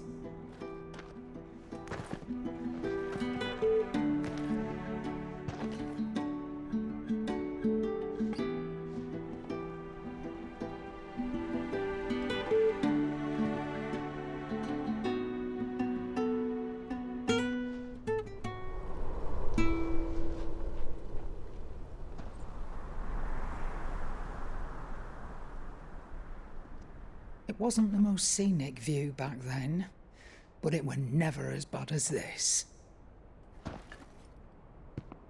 I know. The blight marches on. And soon, there will be no escaping sights like these.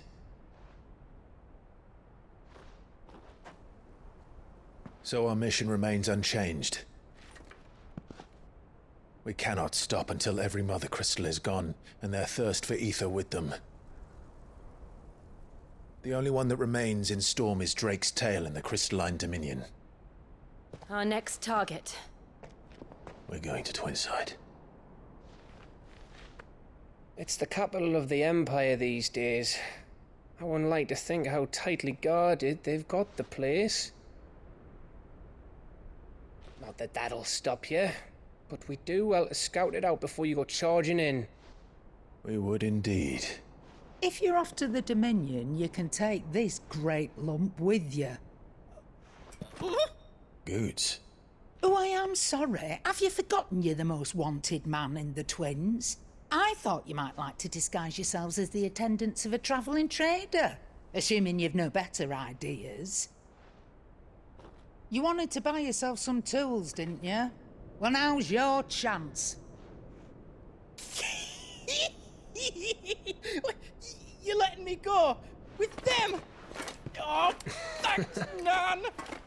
Stop that! You'll break me bones, you great galoot.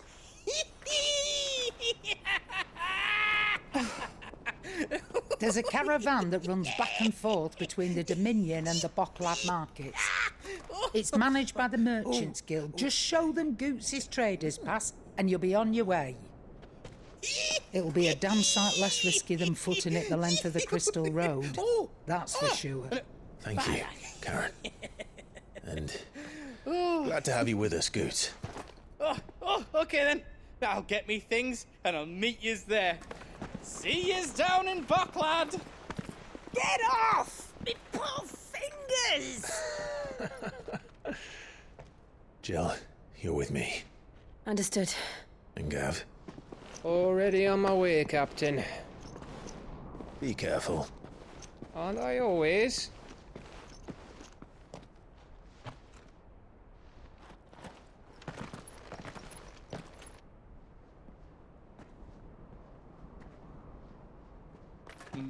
Do you see that, Sid? Your protege's making a proper little outlaw of himself.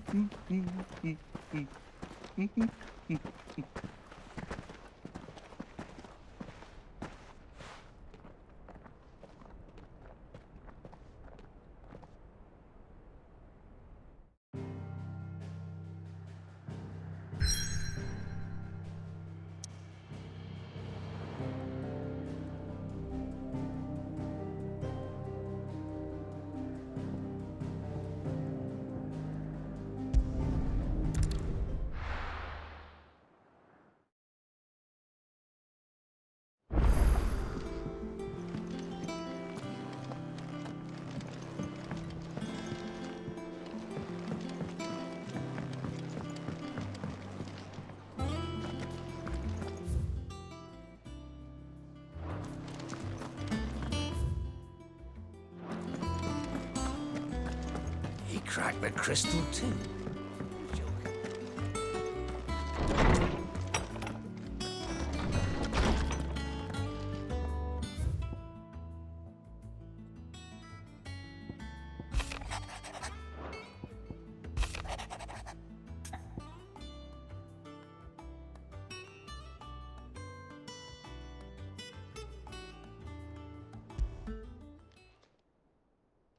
Hopefully it's nothing. But I should speak to Blackthorn just in case.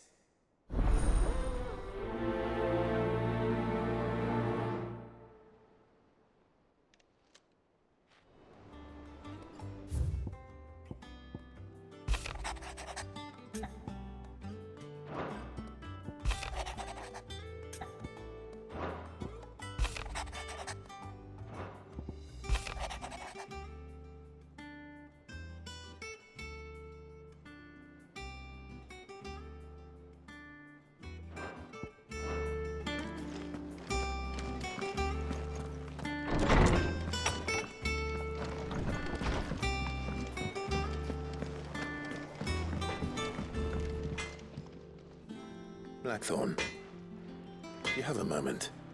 Not really, no. This won't take long. I just wanted to ask how you're getting on. August was worried about you, that you might still be doubting your craft, even after learning the trick of that cuirass. Is there something else weighing on your mind? Perhaps sharing your thoughts might help. That bastard's like a dog with a bone. Still, he's got a keen eye, I'll give him that. He's just, well, Karen showed me something. Something I've never seen before. And that was? A sword. An odd-looking thing with a single-edged blade. The metal itself wasn't anything to write home about, but fuck me, the edge on it. You could slice a man clean in two with a weapon like that, and he'd be halfway home before he even realized he'd been cut. So that's what's troubling you? No. Not troubling me exactly. More distracting. Can't stop thinking, how do you get an edge that sharp? It's driving me mad. And if you knew how to do it, we could arm the curse breakers with even better blades. That's about the size of it, yeah. I'll see what I can find out. Sharper swords are always welcome. And we can't have our master blacksmith being distracted. You're a soft touch, you know that.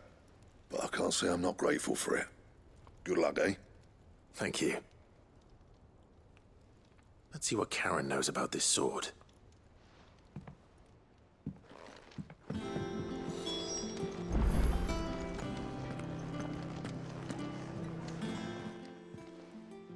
You're looking well, Karen. What do you want? Out with it. I want to know about the sword you showed Blackthorn. Single-edged and extremely sharp. Running around after him again, are you? I suppose I am, yes. But I need to help him find out how to work an edge like that. It's driving him to distraction. Little wonder, I suppose. There's not many like that make it as far as the twins, and those that do go straight into private collections. Which made it nice and easy finding a buyer. Can you tell me who bought it? Where is it now? You think I tell people who my clients are? Suppose you're not likely to go nicking him off me, are you now? Fine. If you stop mooning at me like that. Lord Ignac's the man you want. Dalmecian bloke. Collects weapons and the like. And he's got more money than sense, which is why he's one of my favourite clients. Reckon he'll still be at the inn in Dalamil, where I left him. Thank you, Karen. Oh, and he's a touch eccentric, if you take my meaning. I appreciate the warning.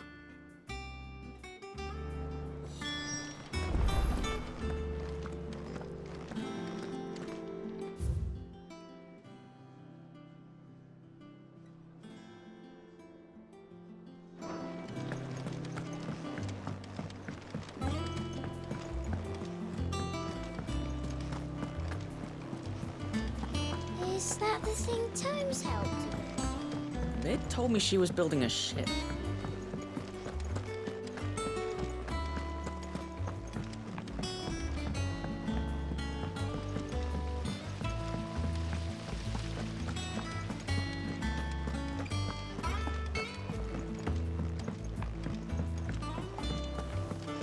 think Mid might need some help.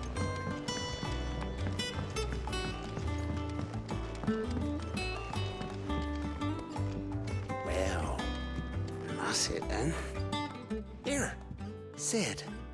Reckon you might be just the man to help me out of a bit of bother, if you've a mind to. Let's hear it.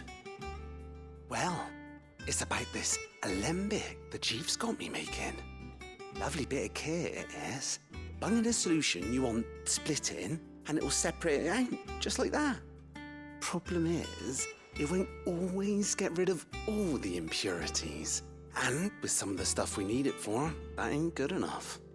Which is why I've been looking for something to filter the liquid we'll be cooking off. And that's where I was hoping you could help me out. I imagine Tyre could get some use out of this alembic too. Distilling medicines and the like. All right. Why not? Proper job! So what exactly do you need for this filter? Nothing but bomb ash'll do, says the chief.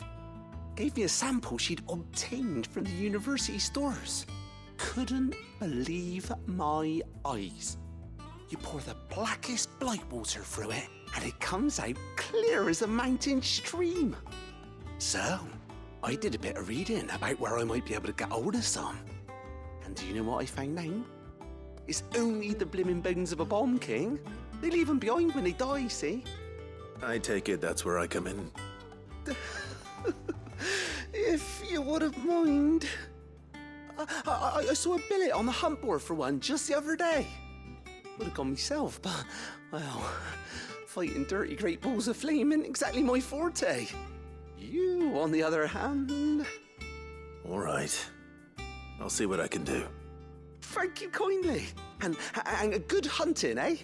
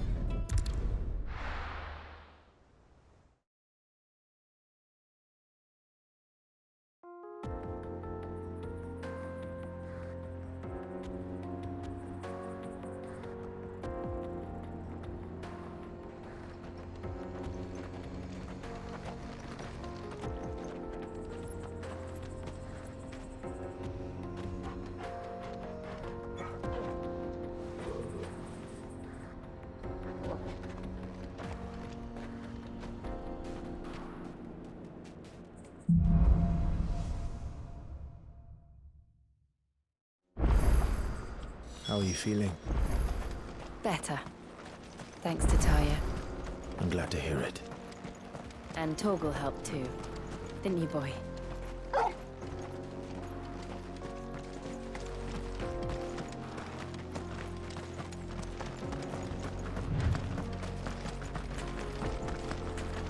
This used to be a trade route for merchants crossing the Scars, till the Republic laid a new road wide enough to let wagons pass, and all official traffic moved there.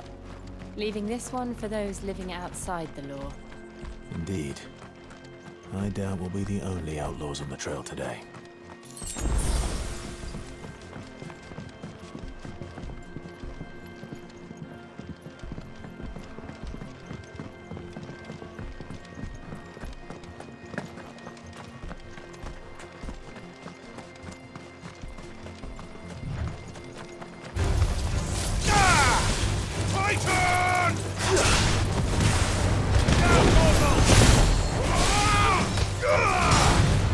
It's over!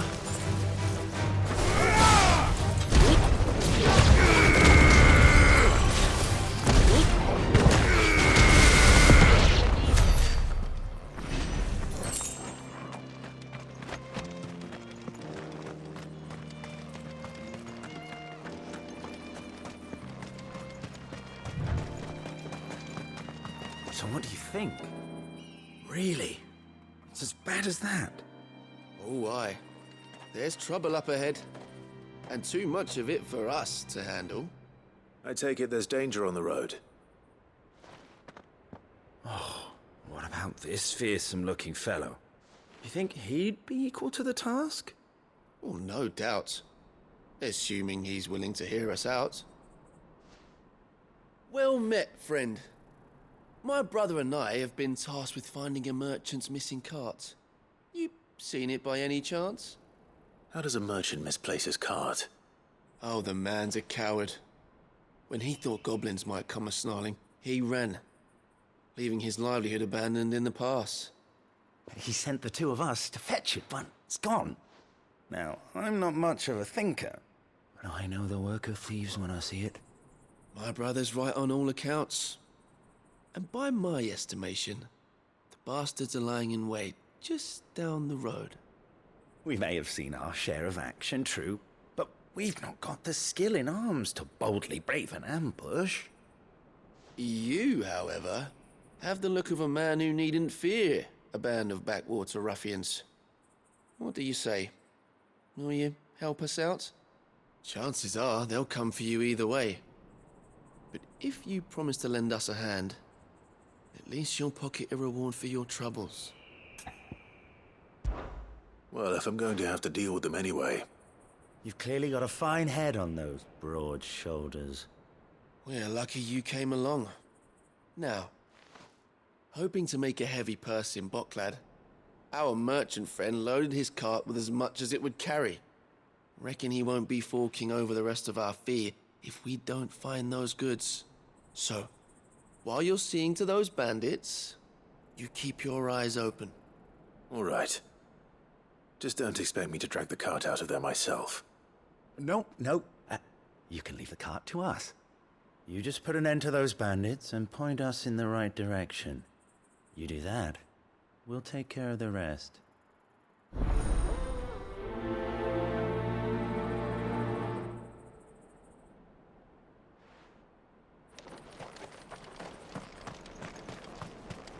I'm not sure I trust those two. But if there are bandits lying in wait, I should probably take care of them. Look lively, you lot. You've got guests. These must be our bandits.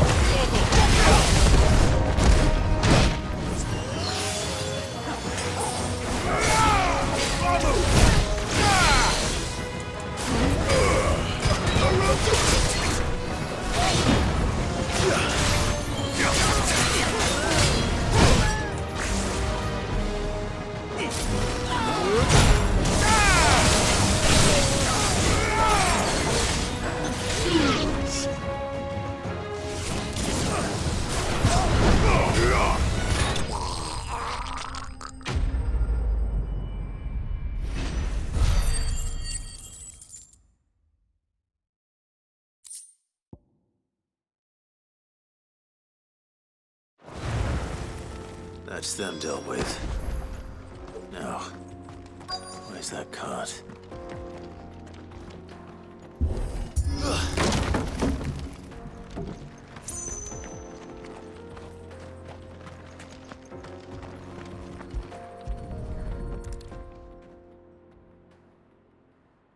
Getting all of this out of here will be a nightmare. Seems we've found ourselves the right man for the job, wouldn't you say? Found the cart and didn't leave a single bastard breathing. Our merchant friend will be delighted. And how exactly will he be getting his goods out of here? You leave that to us. After all, it'd be wrong to make such a fine warrior haul cabbages to market. You've done your part. And that's all you need to worry about. Here.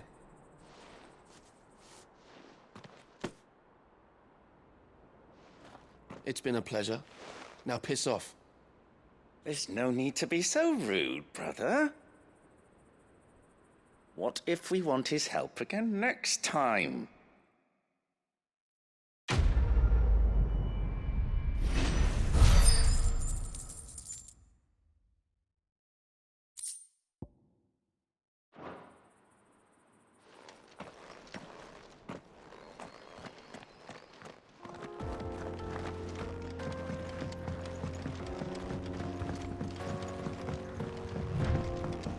I see the Dalmex lag behind Rosaria when it comes to bridge building. The fallen ruin should hold, at least. The path continues on the other side.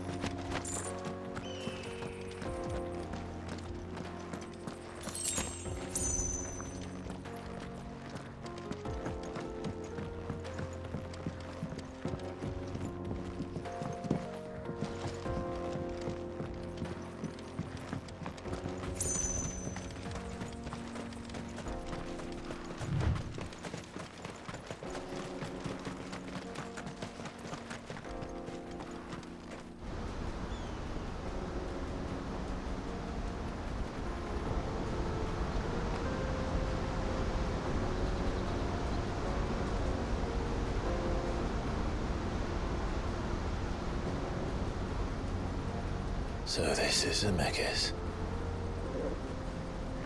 The land of the gods. It's even more impressive than I imagined. I remember being captivated by the story as a child. Long, long ago, man was overcome by avarice and challenged the gods in a bid to win their power. The final battle took place here, at these falls. Or so the legend goes. If anyone ever manages to plumb those depths, perhaps we'll learn if there's any truth to the tale. That the gods emerged victorious and punished man for his defiance by visiting upon him 2 curses. Dominance in bearers. To tell the truth, I always thought it strange that the dominants and their icons were deemed a curse. Back home, the dominant inherited the throne. They were admired and exalted, not spurned. Whenever I got to that part of the story, I always assumed there must be something I'd misunderstood. You had a lot of storybooks, didn't you? In your room, I mean. When we were young. The old legends were always my favorites. Epic battles between gods and men. Father encouraged me to read as much as I could. He thought it good for my education. You really were a boy like any other, weren't you?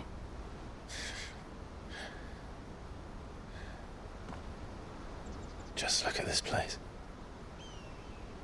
It's enough to make you believe the legends are true. I know.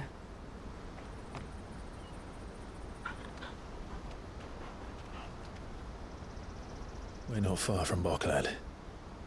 The road will be busier up ahead. And we'll have to keep our wits about us.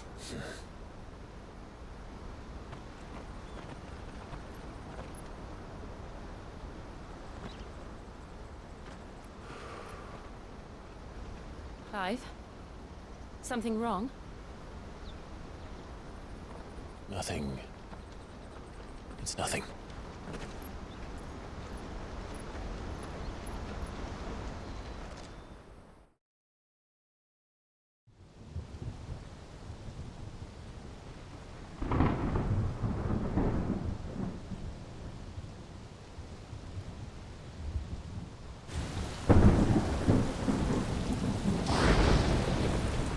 I see the reports are true, Father.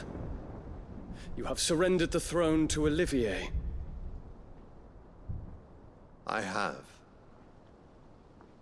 Emperor Olivier shall rebuild the Holy Empire of Sanbreque.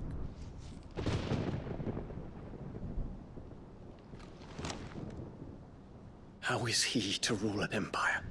He is but a boy. I shall advise him until he comes of age. Father, please. Or for as long as I am able. The empire we seek to build needs young blood to rule it, and I can think of none better suited to the task.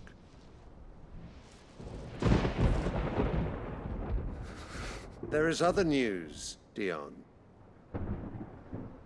Hugo Kupka is dead, and Drake's Fang destroyed. The pillars of the Republic have fallen. Ere long, the Imperial banner shall fly over every city in Storm. And then, Valisthea. All shall bow before their Emperor. Father, these are the words of a tyrant. They are the words of a god. The Emperor whom I gladly serve. Great Greeker, made flesh.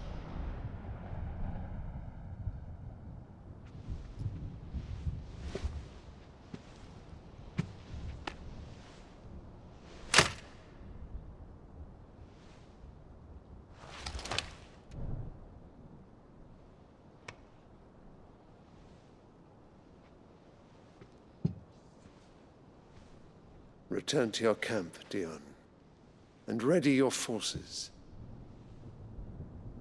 It is time to show the world the true power of Sanbreque.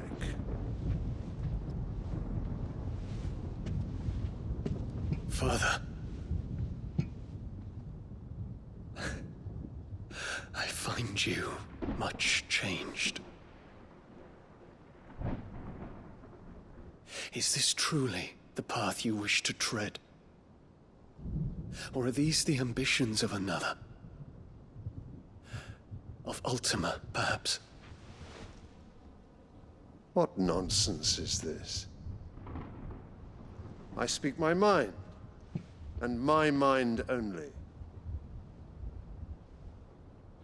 Though I do owe Annabella thanks for reminding me of certain truths regarding the nature of nations, of rulers,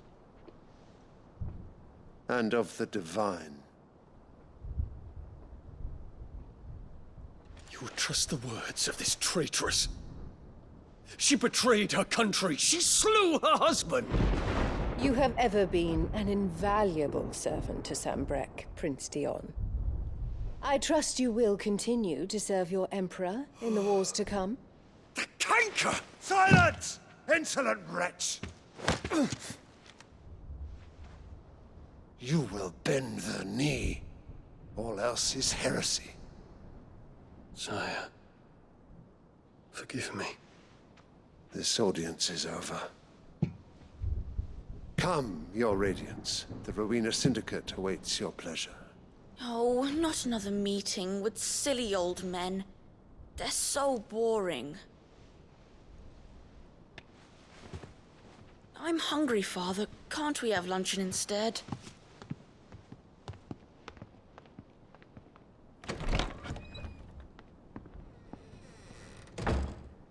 Does it pain you that you will not inherit your father's throne?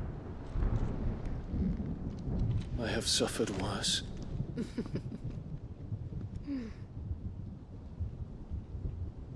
Count your blessings, Dion. For a base-born child to be chosen by Bahamut is miracle enough. You have risen high on his wings, but you shall rise no higher, lest your impure blood stain the throne. What do you know of my blood?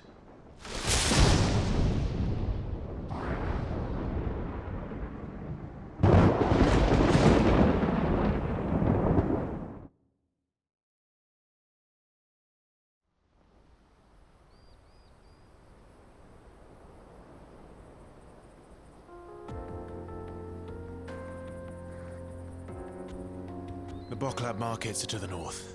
We just need to hug the coast.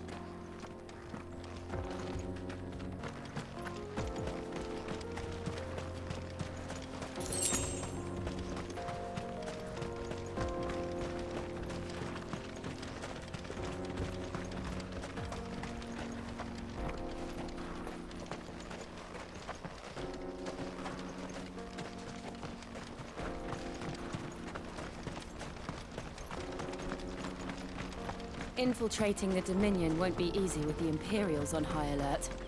No. His Radiance has lost one capital already. We can be sure Sylvester will do everything in his power to hold on to Twinside. His troops are well-trained and increasingly battle-hardened. But it's not as if we can wait for the siege to end.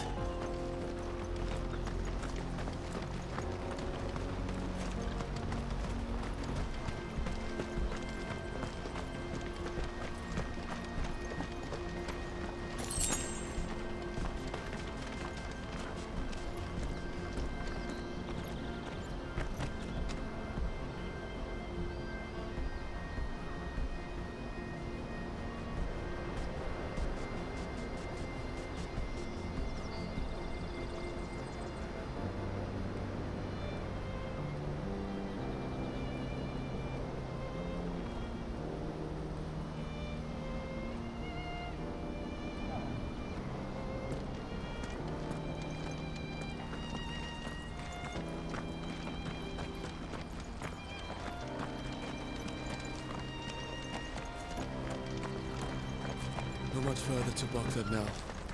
Good. I've had my fill of love.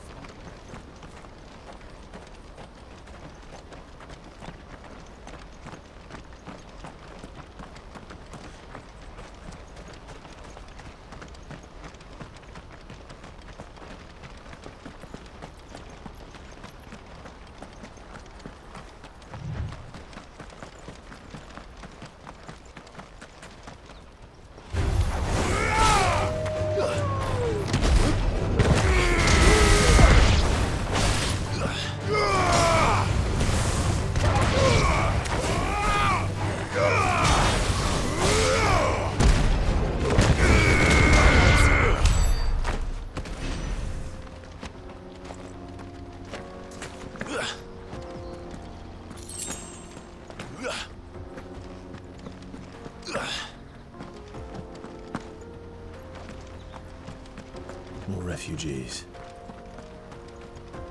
And they're all making for the crystalline Dominion. Because they don't know how to live without the crystal's blessing.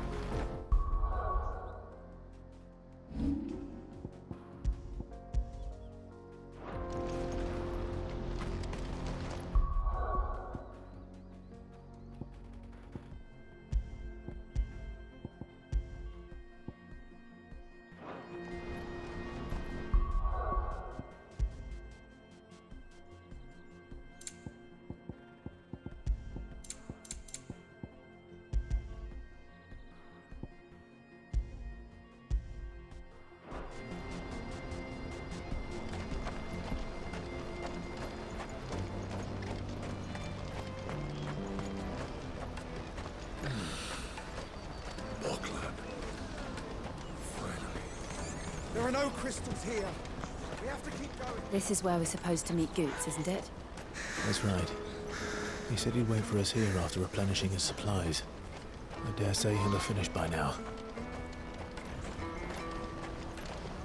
Porter for hire. The best service at the best price. Others will carry off your fortune. I'll just carry your goods.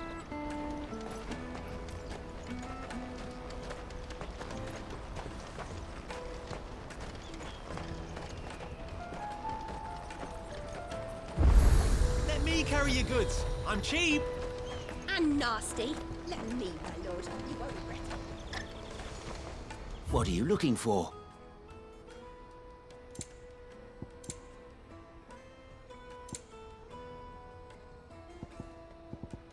Farewell. Out of my sight, wretch. I've no use for a branded who can't even...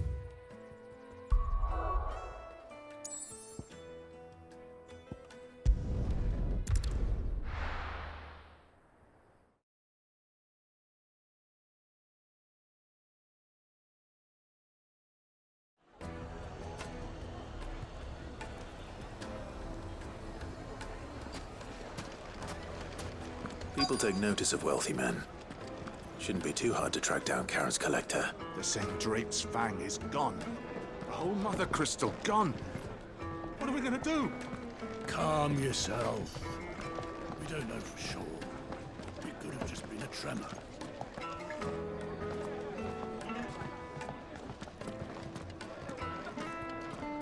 Here. You. Listen. I've got this theory. The Fallen. I don't think they all fell. Some of them are still living among us. You could be one of them. I could be one of them.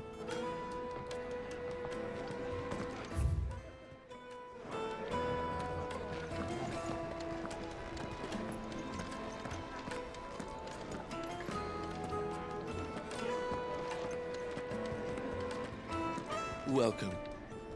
If you're hoping for a bed, I'm afraid you'll have to look elsewhere. One of our wealthier patrons has purchased the use of every room, hoping to keep out the riffraff, as he puts it.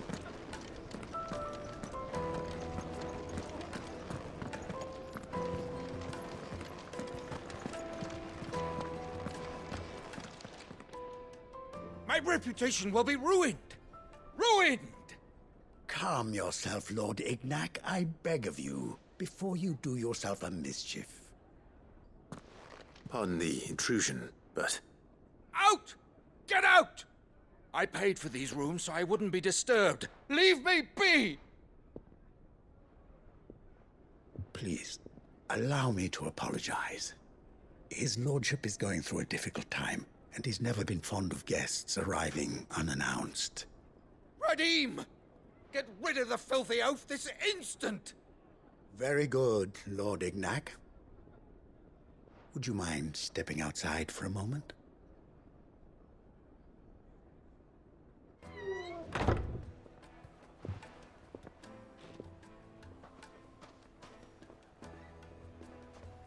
I'm sorry if I've caused you any trouble.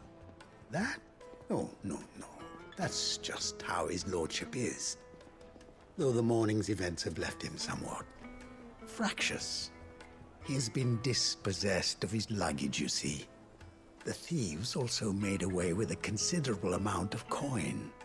Coin the innkeeper will soon be keen to collect. I don't suppose a certain blade was among the stolen items. A single-edged sword. It was purchased from a merchant friend of mine. Ah, you know Lady Karen. Yes, I'm afraid it was. Then I'll retrieve Lord Ignac's luggage. But I have one condition. You have but to state it. You are welcome to anything that is within my power to grant. I want an audience with Lord Ignac. A few minutes should be enough. Then I'll be on my way. A condition I would be a fool to refuse.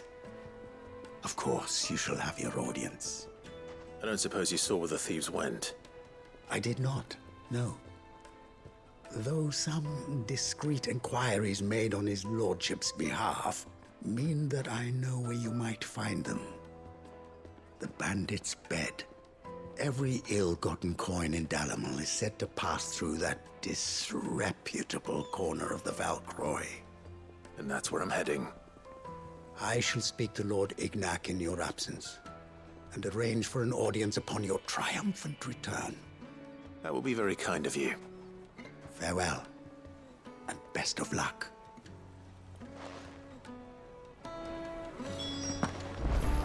It's a wonder the Republic tolerates the existence of the bandit's bed.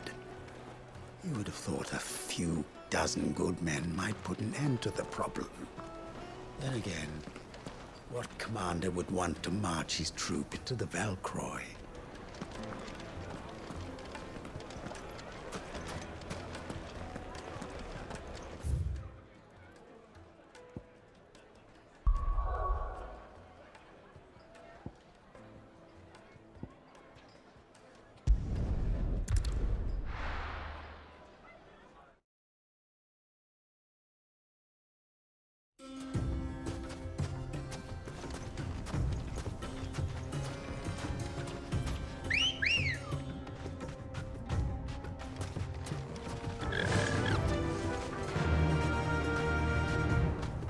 Faster!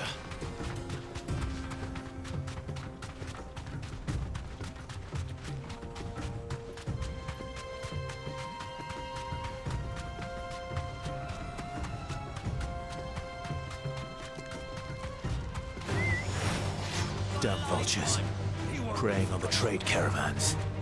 You've picked the wrong target. You deserve a rest.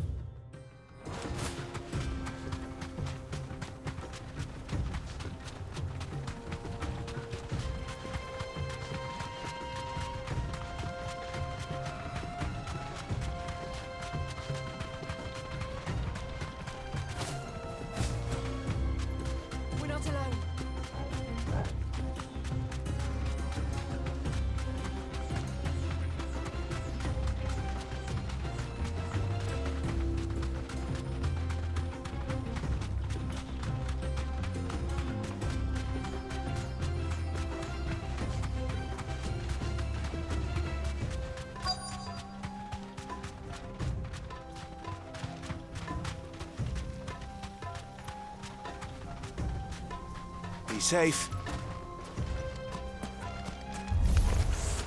We've got company! Come on, lads, let's tear the bastard's head off!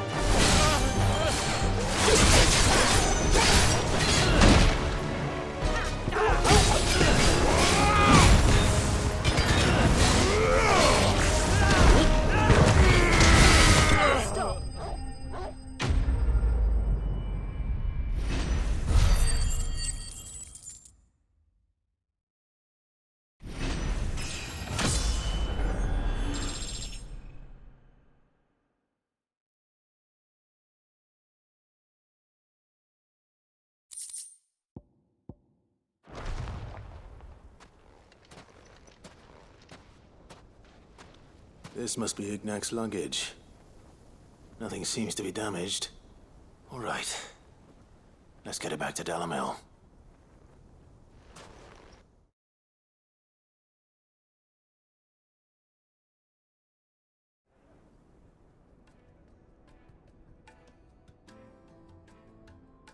I hear I have you to thank for the return of my effects. What should I call you, my good man? Wyvern. Glad to make your acquaintance. A formidable name indeed. Well, Wyvern, I appear to be in your debt. Redeem here tells me you wished for an audience. Is that all? A few moments of your time should suffice, yes. You're a peculiar fellow, Wyvern. All right, speak. Master Wyvern was wondering if you could tell him about a certain single-edged sword you recently acquired. Oh, a true work of art, that one. Karen drove me hard on the price, but I would have sold her Radim here to get my hands on that sword. It was made in the Outer Isles, far beyond the Twins, and is used exclusively by the practitioners of a unique school of swordsmanship. They believe no combat should ever exceed a single strike, and hone their blades to such perfection that none ever does. Each sword is made for that one perfect stroke, and for that stroke only. They crack upon a second blow. There's a brutal sort of beauty to it, really. But how do they hone such an edge? Fine question. Why, they use a whetstone, of course. Whetstones, rather. A whole array of them, ranging from the coarse to the fine. 10,000 licks with the sharpening stone, then 10,000 more. But it is the final stone which lends the blade its legendary sharpness. A mineral quite foreign to this great realm of ours. And that is the key. The secret ingredient. Wyvern, it occurs to me that my little lecture is hardly equal to services rendered. Take this, together with my regards. The very stone of which I spoke, far rarer among collectors than even the blade itself, and a far more fitting payment. Thank you.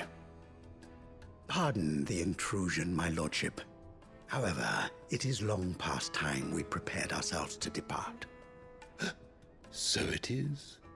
I am locked in bitter competition with a rival collector of curiosities. I am one step ahead of the unscrupulous scoundrel, but he is hard at my heels. Are there many other collectors out there? Too many to count, but only one do I consider my nemesis. Lord Byron Rosfield, and is a perennial thorn in my side. I can imagine. Farewell, Wyvern. May our paths cross again. Radim, we mustn't dawdle.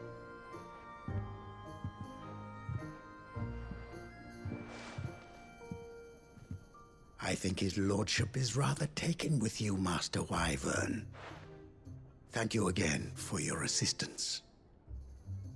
Coming, my lordship. I'll be right there.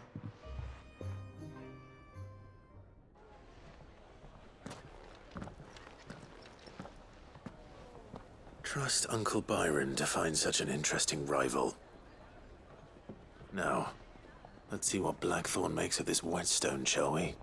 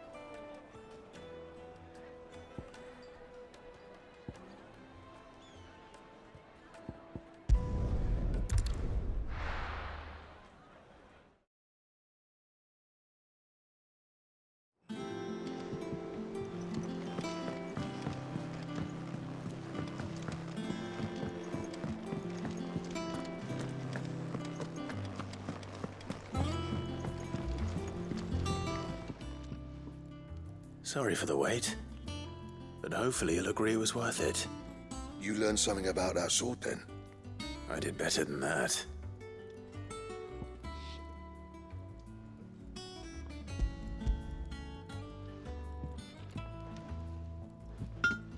A whetstone? Yes. But not one you'll find anywhere in Valisthea.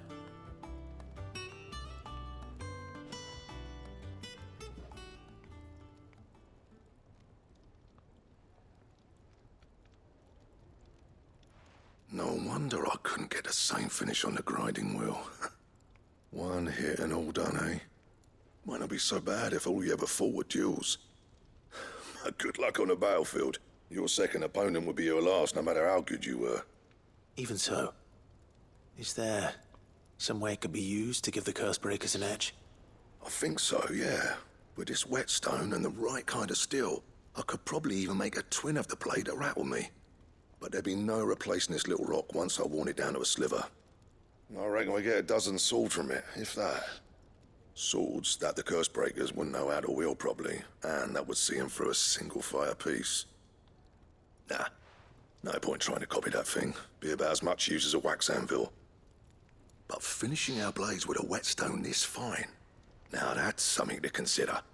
And what's finer than fallen masonry, eh? Or more hard-wearing, for that matter.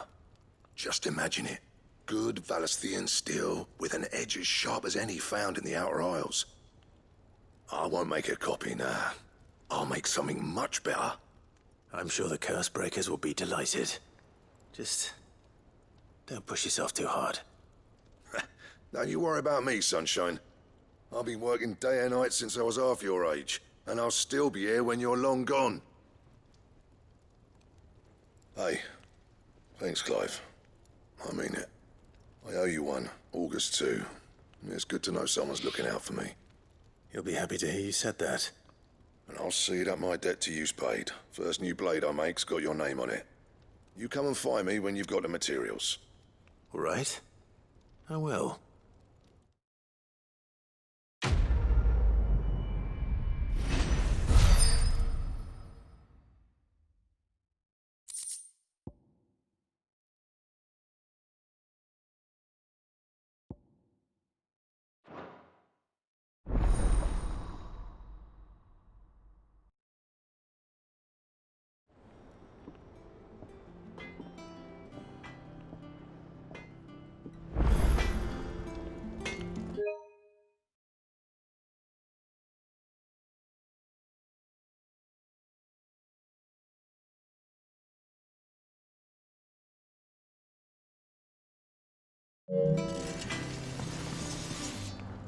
What do you need? What do you want?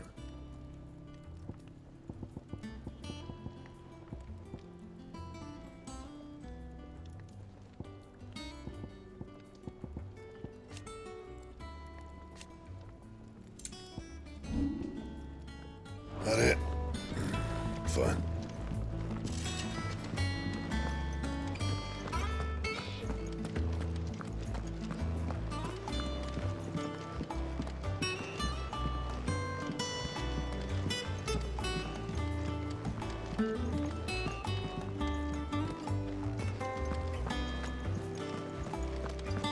Is that the thing Tomes helped to build? Nick told me she was building a ship. Really? That's a ship. Let's sail it around the lake.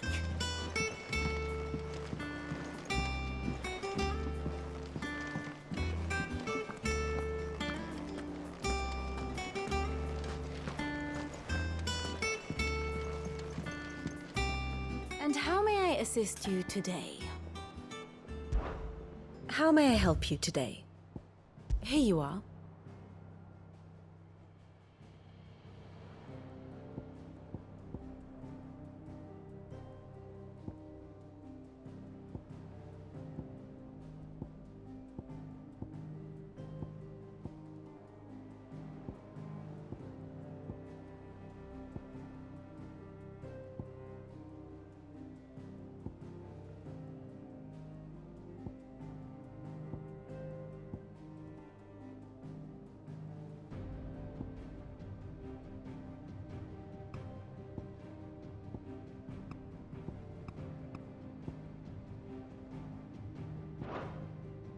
One must understand one's place in the world.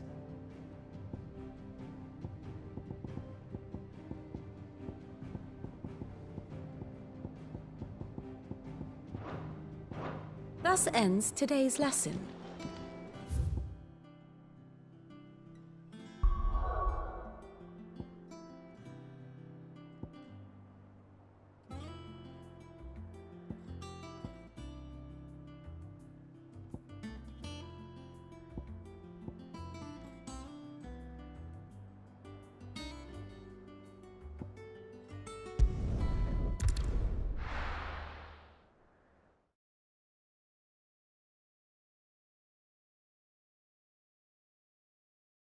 I'll be taking you all to a storehouse in the Bales.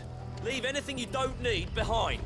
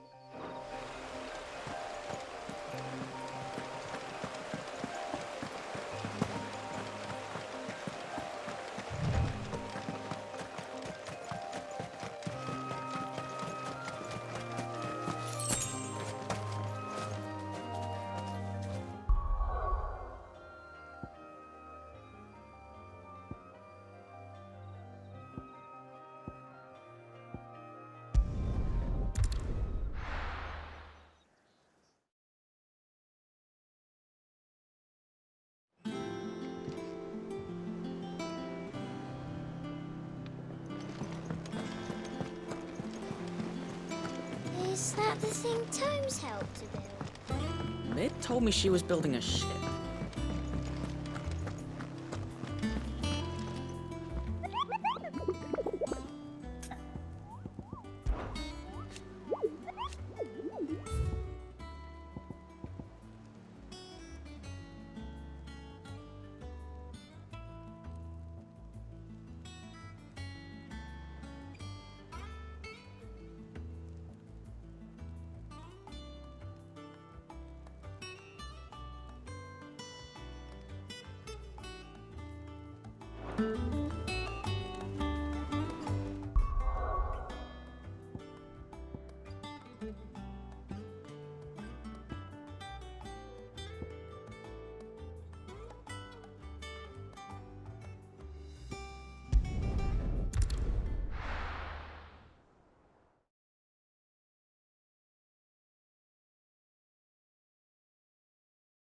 I'll be taking you all to a storehouse in the Bales. Leave anything you don't need behind.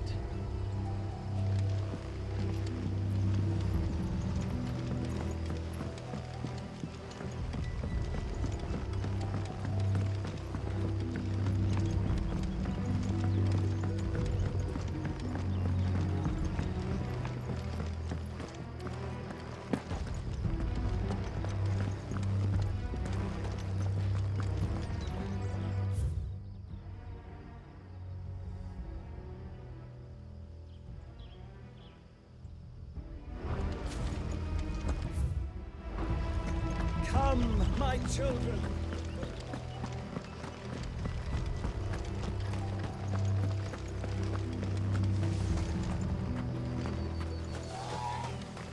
I know you're all afraid, but now is not the time for shilly-shallying. We've planned long and hard for this.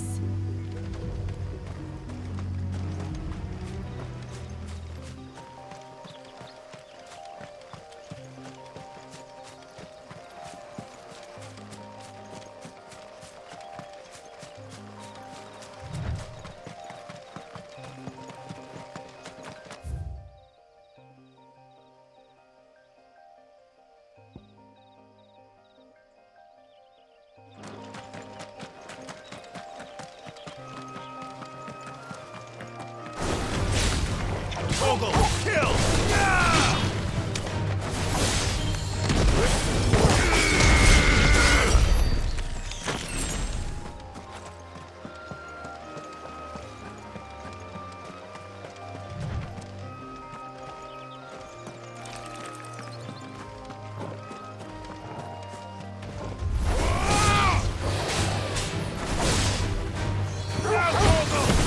Nice try.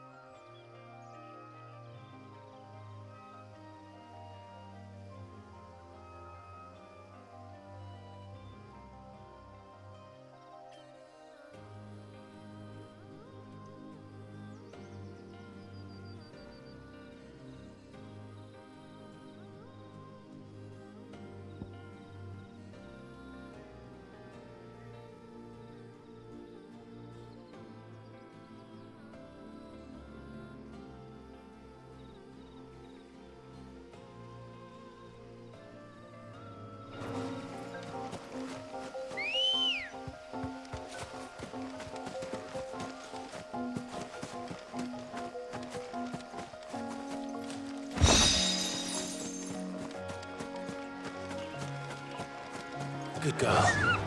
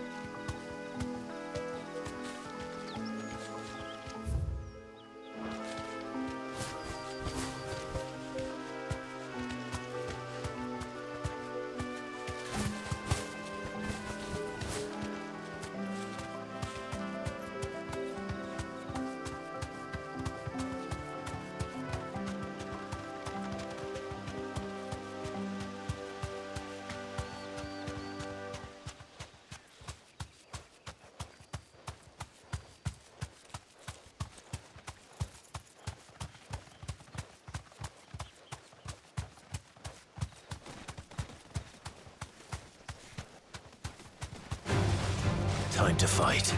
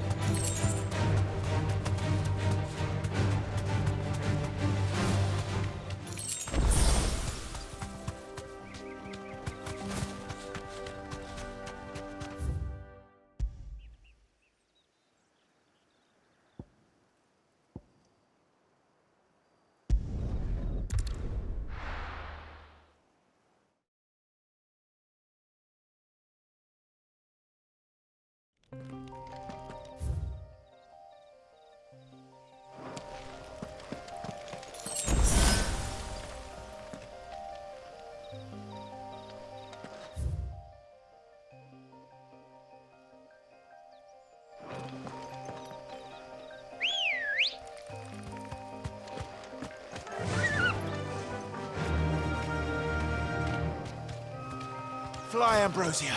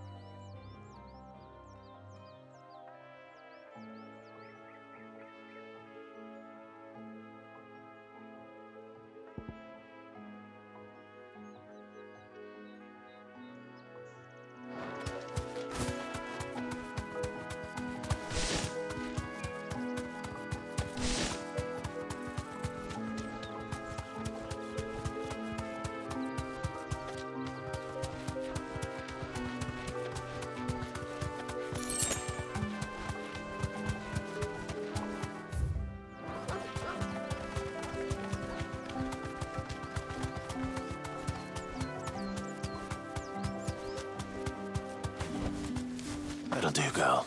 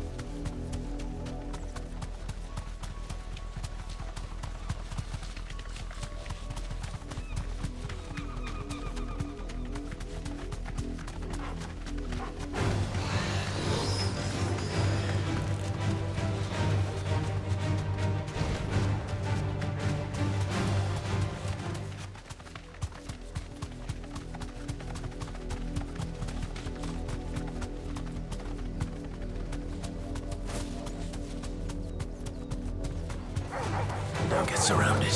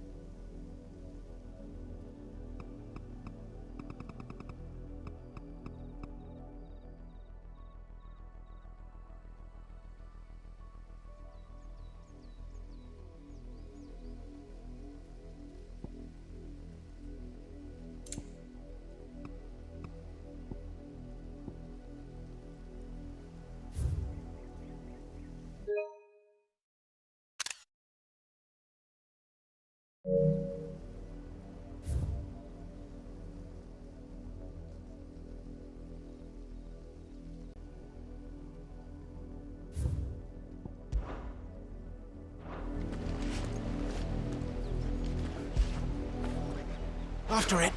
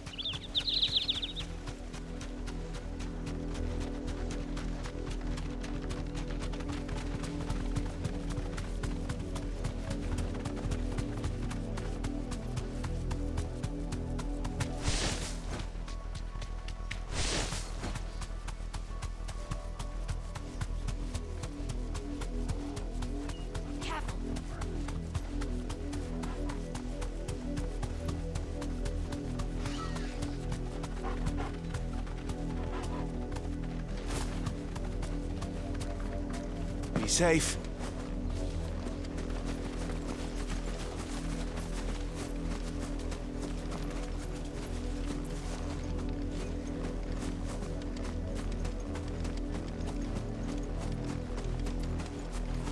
We're not alone.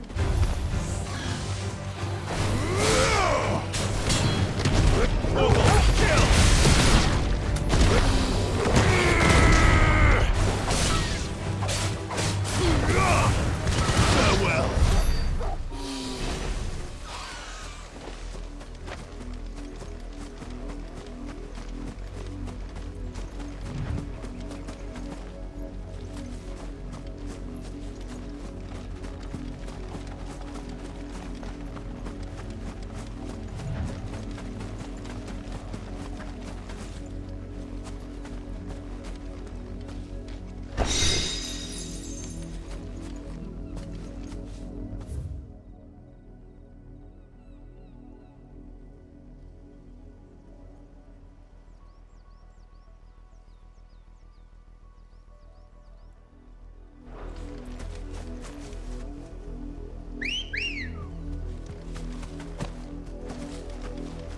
Come on.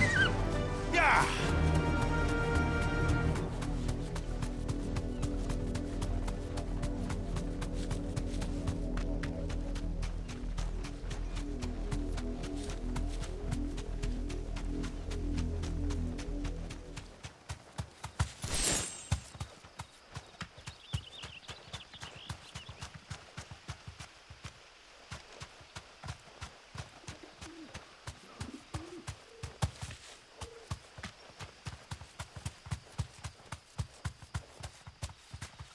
Straight home now.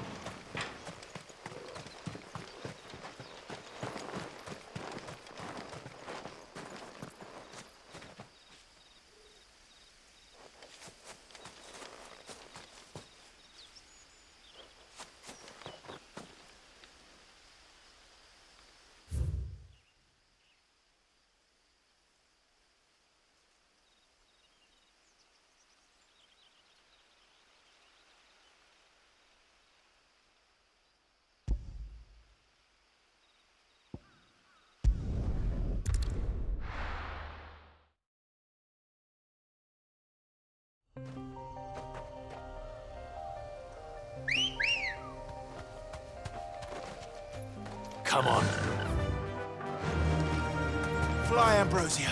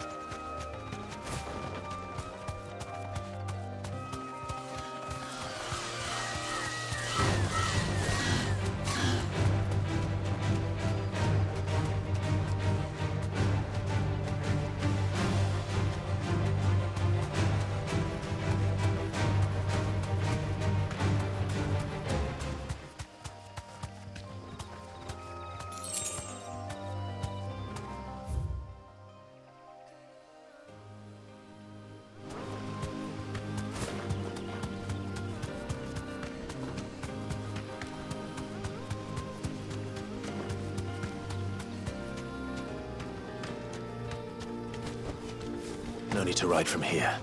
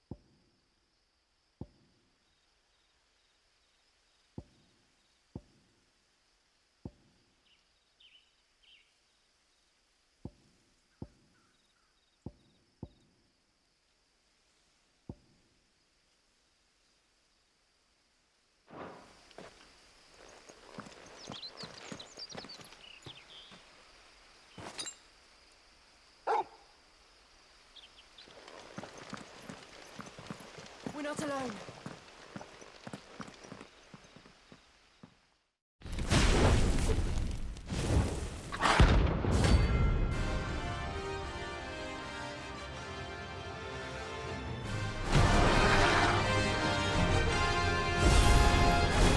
What we have here? Greetings, Your Majesty.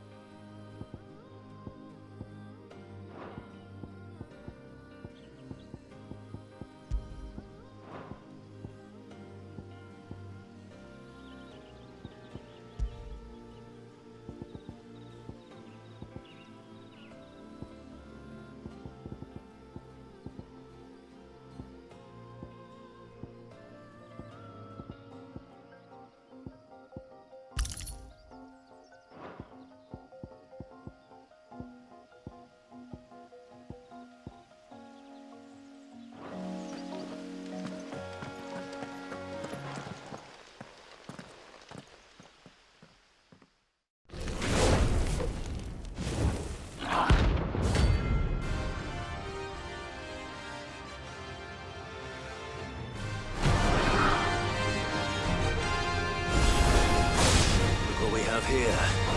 Greetings, Your Majesty.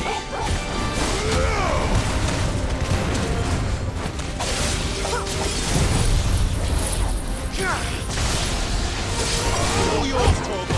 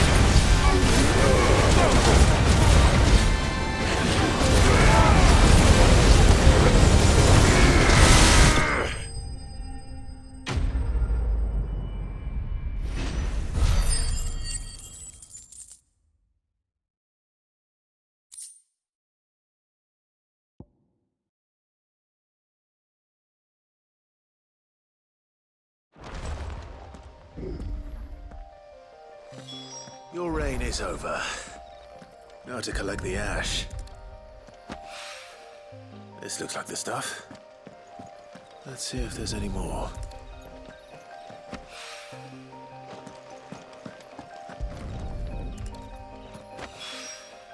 That should do it. If Hawaii needs more than this, he can fetch it himself.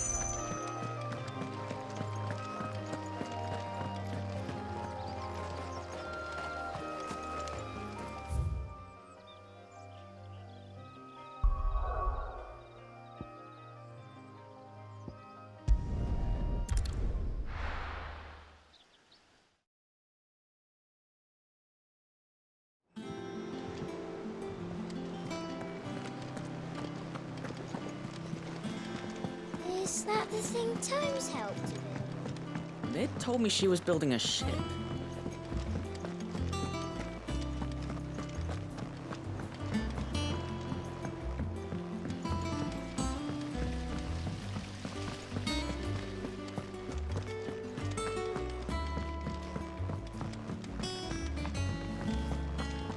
I think Mid might need some help.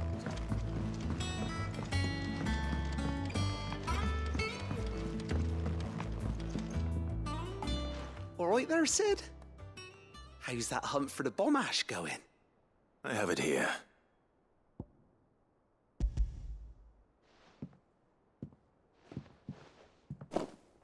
That's the stuff. And plenty of it, too. Enough to keep the Olympic bubbling away for a good old while. You're a gent, Sid. Let nothing say otherwise. Right then, let's get this contraption up and running.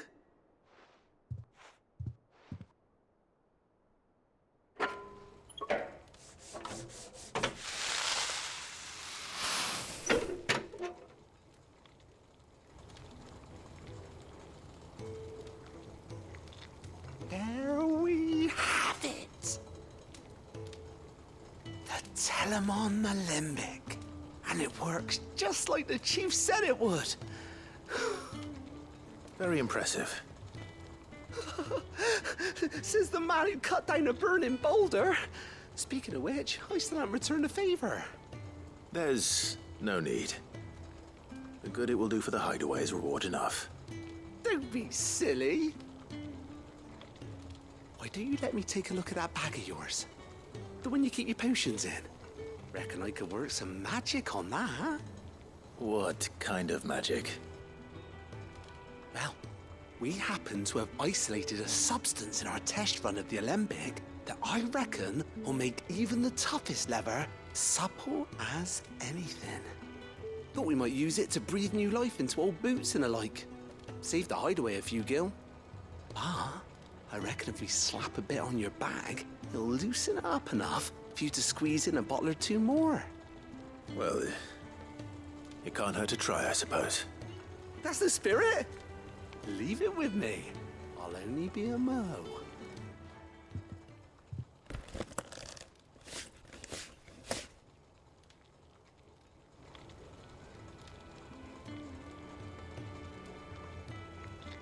Well, what do you reckon?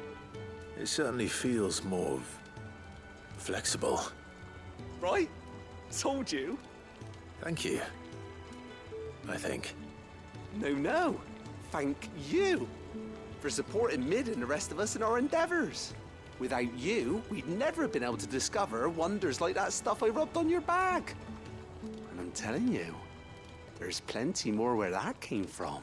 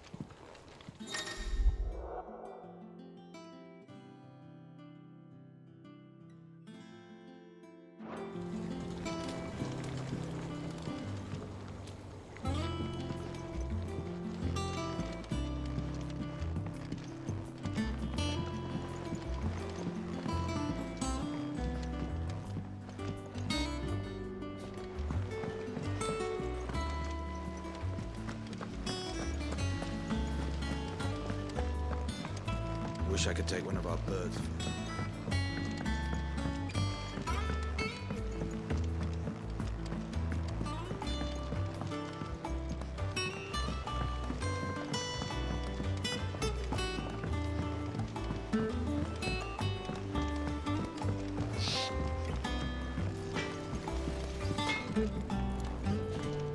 Back, are ya? What's that for you, dear?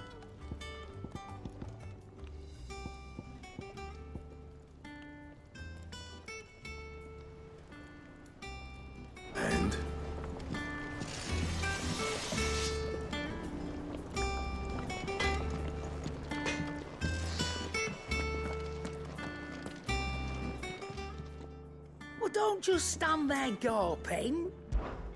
Go on, then.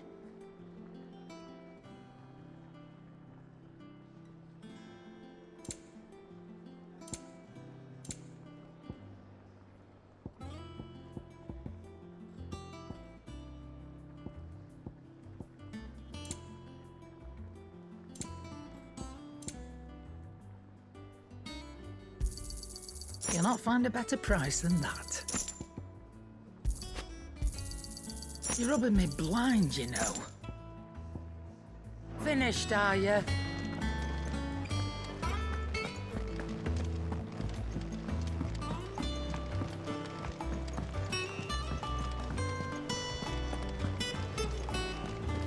Is that the thing Tomes helped?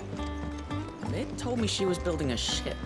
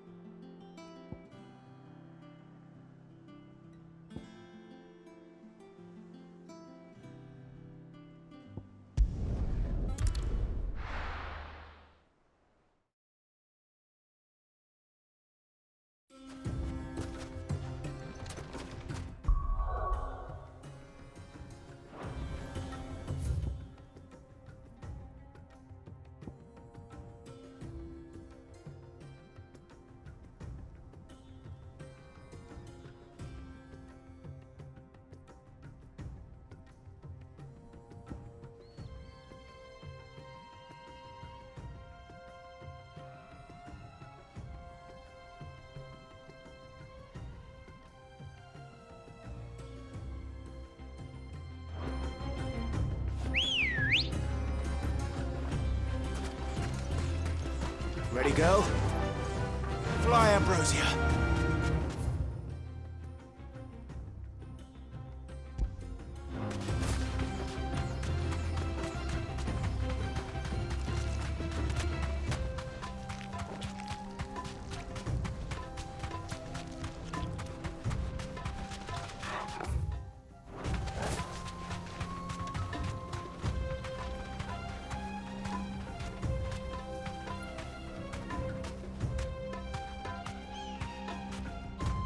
I can walk from here.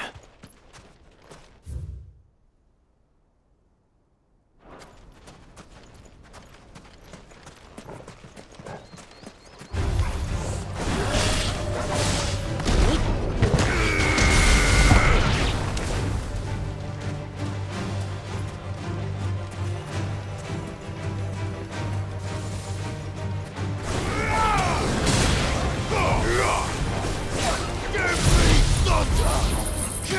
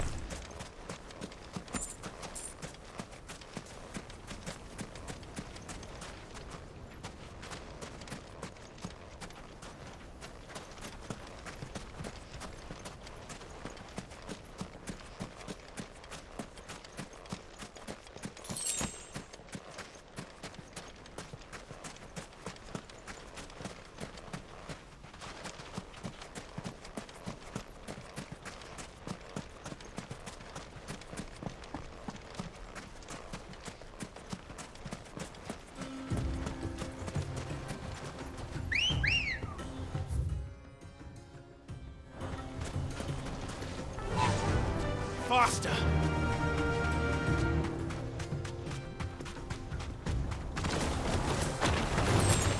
All right.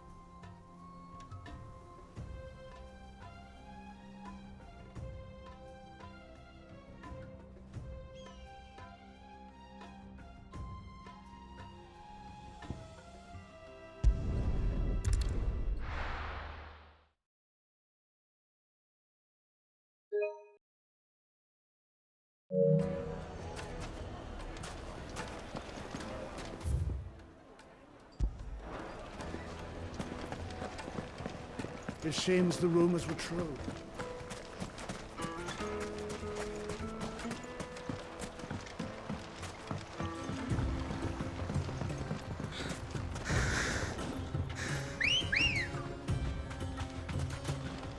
Good girl.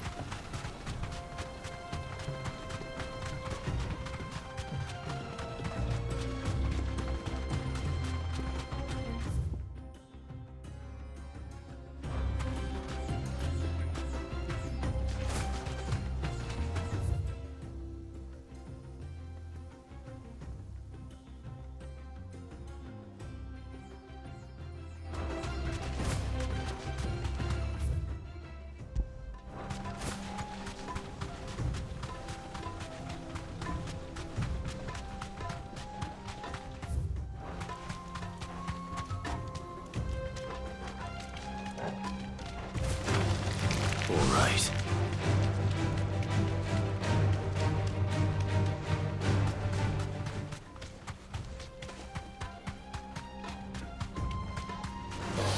No holding back.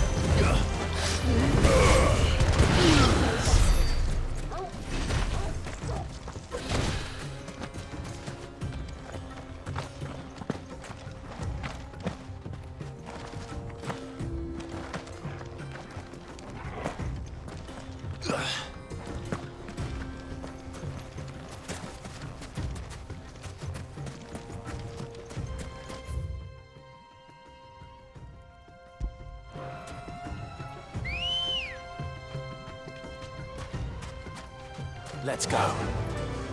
Fly, Ambrosia.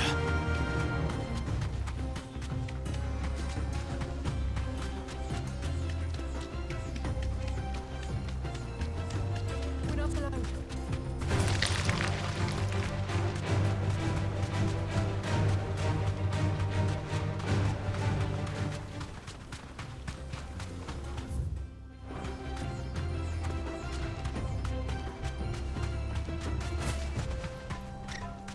You deserve a rest. There was a time this path was guarded day and night by Lord Kupka's men. But now they've gone. Back to the Fang. Leaving us lesser mortals at the mercy of whatever bloodthirsty beasts they say nested beyond.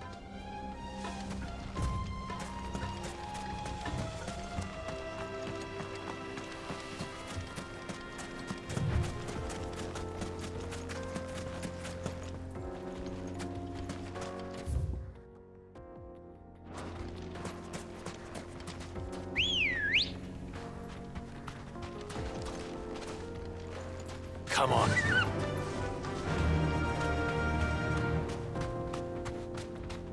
Run like the wind.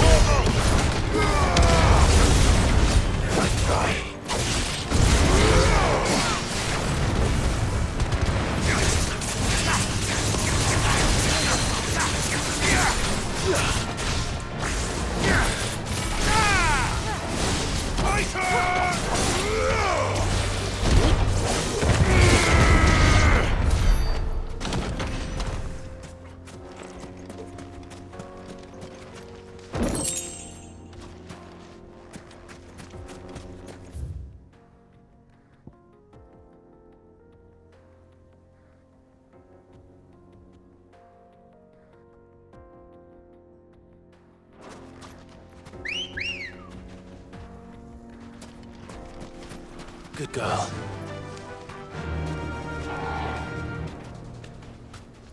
Fly, Ambrosia.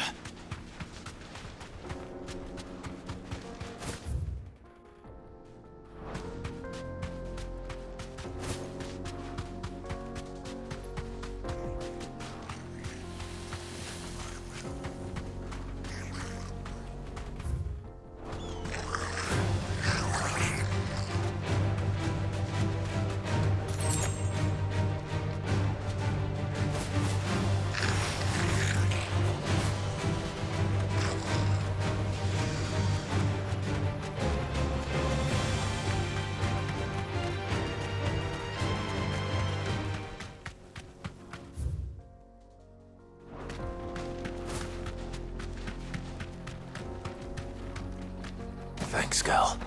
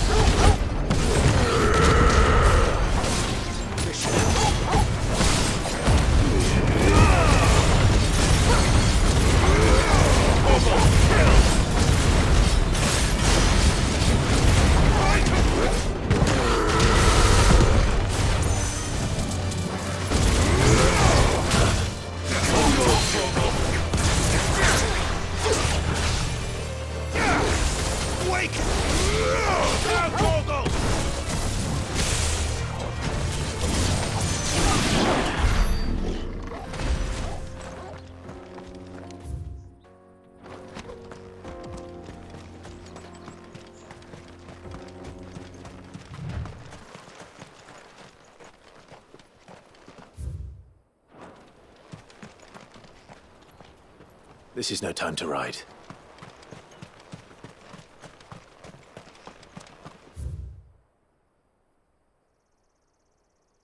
This must have been a fishing village before everyone left.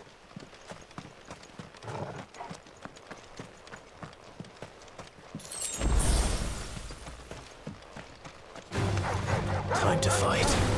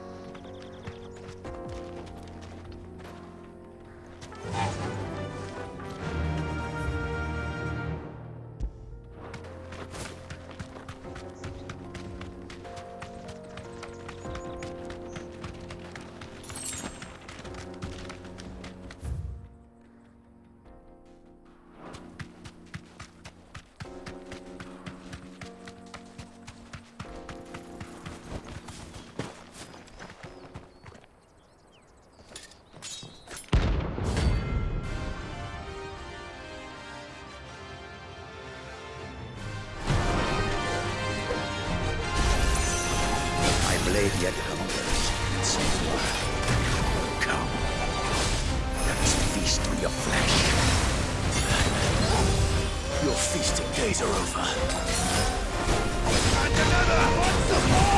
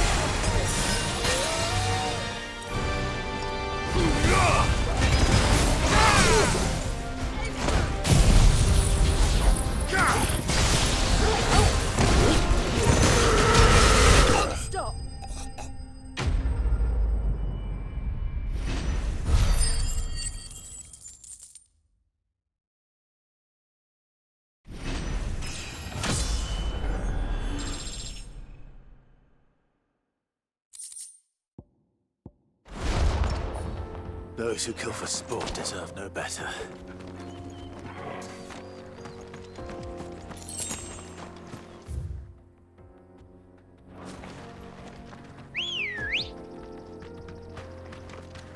Good girl. Yeah!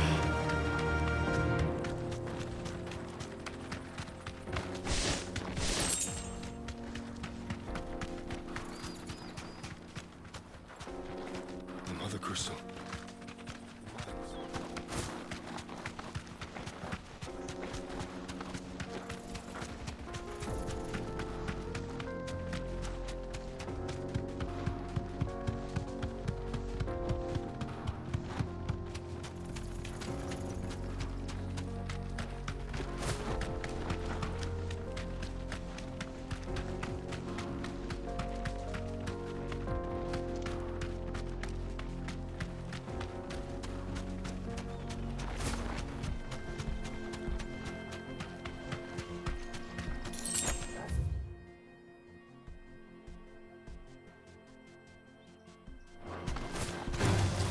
Enough of you, are there?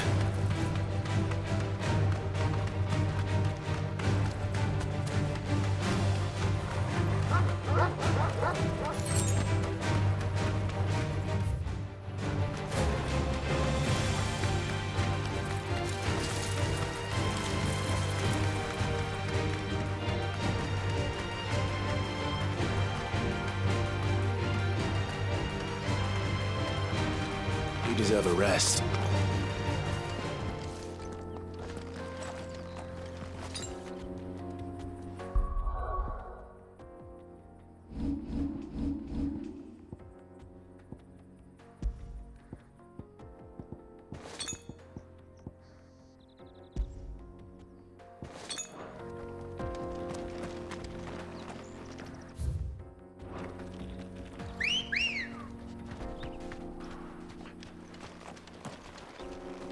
Come on.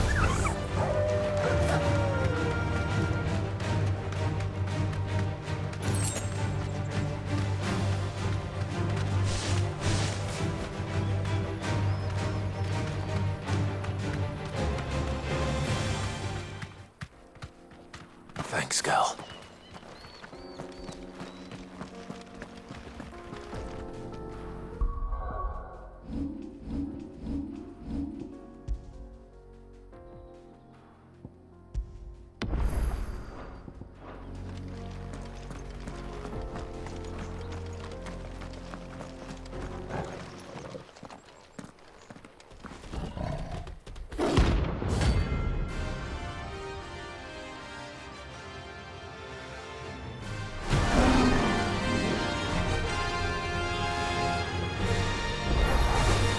Playtime for the pack, is it? Let me introduce you to mine.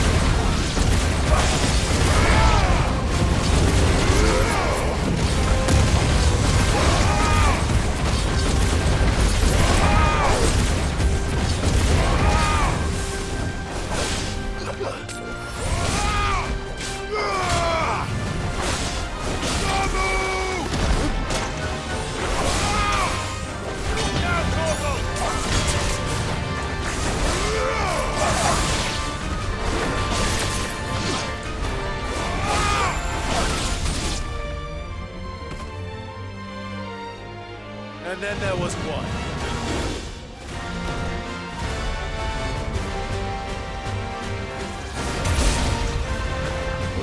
Nice try.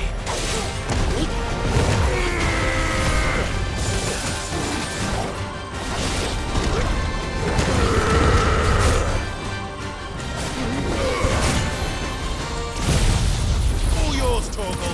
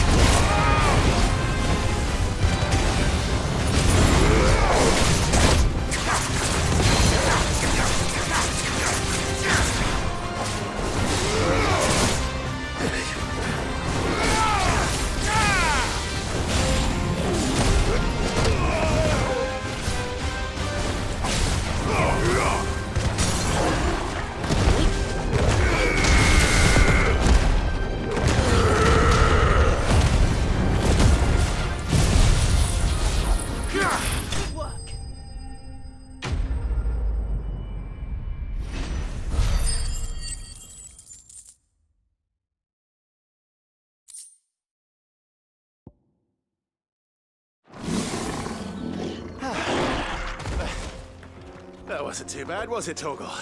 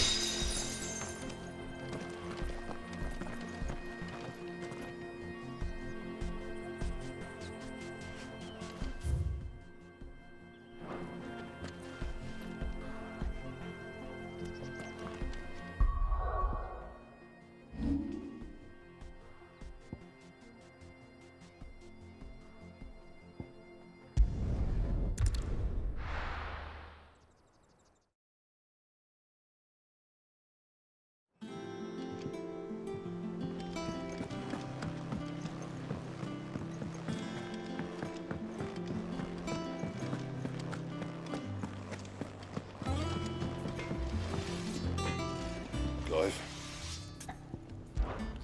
What's that for you, dear? Should last you a good while.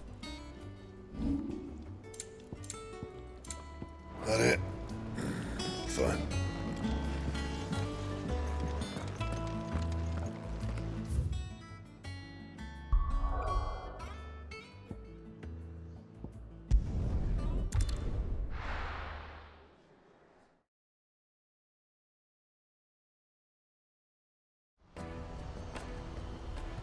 Let me carry your goods.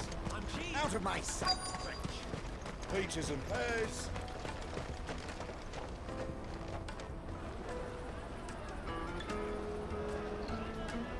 Wonders from across the water. Come one, come all. Feast your eyes. Good sir, can I interest you in...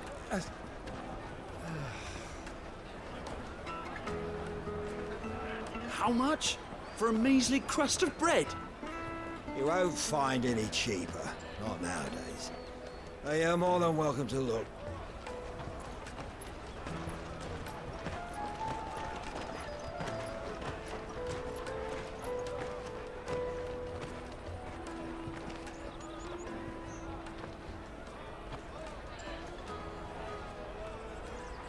The Empire's unlawful and illegitimate occupation of the crystalline dominion is still in effect. Only those whose business in Twinside has been officially approved by the Republican Army will be permitted to cross the border. All who seek entry are to form a line and ready their documents for inspection. It looks like we aren't the only ones who are eager to leave. And they're checking everyone. Can't you make an Not for the likes of you. We won't get through without that pass. Let's go in and find Good, shall we?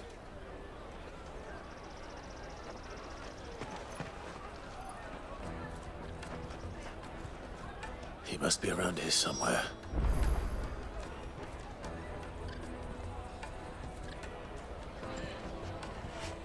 Come and taste my peaches. They're sweet as nectar.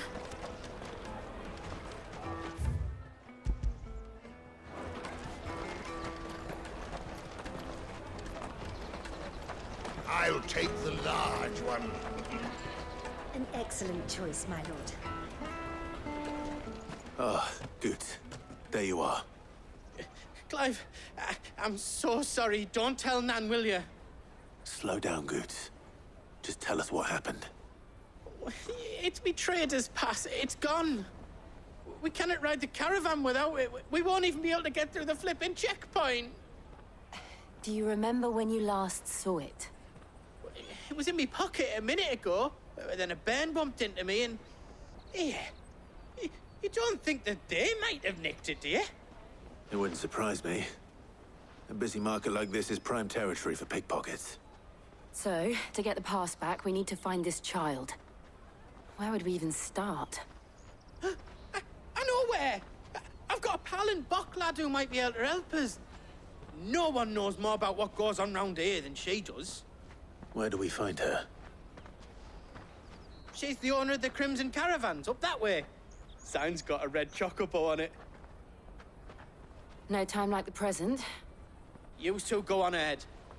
I'm gonna check the rest of my stuff, make sure naught else is missing. All right. We'll meet you there. Go to the Crimson Caravans and ask for the owner. It's the place with the red chocobo on the sign. Big red chocobo. Let's keep an eye out for this red chocobo, then. And the other on our purses. Stops next to the checkpoint.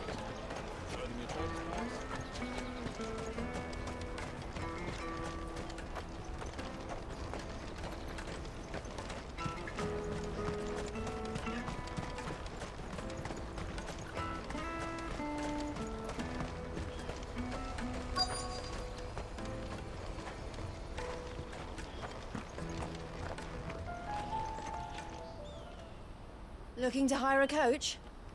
It's 10 million for a two-birder to the Crystalline Dominion. Take it or leave it. Oh, we're not here for that. Then I bid you good day. Wait! Don't go, El. He's me mate. As I live and breathe. Goots, what are you doing back in Bocklad?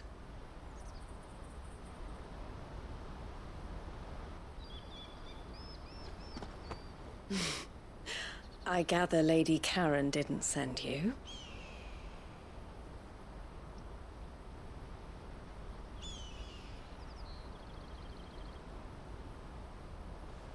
So what trouble have you got yourself into this time? It's me trader's pass. It got stolen. By a little bairn. Of all the...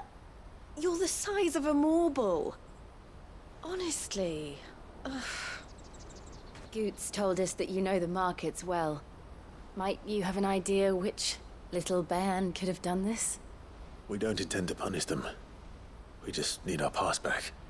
Then, we can be on our way. I see. So neither of you has a trader's pass either. Not that anyone would take you for traders, but I suppose that's why you came to me, correct? Now, I can't say for sure who took your pass, but I suspect I know why they did it. Let me explain.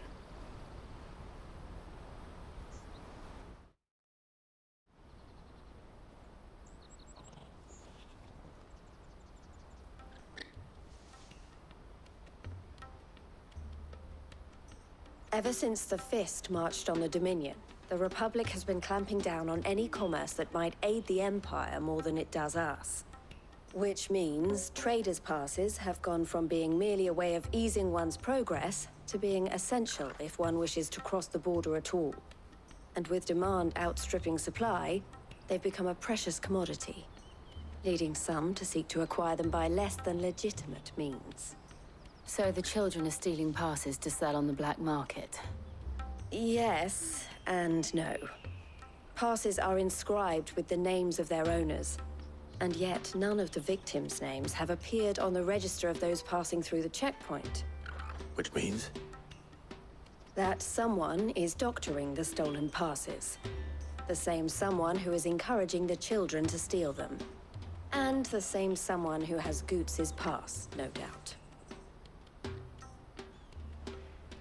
Whoever they are, they're ruining the livelihoods of honest merchants, which is why we've decided to take a stand.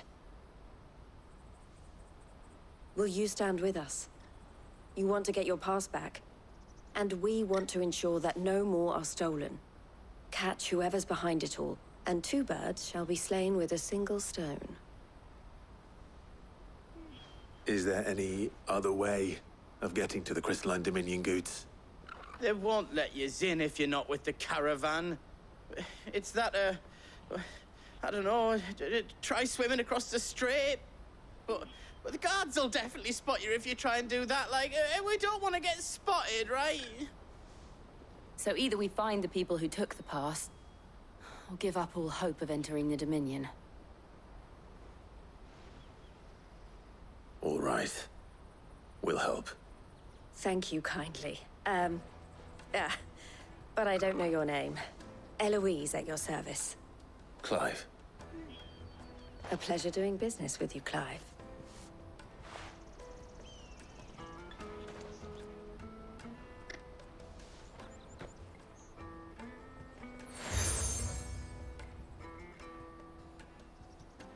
The proprietor of the furniture makers by the coach stop is spearheading the search.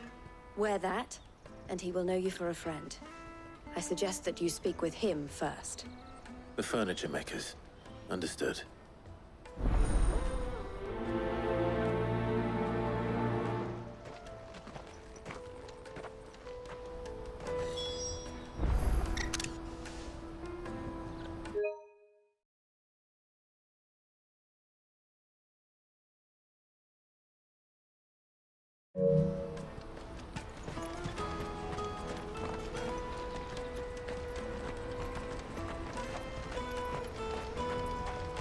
Out of my sight, wench! I've no use for a brand. Peaches and pears.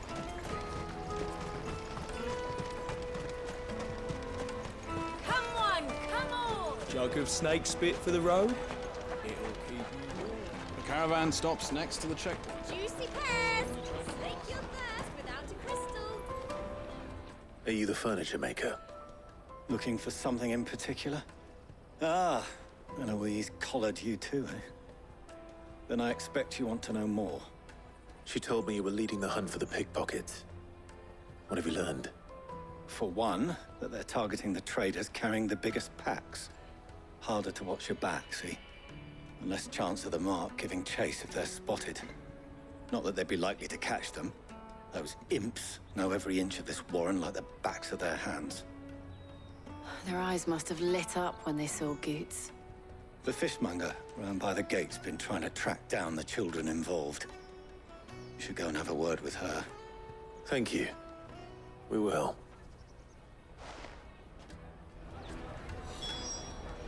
Have a word with the fishmonger back there by the gate. She's been looking into who the culprits might be.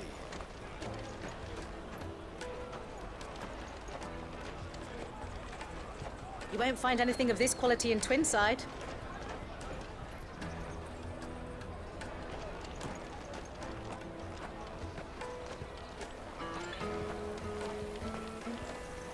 You should come with me to the Dominion. Life will be different there. Fish for sale! Fresh sorted and smoked! Can I interest you in... Ah, sorry. Message from Eloise, is it? She's asked me to help her. To help you find the pickpockets. Is that so? Suppose I better tell you what I know, then. For one, this isn't a family operation. All the traders say the children who stole their passes were dirty, dressed in rags. Street urchins, by the sound of it. We get a lot around here. Orphans from the wars. A few, perhaps. You saw the refugees gathered by the entranceway? They're all looking for a new start in the Dominion and beyond. Some of them take it as an opportunity to rid themselves of unwanted baggage. The shame of it. Whoever's behind this would have to have made themselves known to the children at some point. And so should we. You should start with the children around here, then. I doubt they're the ones involved, but they might have heard something. It's worth a try. All right, then. Questioning children. How hard can that be?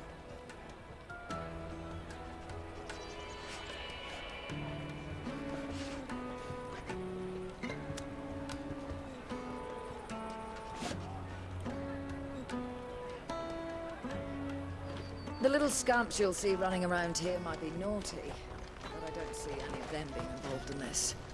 Still, they might have heard something. won't find anything of this quality in Twinside.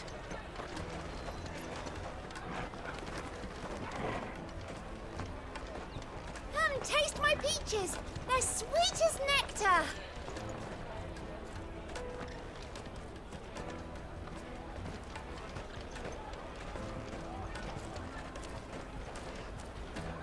Excuse me, do you mind if I ask you something? Can't stop you. I was just wondering if anyone has asked you to do anything out of the ordinary recently. Anything you grown-ups ever ask us to do is shut up and go away. So guess what I'm about to tell you to do? Sorry. I'll leave you alone.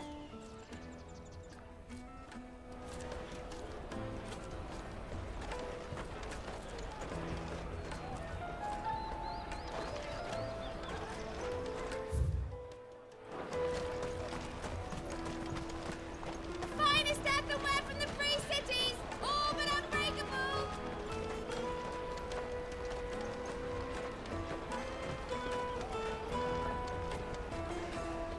Do you have a moment? What do you want? What I want is to know who's asking children like you to pick pockets. I don't know. Nobody's asked me. What's picking pockets?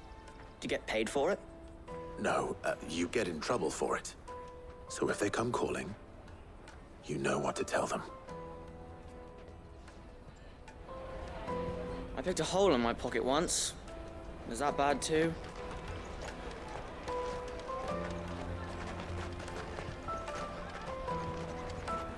Jug of snake spit for the road? Excuse me? What do you want? I don't have any money. It's all right. We're not going to hurt you. We just want to talk. What about?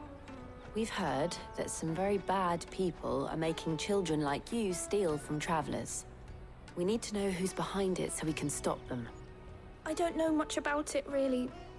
But my friend, Honza, he said he got a job doing something dangerous. Sounds promising. We need to find him and ask.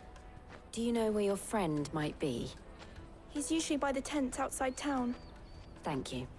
You've been very helpful.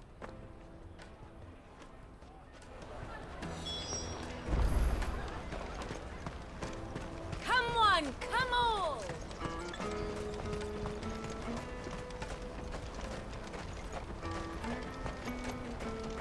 Peaches and pears, beets and beans.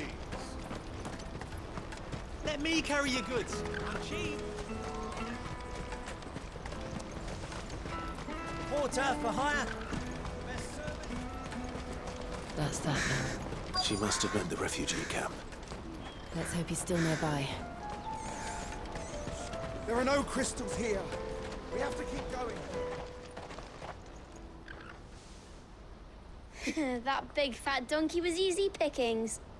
He wouldn't have noticed if we'd robbed his boots off him. Yeah. Wish we hadn't handed over the pass, though.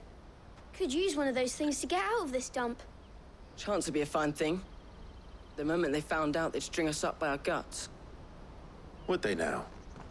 Perhaps you'd like to introduce us to these charming characters. Shit, we're in trouble now. What do we do? You two get caught if you want. I'm off. Hunter, where are you going? So that was Hunter, eh? Jill, you watch these two. I'm going after him. All right.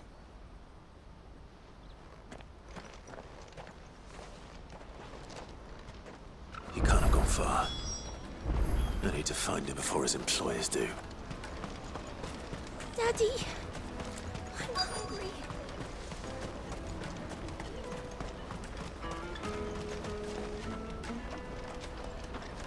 Did you see a boy run past? He stole something from a friend of mine. There was a boy ran back there towards the Chocobo pen, but... Thank you.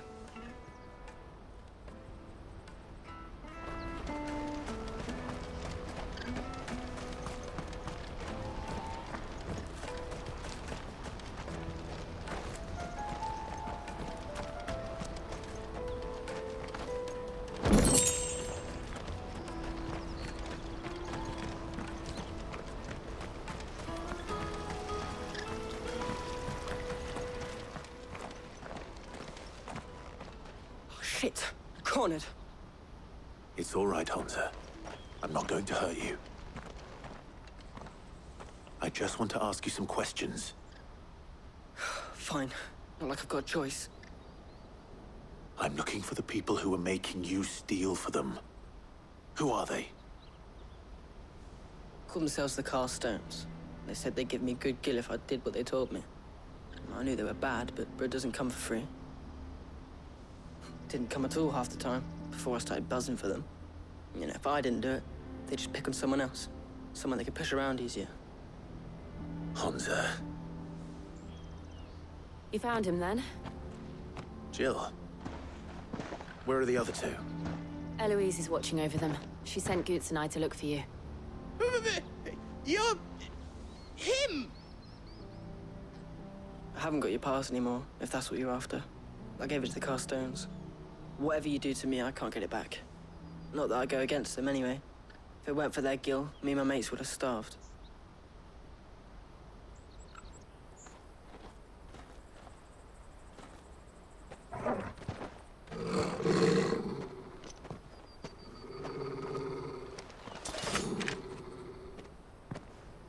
Cowards. You will not force another child to do your bidding. Wait, we're not... Don't hurt him.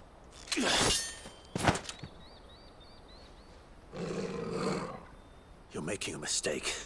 We're on the same side. Like hell we are. That brooch. Where did you get it? Master Theo? Goots. What are you doing with these people? Unless you're the ones my sister was talking about. Your sister?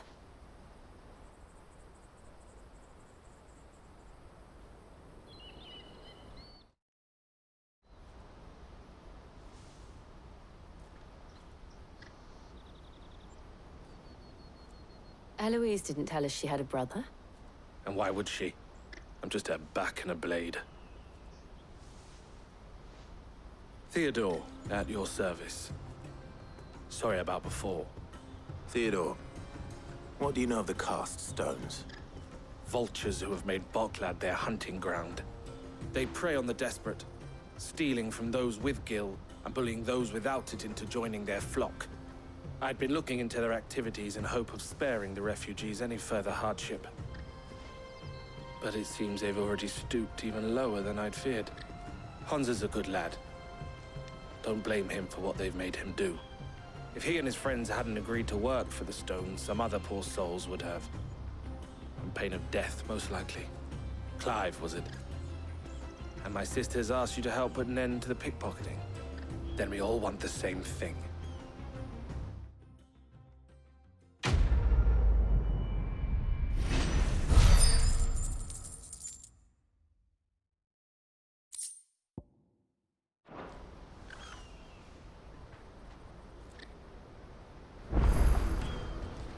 Oh. Where is it? So, what's the plan? What else? We find the Carstones, and we crush them. You get your trader's pass back, and I make Boklad a safe place again. All right then. All right then.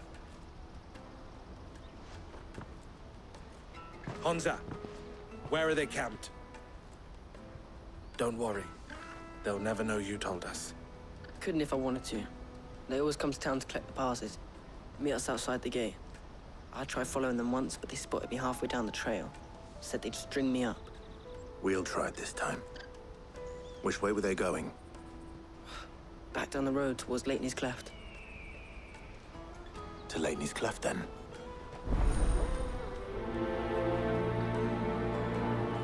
Laney's Cleft is to the south, past the camp.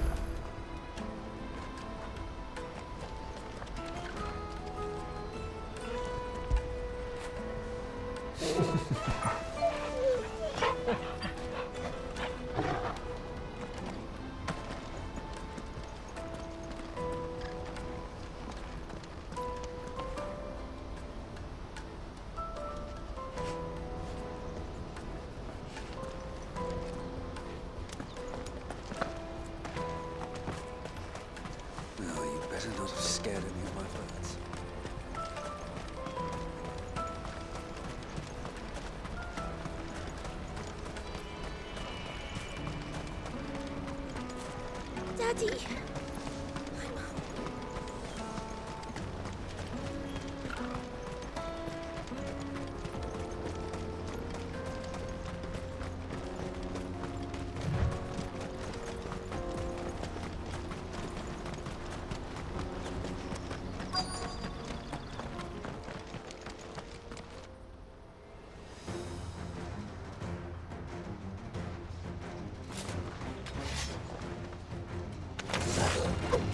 That's the one who's been sticking his nose in our business. You should have minded your own.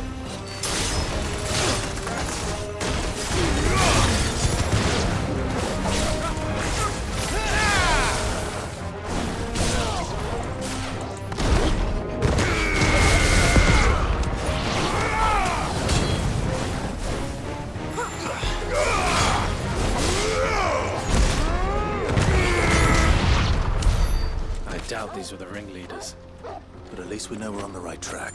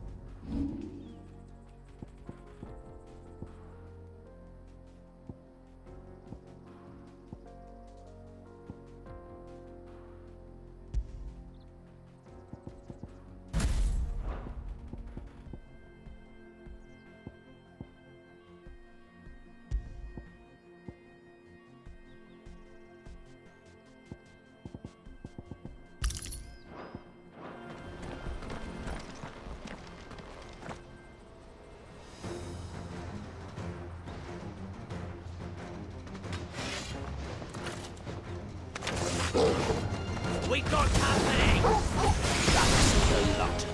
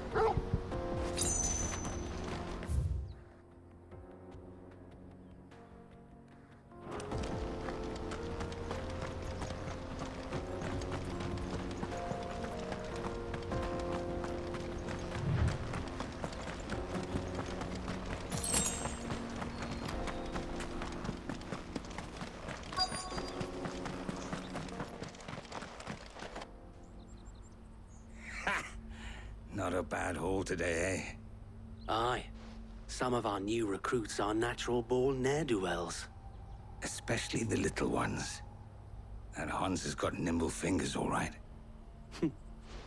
It'll be a shame when they chop them off. But till then, let's make the most of it. Scum. The leaders of the cast stones, I take it. They don't deserve any mercy, Clive. I wasn't planning on showing them any. We're ready when you are, Theodore. Oh, I'm ready.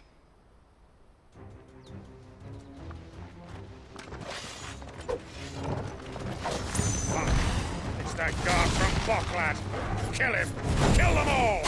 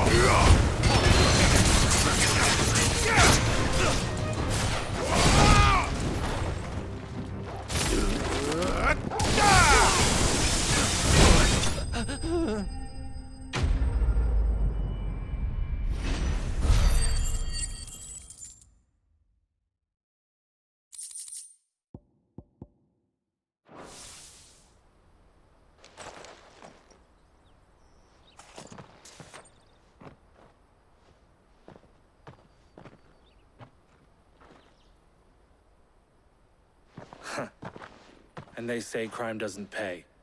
Gold chains, rings, purses. And traders' passes. Dozens of them.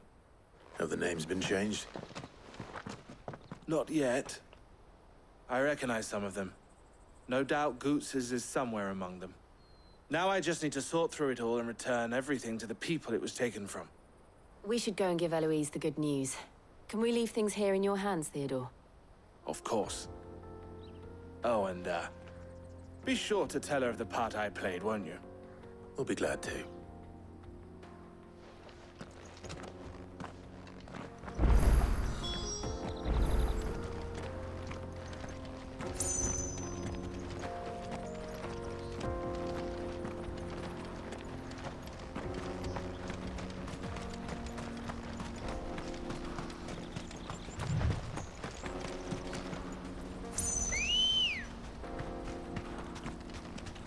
Good girl.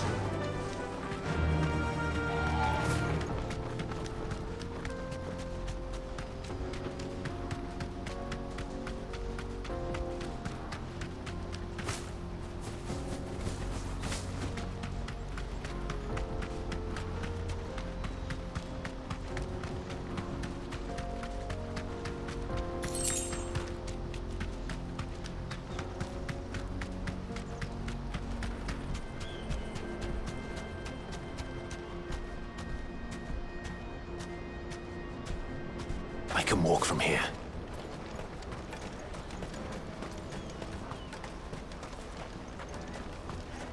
Daddy!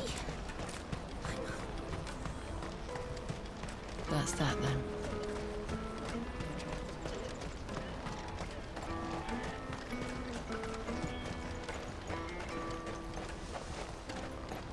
Hurry, man. I must leave for the Dominion post-haste. Bloody Crimson Caravans. Bring up all the best customers. Some for the rest of us.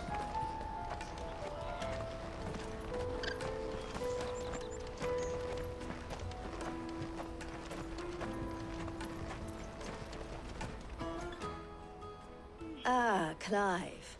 How goes the hunt? My brother isn't getting in your way, I trust? Quite the opposite.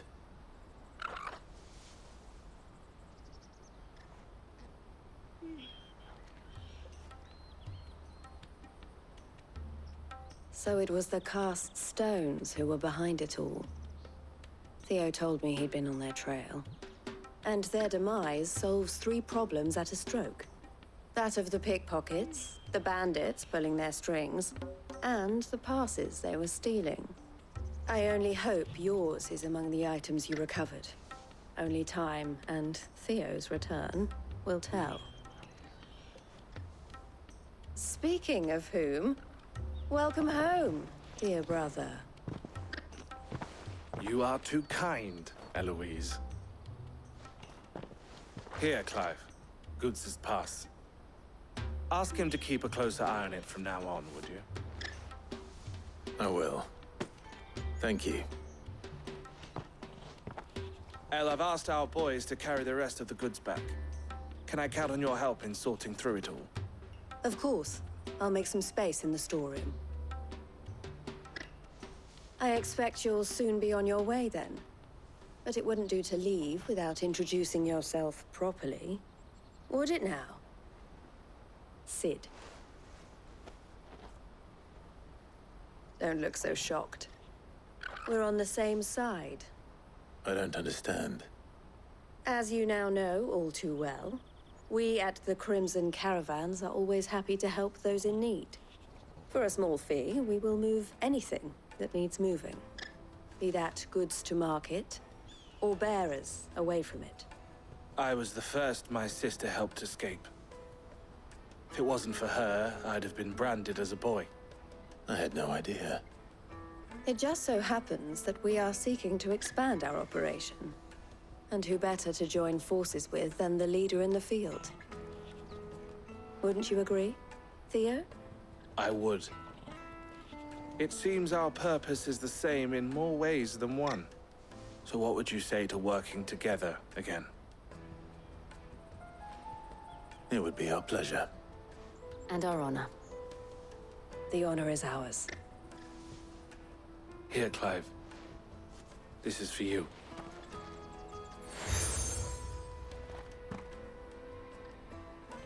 What is it? Elle has friends in high places, while I have associates in, lower ones. That mark is proof that you're a friend to us both.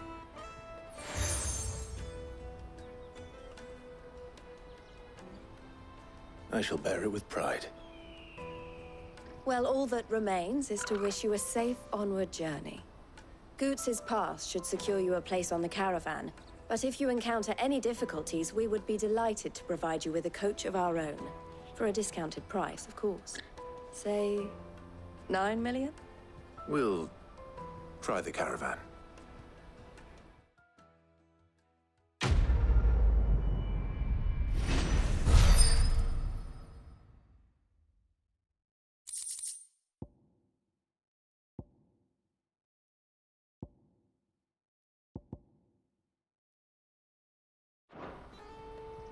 Right then. Let's get this back to Goots. And then it's on to the Dominion. Out of my sight! You won't find a finer array this side of the strait. A fine choice. Many thanks. A fine choice. You're welcome anytime. Peaches and pears.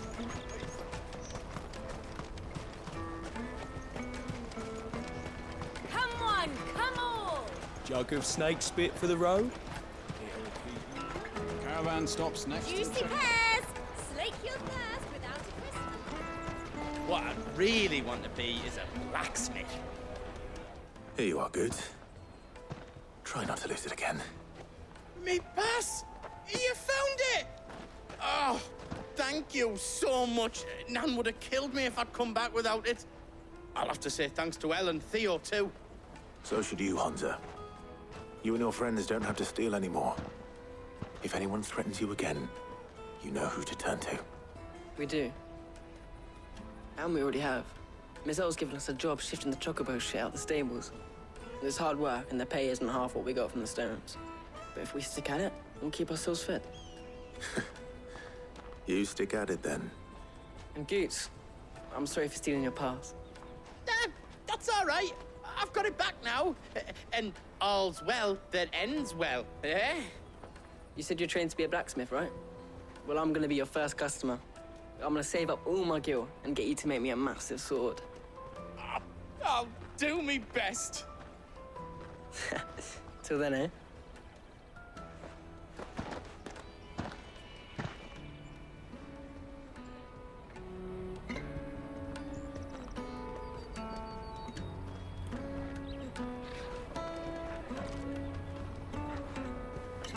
All right. We have a place on the wagon.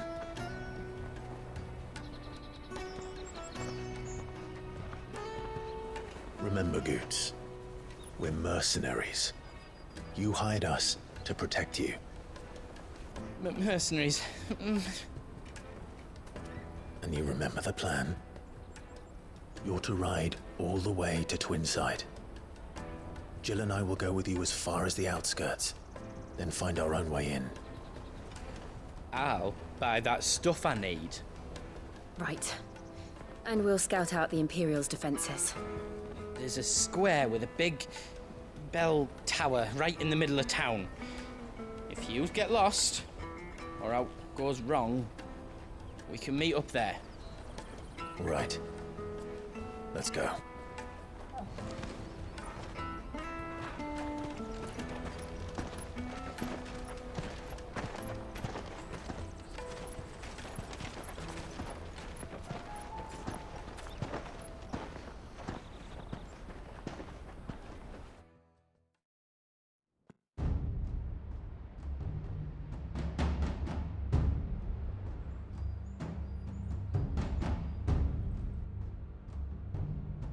I see.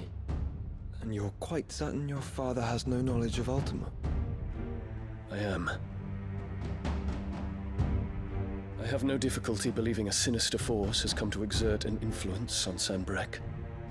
But be that as it may, it is yet to claim my father. For better or worse, his radiance speaks his own mind.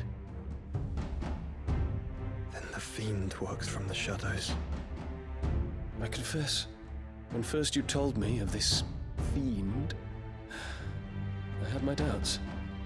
And more than a few at that. A beast that labors to plunge Valisthea into turmoil, all in pursuit of your brother. But that wound is proof enough that evil is afoot. Then I have your answer, Your Highness. You will join me in my fight. I cannot. Not yet. Your Highness, please. As you are aware, the Dhalmekian army is at our gates. They have lost their mother crystal, and with it all hope of a negotiated withdrawal. It is but a matter of time before they invade. If Bahamut is not here to meet them, my people will be slaughtered. Though not by Hugo Kupka, thanks to Ultima's machinations. I know the fate of your people weighs heavy on your conscience, but if we do not put an end to Ultima's plans, they shall face a far darker fate. The chaos he would wreak would sweep all of Valisthea into the abyss. The lives of every man, woman, and child in the Twins are at stake. I believe what you say, Phoenix. But I have duties of my own, and I must discharge them. Come what may.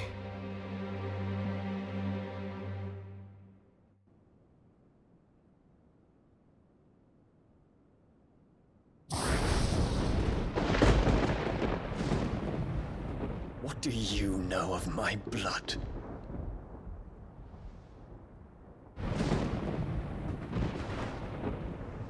I know that it is wholly unworthy of the highest offices of state, which rightly belong to those of purer breeding. Alas. Your bloodline runs through the Oriflamme gutter, from a whore who weighed her child's worth in gil. Have you threatened my father? Of course not. I merely whispered in his ear that his mongrel son is plotting a rebellion. What? Sylvester listens to the words of his astrologers. And they have ears too. You have been feeding them your lies! Should you remain loyal to Emperor Olivier, his radiance may yet crown your head with laurel, and not with tar. Fork-tongued witch!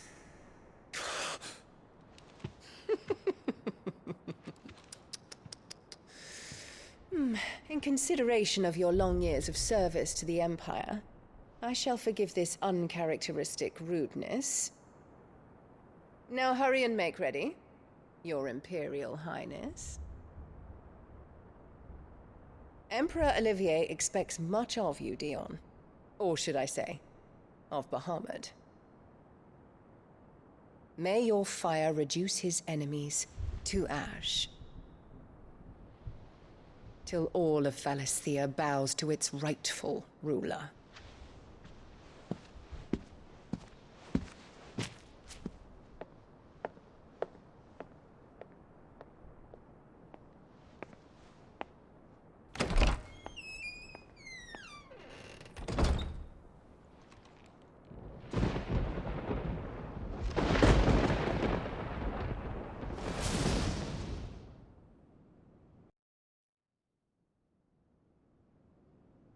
There is another darkness that has taken hold of Sanbreque.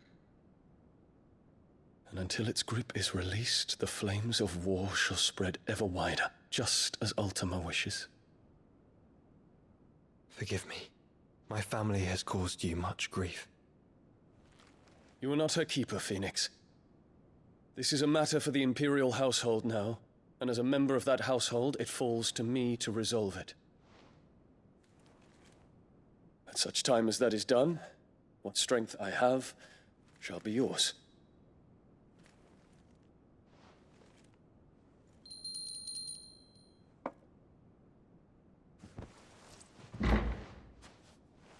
Thank you, Your Highness. Let us take to the skies together, and bring a new dawn to Valisthea. I should like nothing more.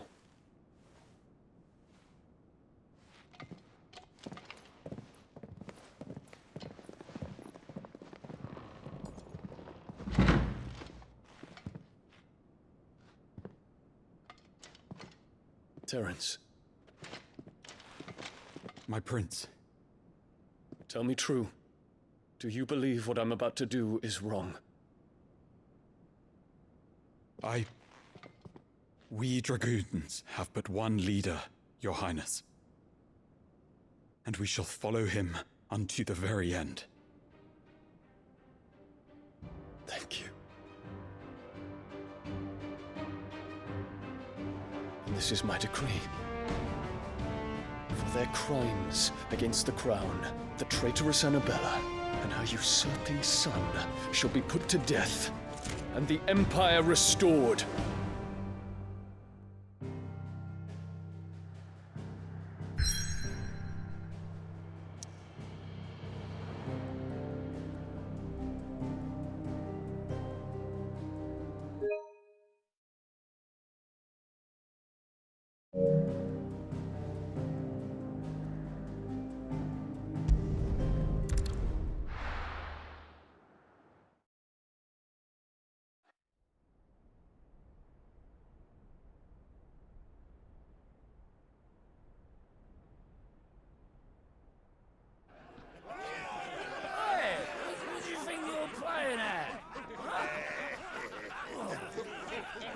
Stop you getting eaten by fucking wolf, that's what. Come on. One would never guess that these people stood on the brink of war. And they're afraid. They turn to drink to forget their fears. Anything you want to forget?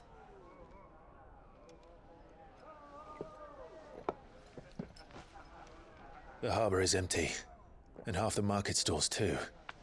The city may seem peaceful on the surface, but it's balanced on a knife edge.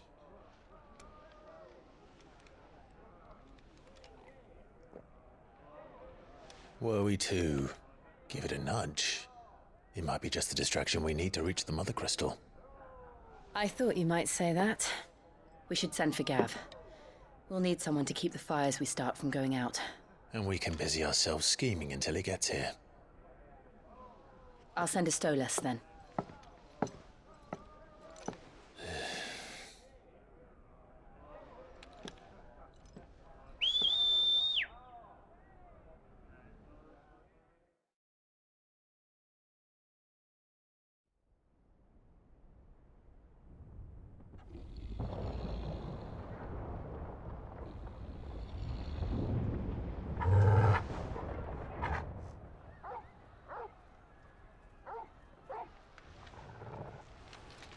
What is it, boy?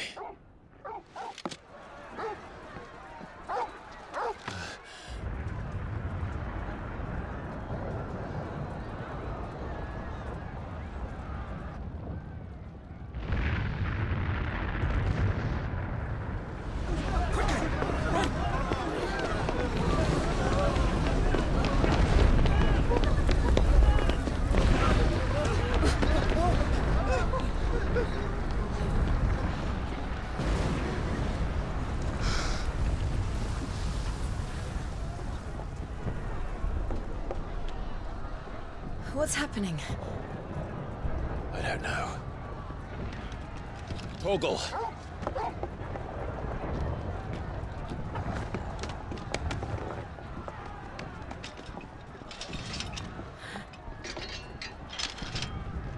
This way.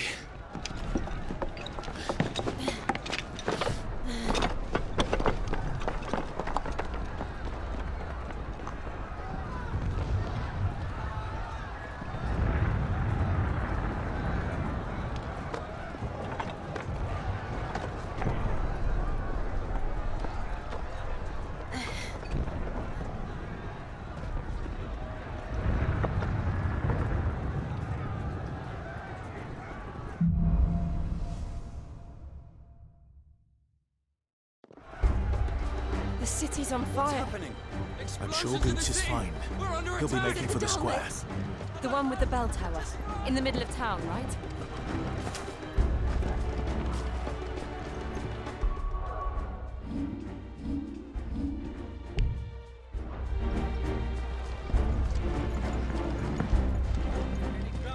Watchman or sentry is to be slain on sight. Not spare the citizenry.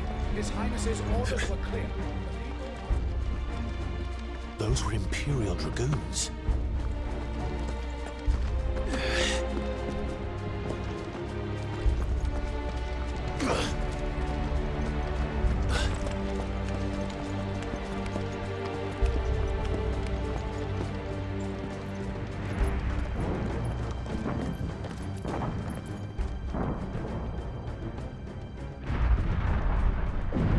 What in the hell is going on?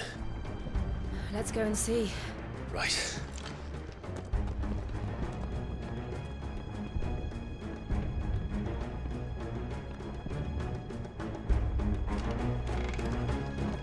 But first we find Goots.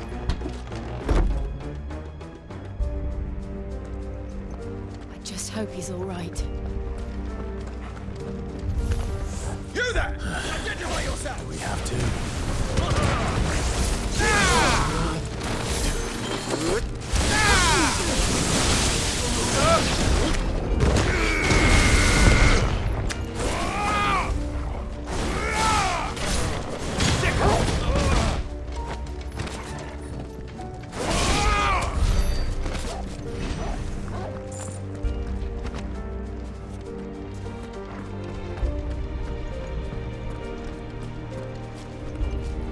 Hurrah! Quickly, cut them down!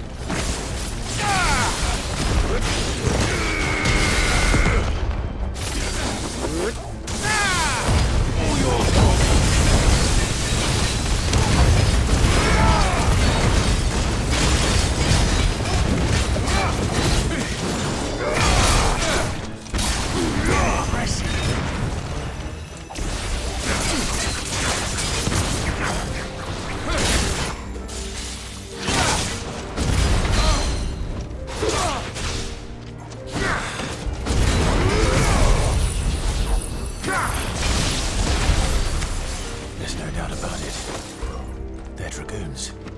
What is this then? A civil war?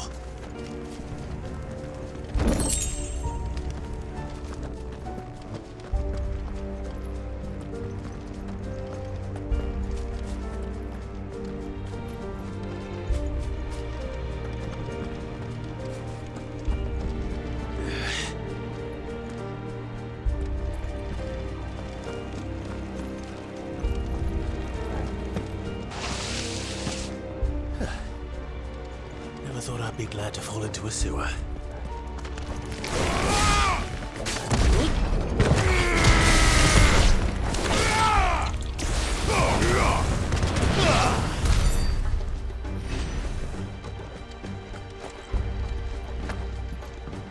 Ward secured, Captain. None of the Emperor's forces remain. Hey, gather the men! We press on to the council chambers. Yes, Captain. What is the men and women in the market district. The evacuation is complete. Good. Then all that remains is throwing the pretender. There it is. The bell tower. Right. Let's go.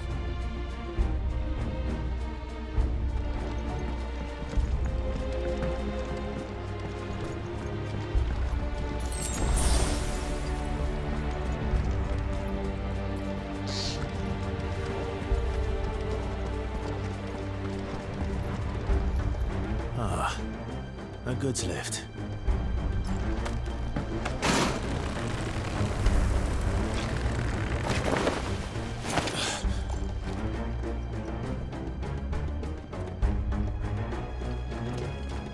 Where in Grieger's name did you come from?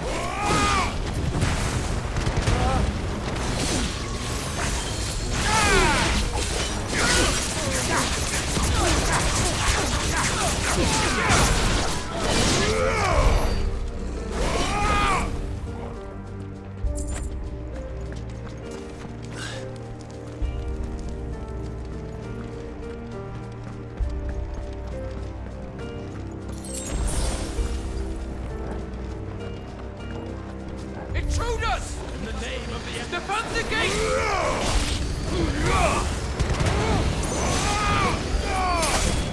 Farewell.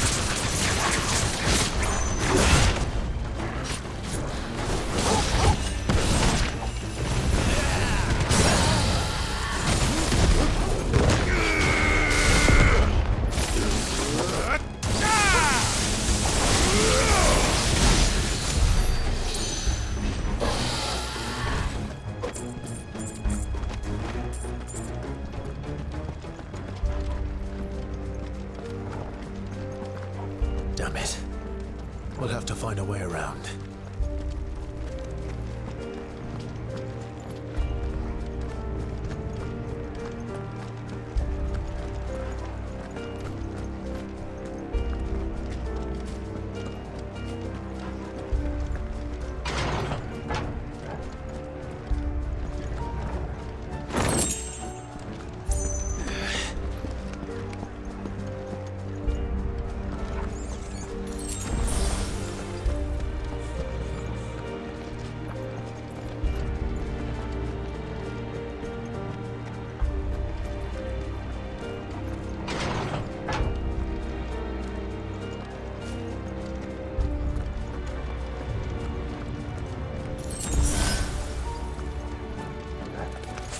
In the name of His Highness!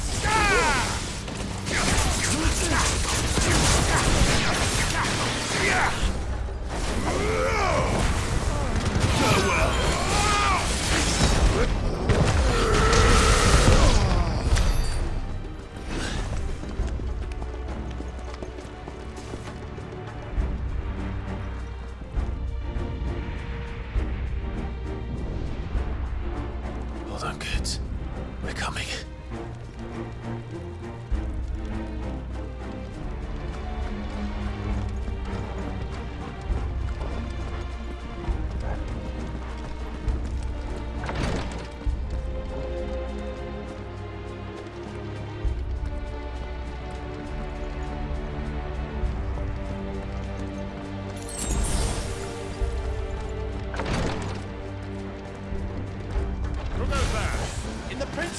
time, none shall pass!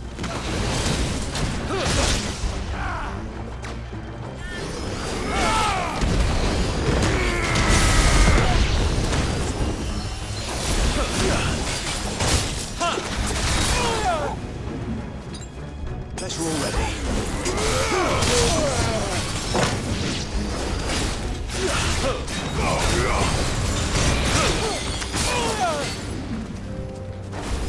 All yours, Turtle!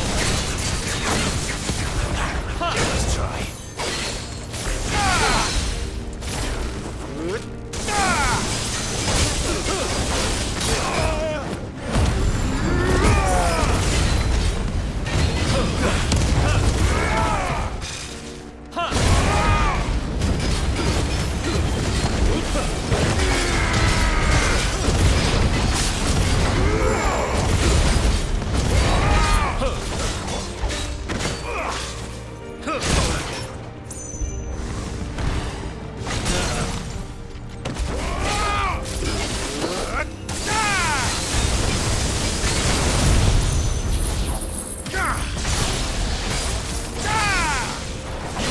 Finish the job.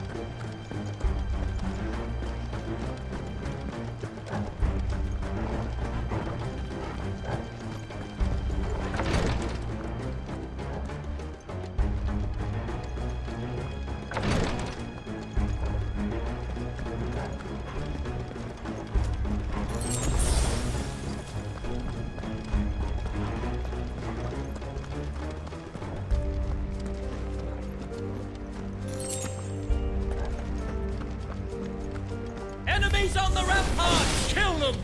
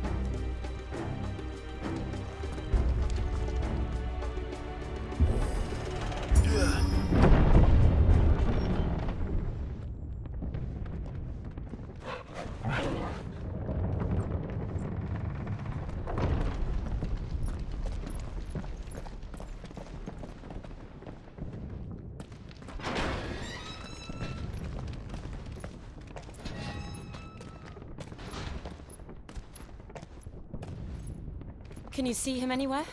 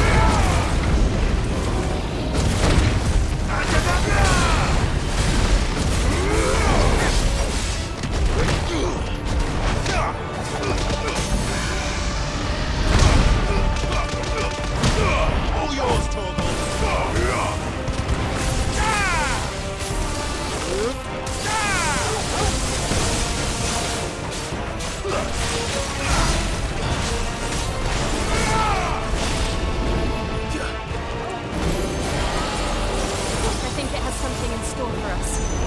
Get ready to move.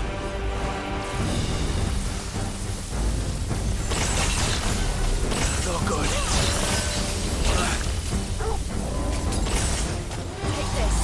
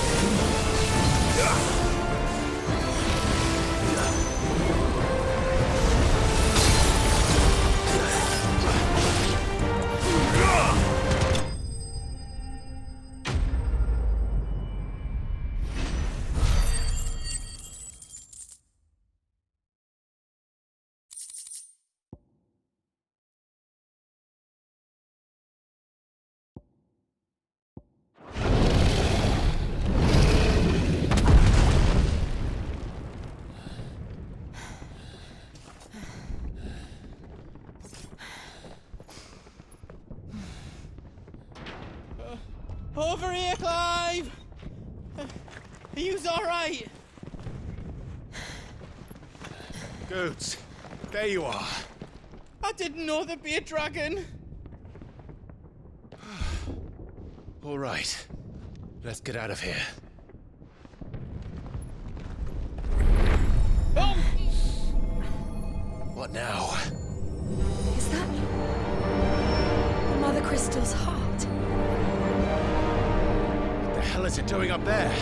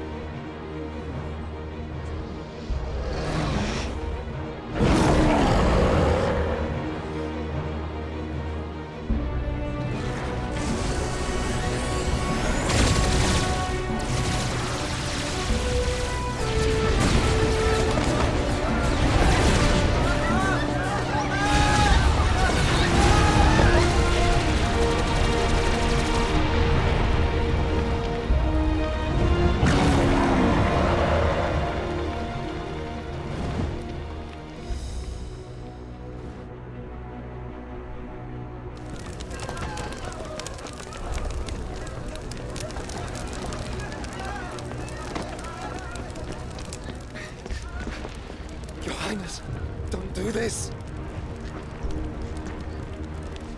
We must leave. Now, Your Grace. I beg of you.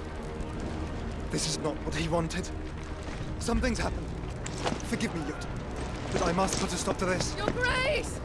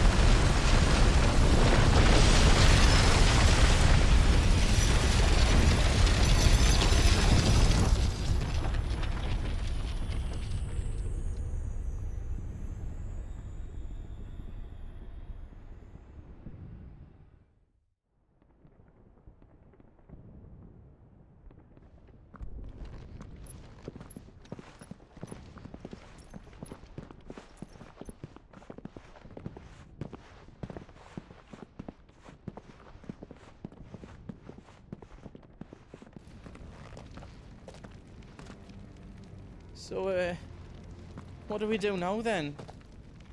We destroy the heart. But he might come back! As soon as the flames die down, the Imperials and the Dalmex will move in. This may be our only chance. And Bahamut has gone for now. You should get as far away as you can, Goots.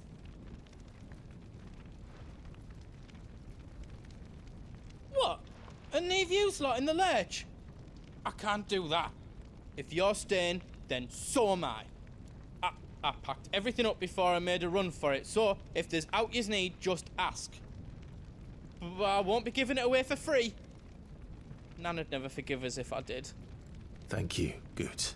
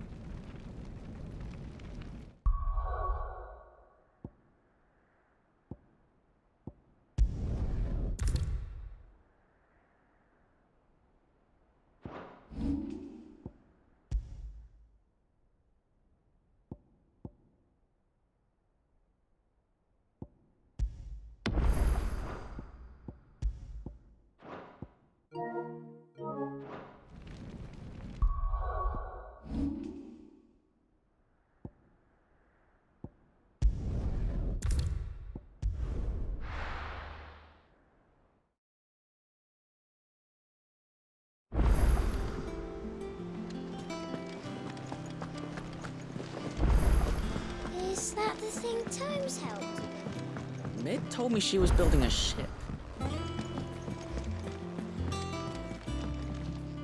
Ah, my My favorite pupil. How may I help you today? One must understand one's place in the world.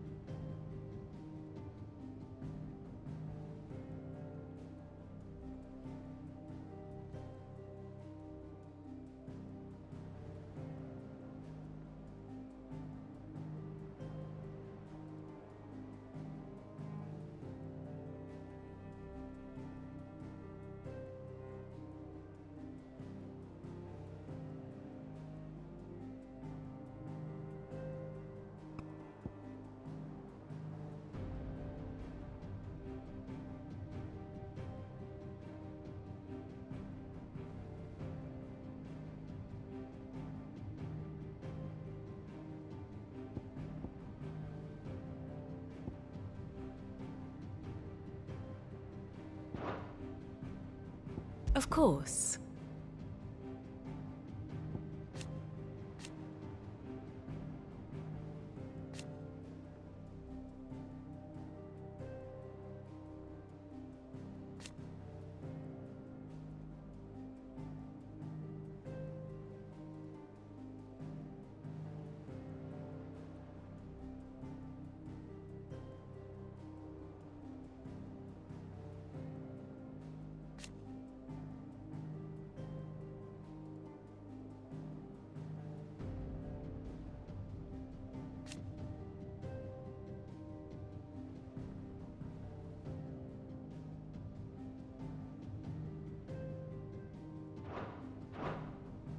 Study it well, Clive.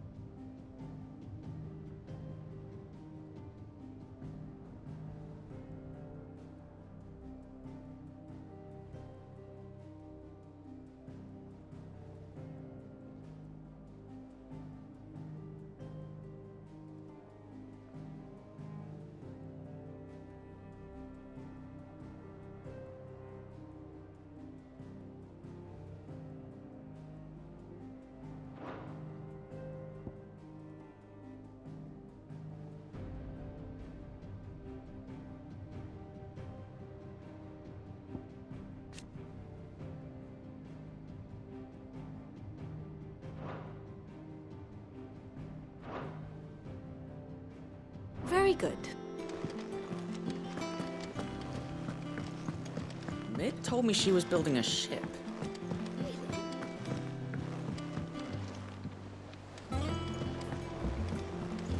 I don't know where Sid gets the energy.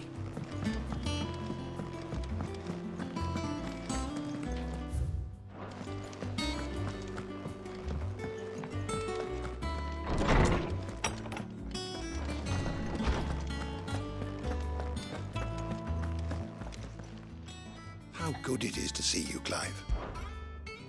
I don't believe you've read this particular chapter before.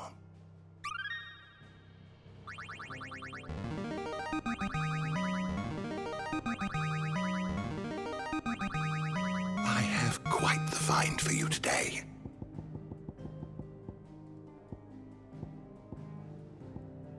What subject shall we consider today?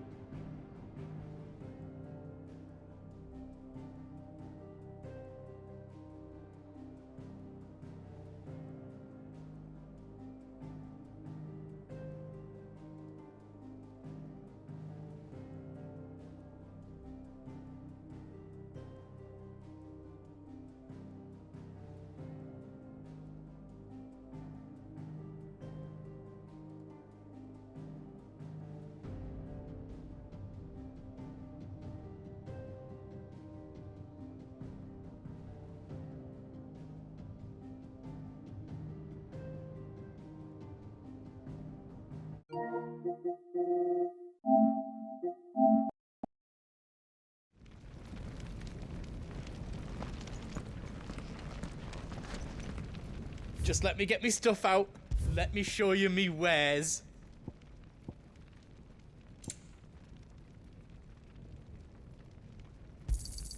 Thank you.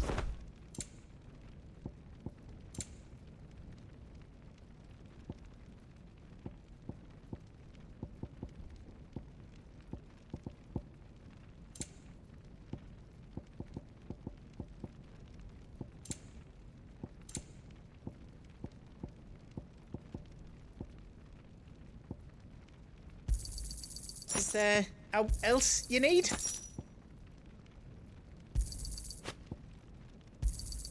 Thank you. Righto, here you go. Thank you. All done then.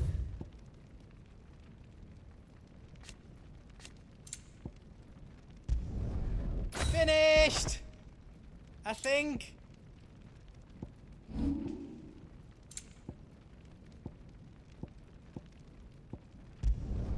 That's 10 times better than it was before. Is all done then? No.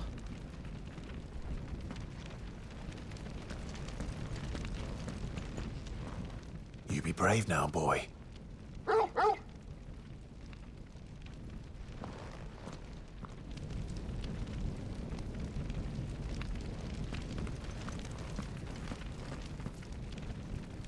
Drake's tail is right there, Clive. It's time to free Storm from the Crystal's curse. Oh, it's past time. But remember, Bahamut is still out there. And I dare say we'll be seeing him again before the night is done.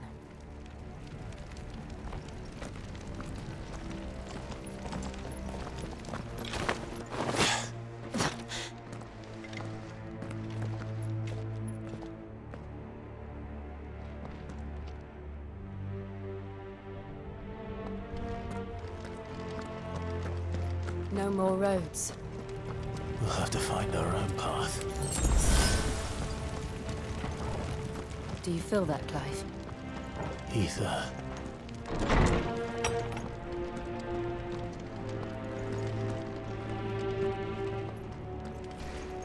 Just what we need. Another flood. It's already turned them. Then there's no reason to hold back.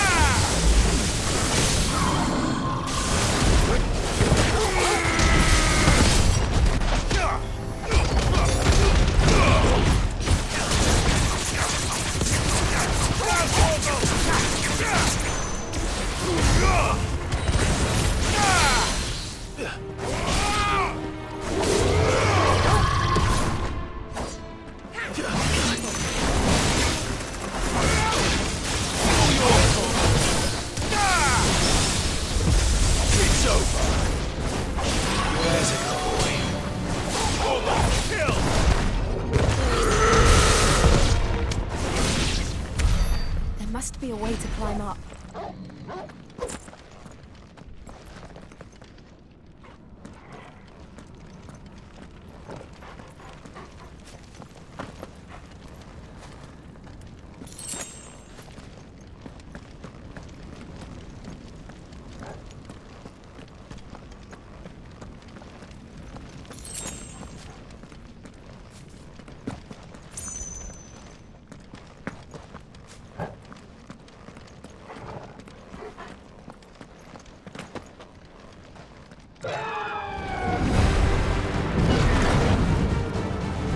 Is that the Phoenix?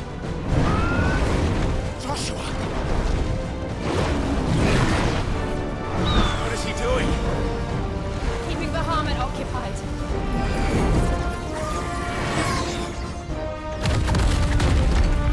Joshua! Joshua!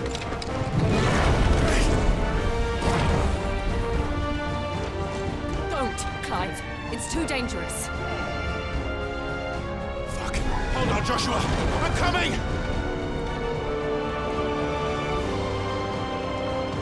We have to save him. And we will. We just need to keep moving.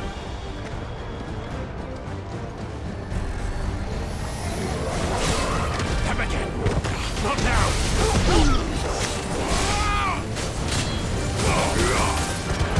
Over here! Sick!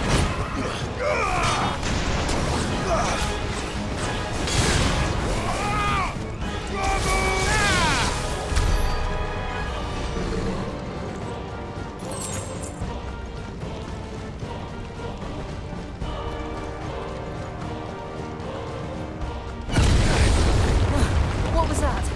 Bahamut. He'll kill us all.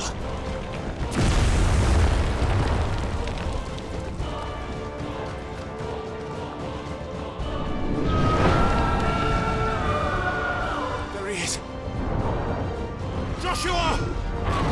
I'm here, brother! Clive. He can't hear you. Joshua! They're heading for the heart. And so should we.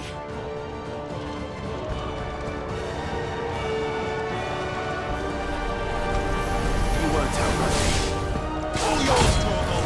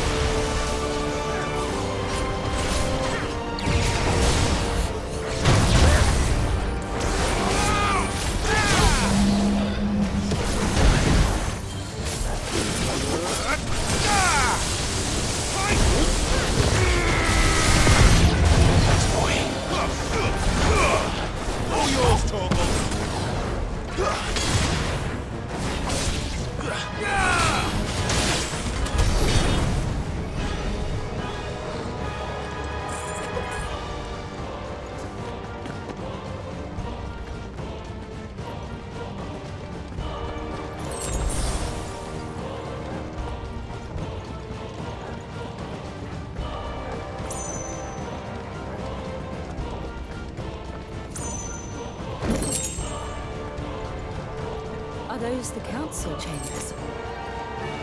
How are they still standing? I don't know.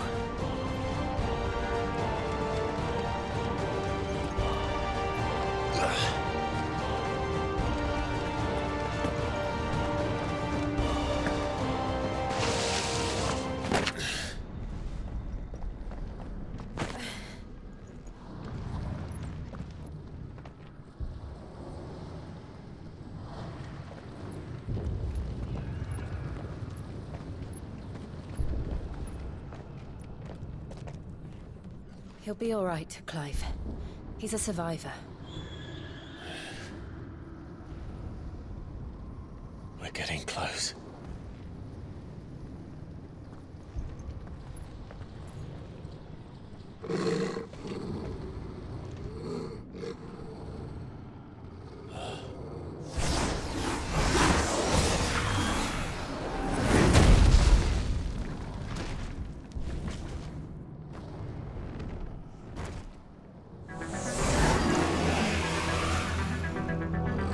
Looks like somebody doesn't want us getting any closer. I don't care what it wants. Neither do I.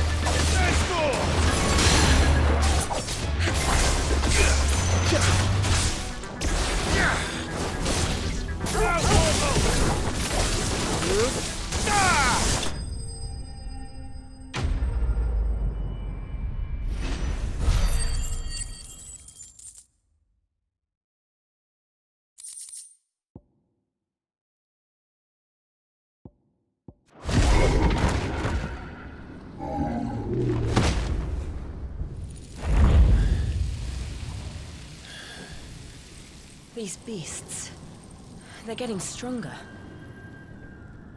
We can think about them later. Right now, there's only one thing we need to focus on. The heart.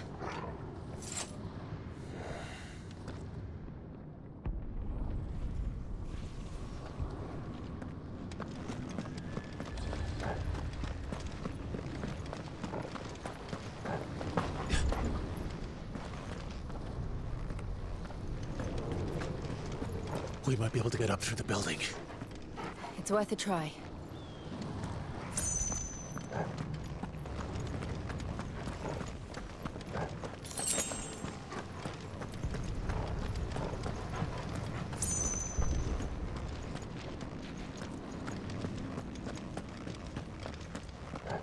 Quiet. There's someone up there.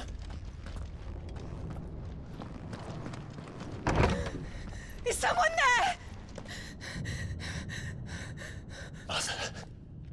It's you. What happened here? He tried to take him from me. Oh, my boy. My darling boy. Is this the child you made with the Emperor? Why, Mother? Why did you betray us all? You have no right!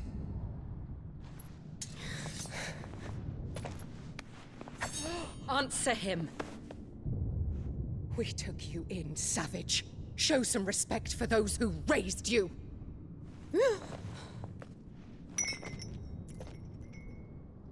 Honorable Elwyn, always thinking of his precious homeland.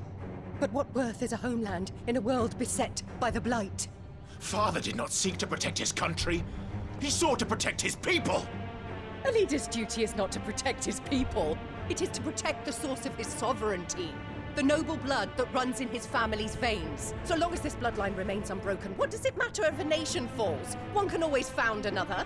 Unlike him, I did my duty. I preserved my line. I bore a son of the noblest blood, to whom the whole world might kneel. That is why I gave Rosaria to Sambrek, that I might join my line with the Lesages and birth a savior of this benighted land, blessed by both Bahamut and the Phoenix! You sold your country for a child. Why did he need another? You had Joshua. I had nothing. You were always your father's son, so very strong and bold and daring, and yet you failed to awaken. Would that Joshua had been granted 1/10 of your strength? Oh! How the nobles laughed that Elwyn's firstborn was surely the son of a concubine, and my own, not long for this world. The shame of it! The shame of being slandered by one's inferiors! How could you ever know how that feels? It should have been you! Why didn't the Phoenix choose you? Joshua's every waking moment was spent trying to shoulder the burden that you and the Phoenix and the Duchy foisted on him. That's why I became his shield. To help bear the weight. But what did you do? You betrayed your own blood and surrendered your son to his fate! Joshua, my darling boy. I never meant to hurt him. The soldiers' orders were clear. He was to be spared. Why did you survive when the only one I truly cared for died? What? Have you not looked out of the window? Joshua is here! The Phoenix lives on! He's battling Bahamut as we speak!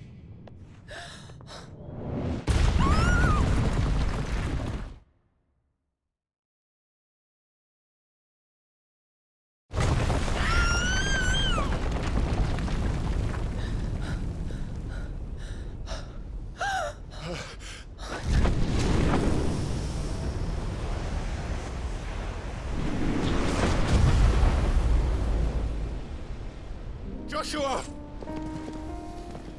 Wake up!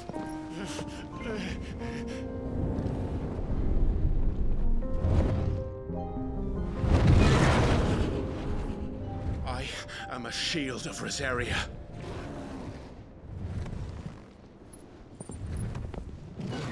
And I will do my duty. What are you...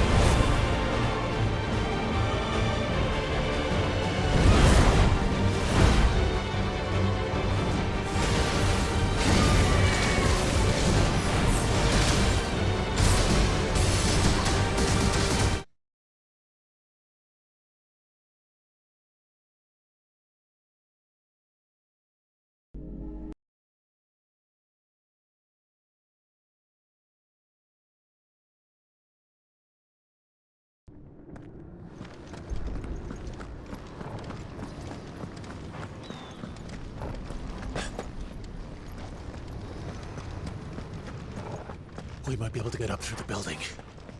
It's worth a try.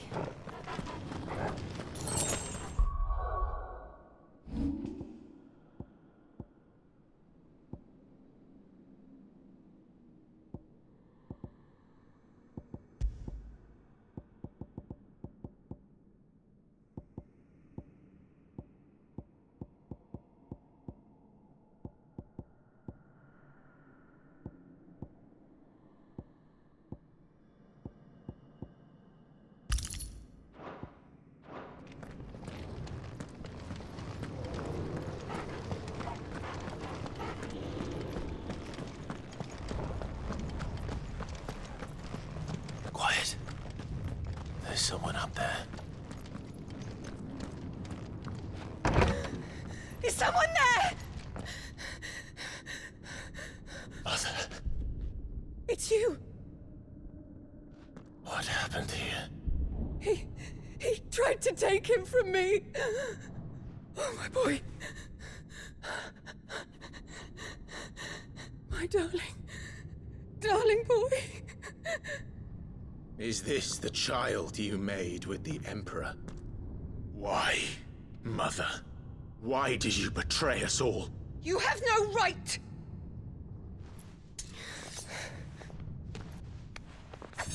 Answer him. We took you in, savage. Show some respect for those who raised you.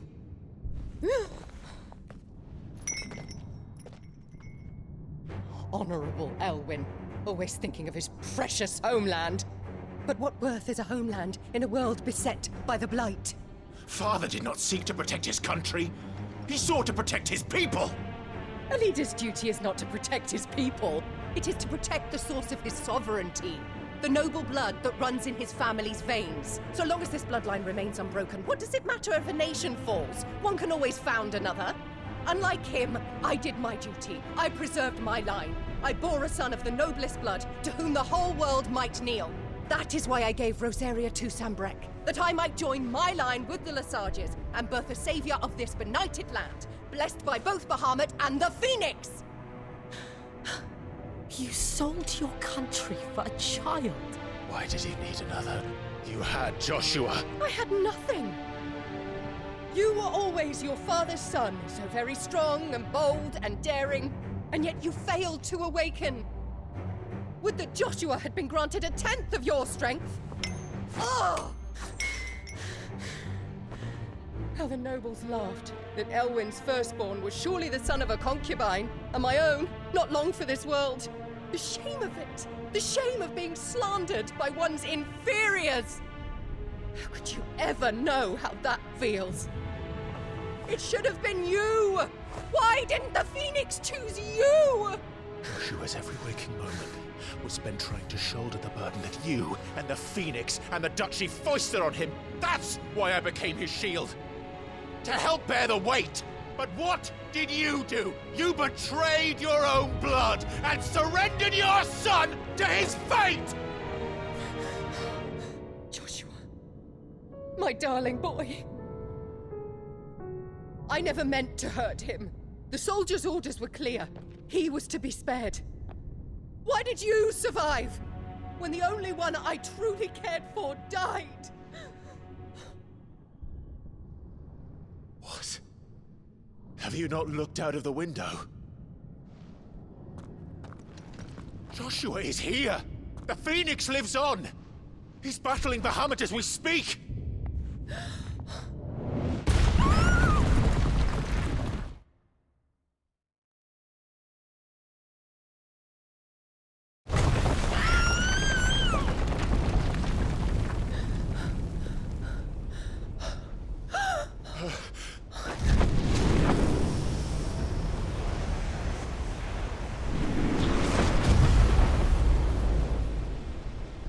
Joshua! Wake up!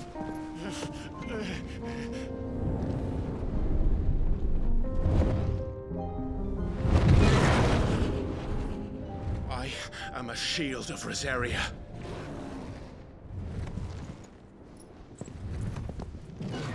and I will do my duty. What are you...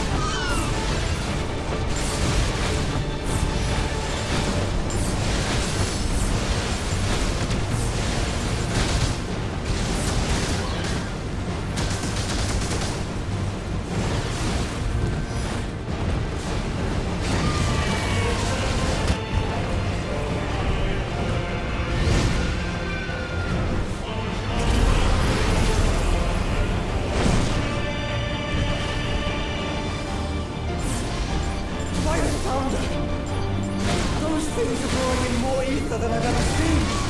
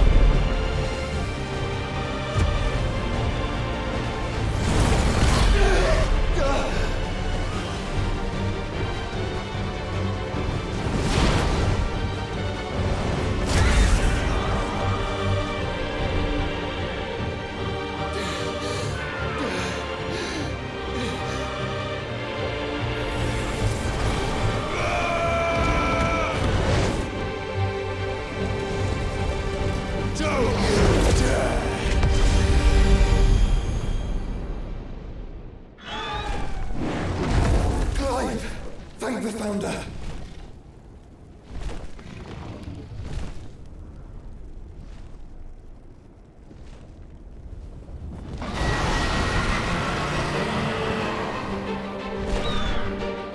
It's now or never, Joshua.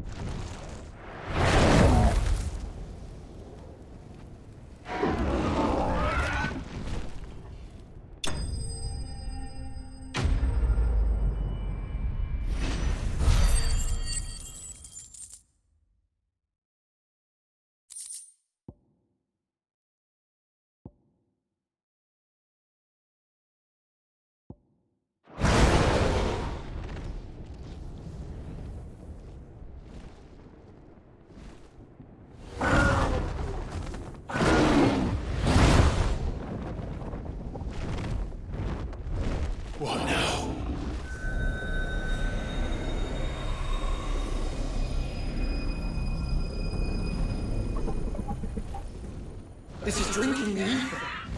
We have to stop him.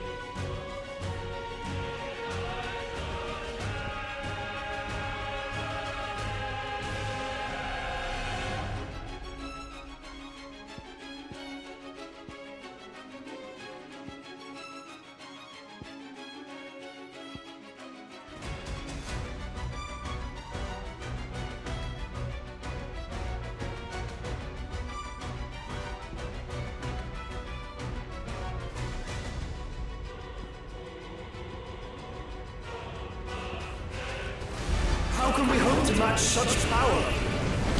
By trusting in our own.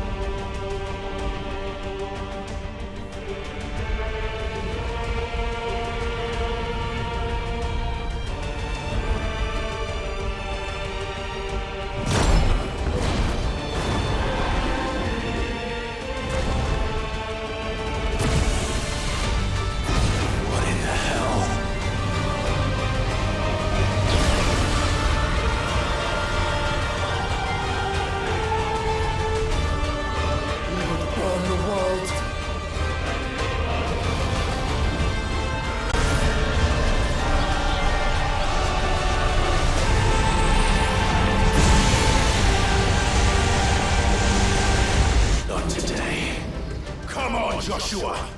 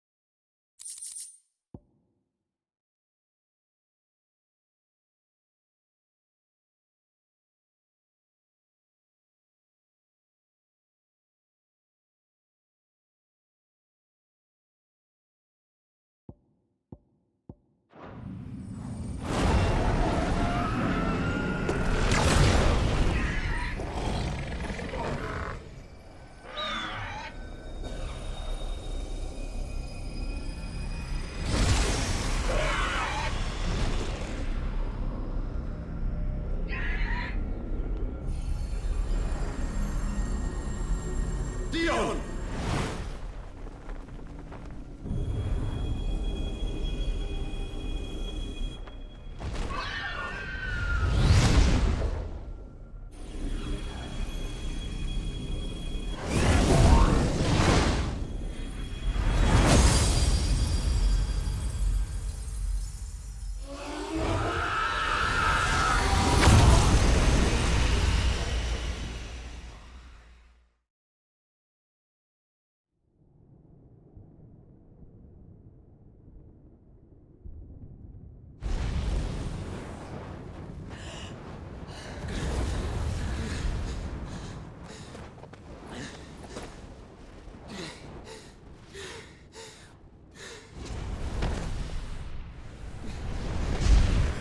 Joshua!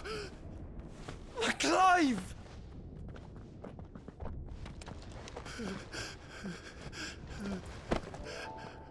My brother.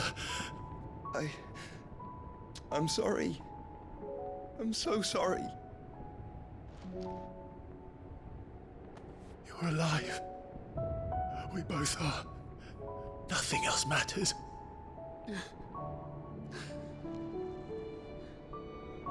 I never dared hope that I would see this day.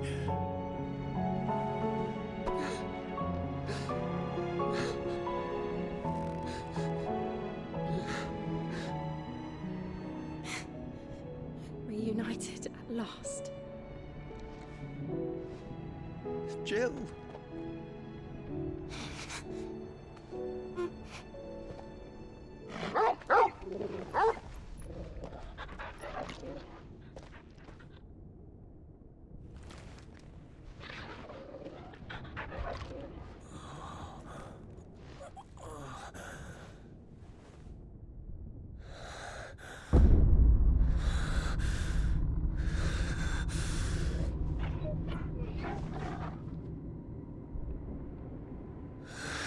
This is for my father!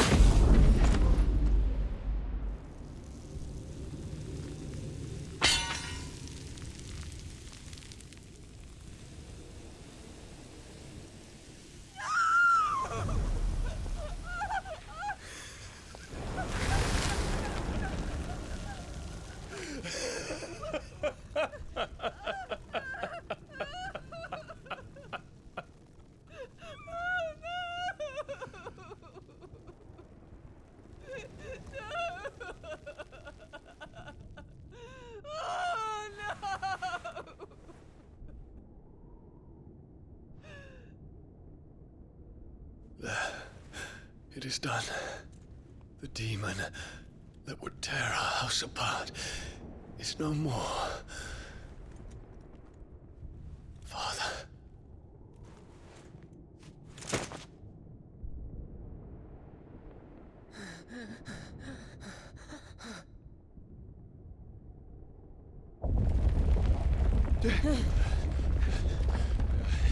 The Mother Crystal. It's collapsing. Right. We need to leave. No. Wait.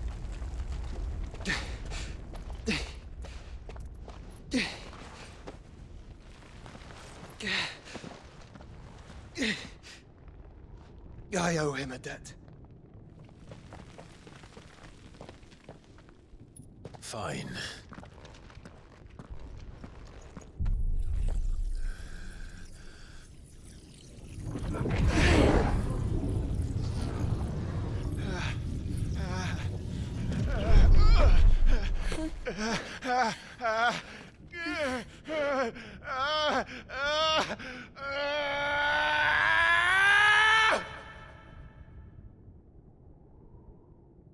You there. Which radio won't sanction it? Don't reinforce the will be found. This is our situation. Report, Captain. It could be the fires have spread. Can nothing be done to call them off? I regret not, Your Radiance. The Dragoons answer to none but His Imperial Highness. The Council is powerless to intervene. We're hearing reports of rebel Madness is this, Dion. throughout the neighboring districts. Focus all efforts on extinguishing the fires around the capital. The city can wait. Don't dally, man, go! Your Radiance. And I want you to find out about the Dalmec's movements. By the light! Dion, have you taken leave of your senses? Call off the Dragoons at once! Fear not. The populace will come to no harm at their hands.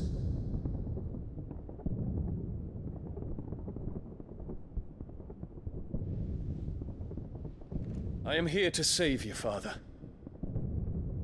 Save me? A creeping darkness hides in the heart of Sanbreque.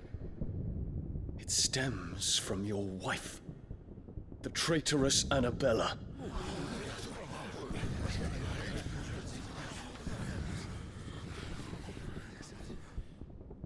Not another word, Dion.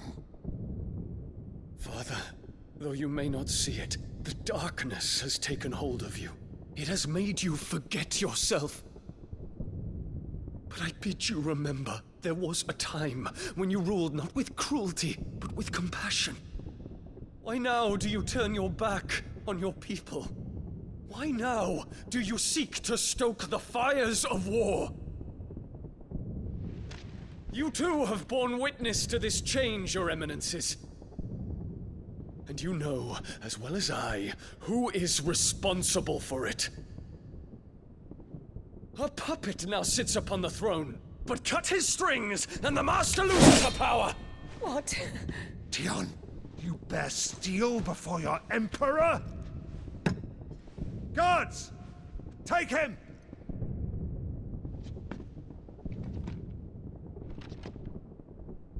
For every citizen who falls, another can be bred.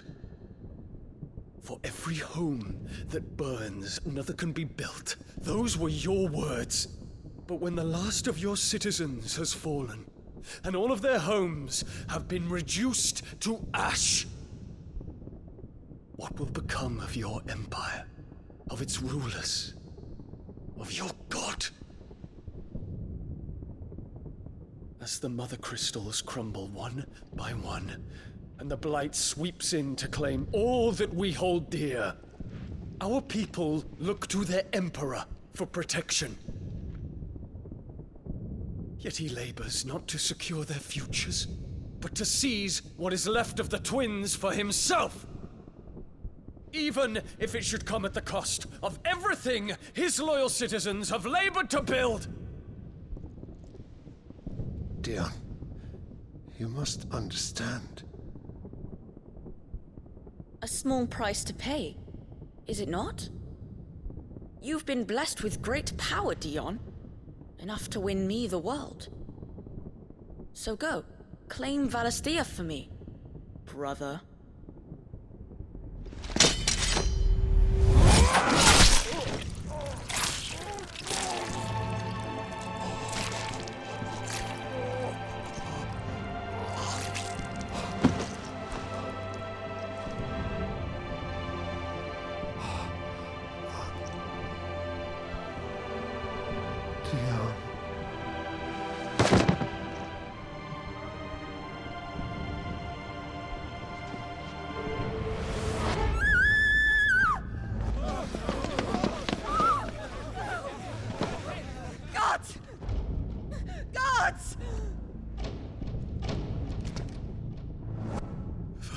Father. Poor father.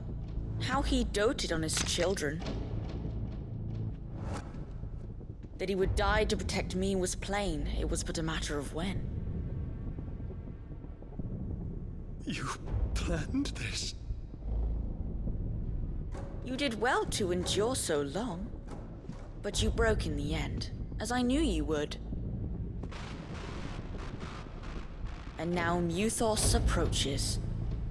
Put him to the proof. I would see if he breaks. Go, Bahamut. Kinslayer.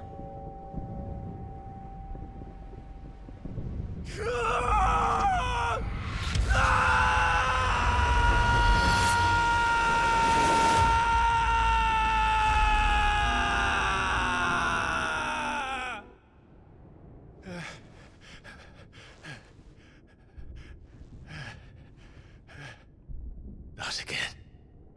Brother? It's a long story.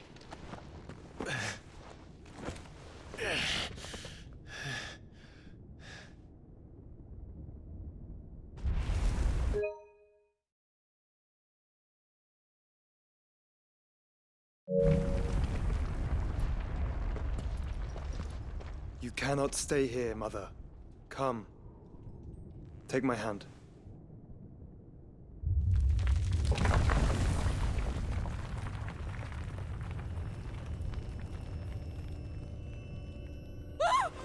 Get away from me! This is all just a dream, just a bad dream! You will not take me, Shadow! You will not take me!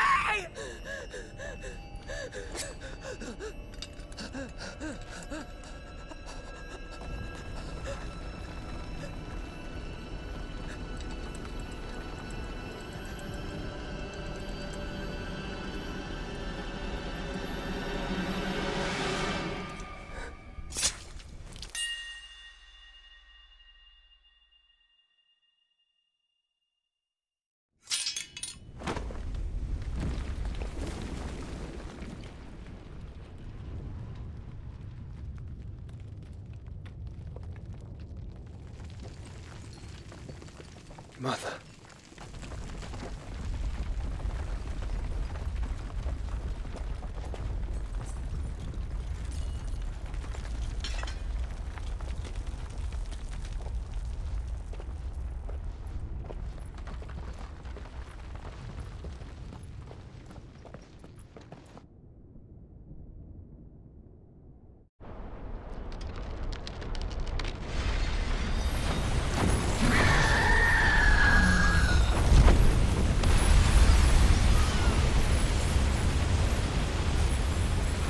If it is consciousness that weaves your wills together, consciousness that blurs the boundary between your own will and that of others, then we shall set you apart once more. The ties that bind you shall be severed, and humanity return to its proper place.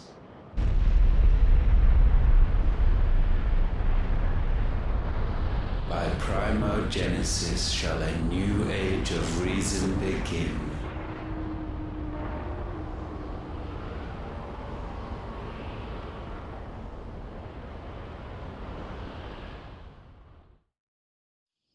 Relax, Your Majesty.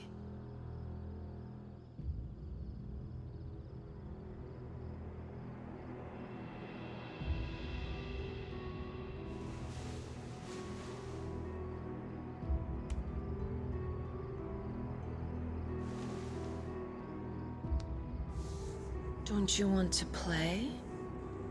It's been a long time. If that is your wish. Men, you are as meek as all the others.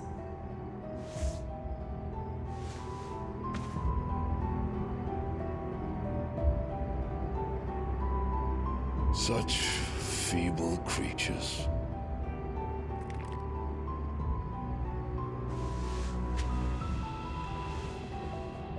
Gifted the power of icons, yet slaves to fickle emotions which usher you to your doom. And so you bind your fragile wills with strands of consciousness. The wretched handiwork of a wretched people. The sons of fire were united at last, and for but a moment their flame burned bright. Soon Muthos shall become our perfect vessel. And then shall the world be remade. Not before the bonds are severed, of trust, of respect, of love. Only when every strand of consciousness is cut away, may Muthos return to our side. By primogenesis shall all be undone. Mankind shall be rid of his wretchedness, and Muthos of his will. But while he yet clings to it, he has the power to forge bonds anew. And so we bid you, find Muthos, and sever every one. To destroy that which has no physical form, you ask the impossible.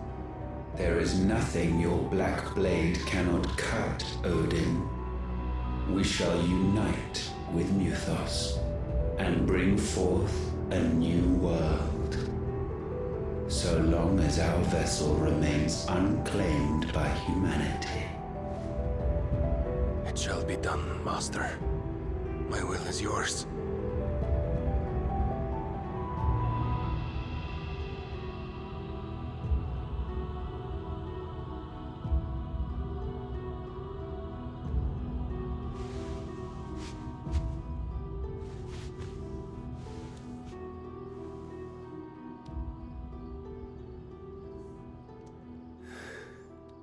Mother.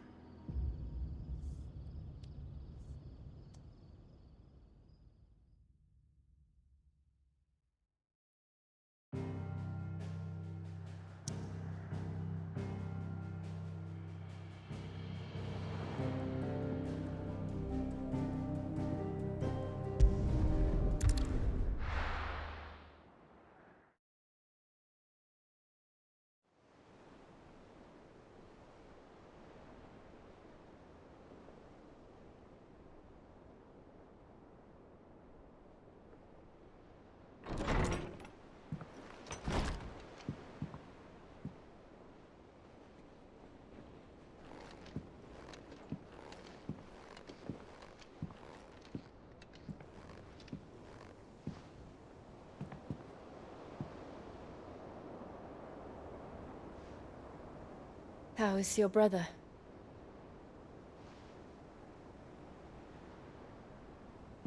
Asleep since I returned from the Dominion. Taya says he should be back on his feet soon enough. For a while, at least. She discovered something on his chest. A swelling, circled in stone.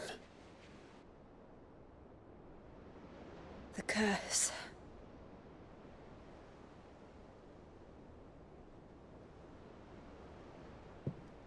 For every mountain we climb, another rises up to greet us, doesn't it?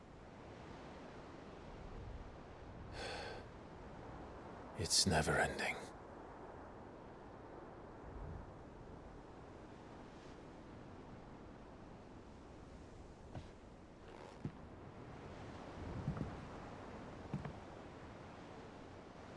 Even the sky seems to have grown tired of it all.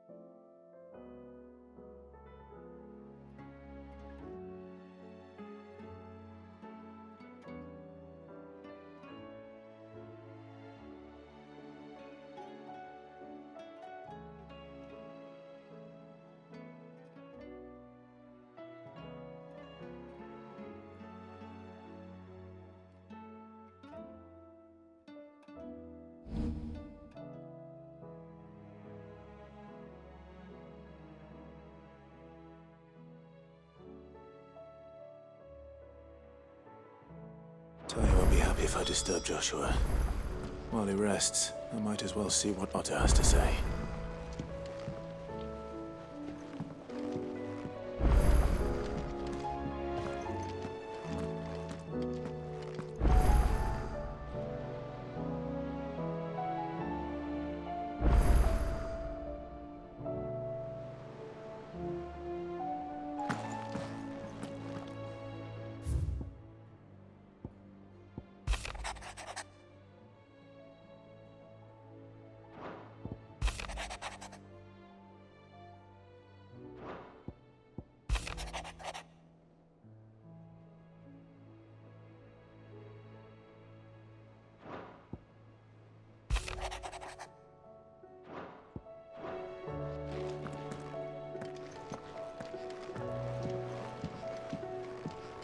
It will take time to come to terms with everything that happened in the Dominion. But time is the one thing we always seem to lack.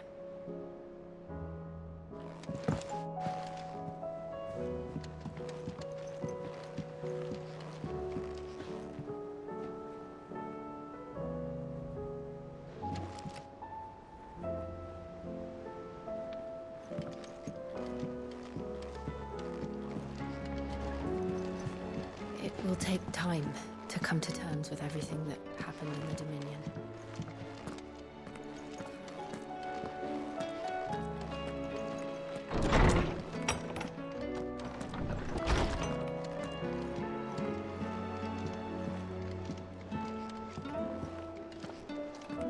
Did you see the pair that got hauled into tires?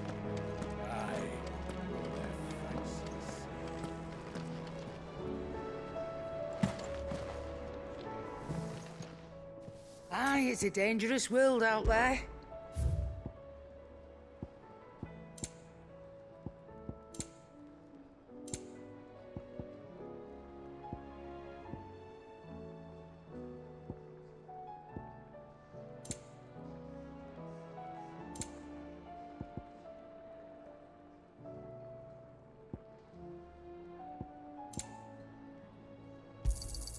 You'll not find a better price than that.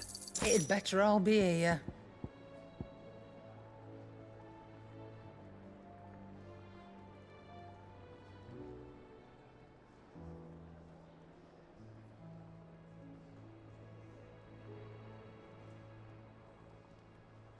Come again. Or don't. I'm not much bothered either way. What do I owe the honor? What do you want? Should last you a good while.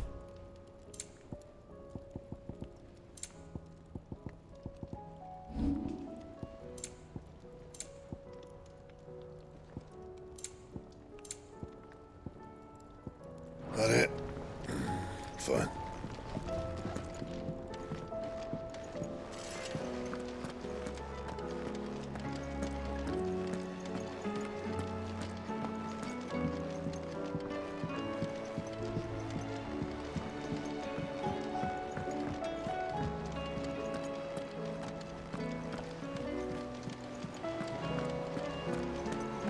Did you see that? Tell me you saw that.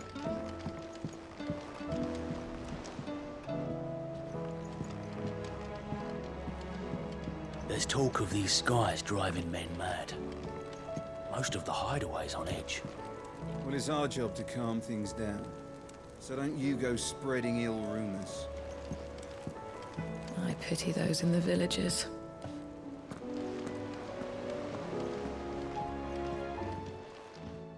Welcome to the Patron's Whisper. Come to claim your just desserts?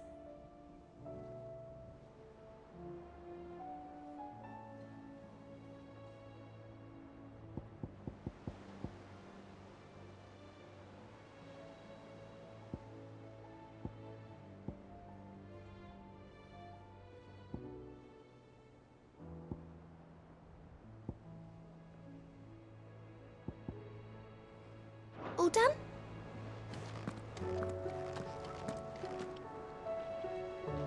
Otto, how fares the realm? The realm? Oh, she's just fine. As long as you look past the fat storms out mother crystals and her skies are a roiling cesspit. And Gav? He's with your uncle in the Free Cities, helping Mid with her project. Sent an owl their way the moment the winds turned foul. Still waiting on a reply, though. Do you have any good news? Well, that depends on your definition of good. All right, fine. What do you suggest we do? Oh, no, I'm just a messenger. I leave the scheming to those more suited to the task. Could be that Lady Vivian and Old Tomes have their own thoughts on the current state of things. Could be that they don't. It certainly can't hurt to ask. I suppose not.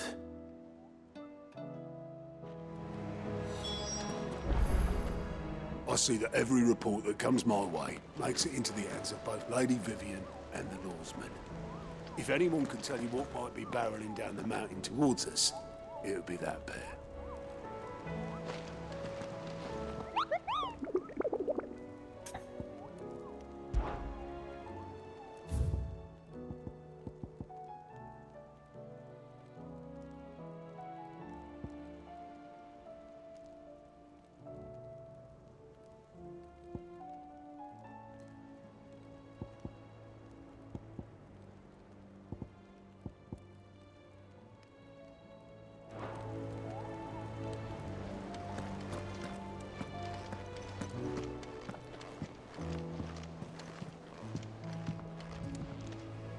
How is it that every one of your little excursions presages some inexplicable catastrophe?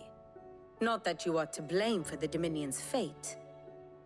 No one could have predicted the actions of the Crown Prince. I'm sorry I couldn't save your home. My countrymen are stronger than you think. A few toppled clock towers won't break their spirits. They'll be back on their feet in no time. I hope so. Look at us. Bluer than a pair of bog crabs. Tempting though it may be, sulking will not help us find a solution to this mess. You believe there's one to be found? I don't know. But I am certain we're more likely to find it if we first examine the facts.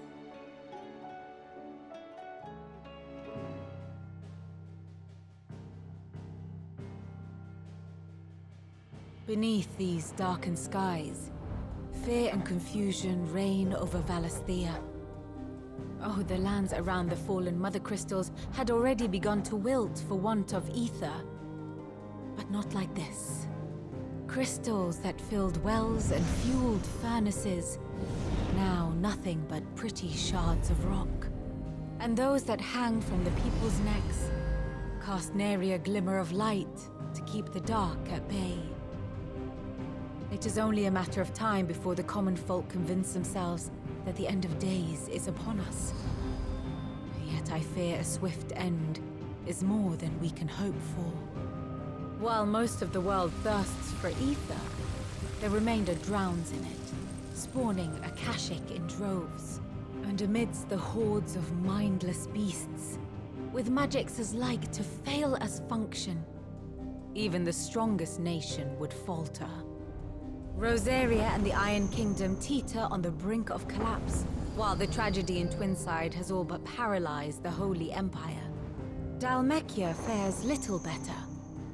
Rumor has it the ministers fled the capital after the fall of Drake's Fang, leaving their beloved republic to crumble. Waloed, meanwhile, moves in earnest. The Einherjar has been sighted off-storm. The world, in short, is in chaos. It would seem our civilization was nothing but a castle of sand, to be washed away at the whim of the waves.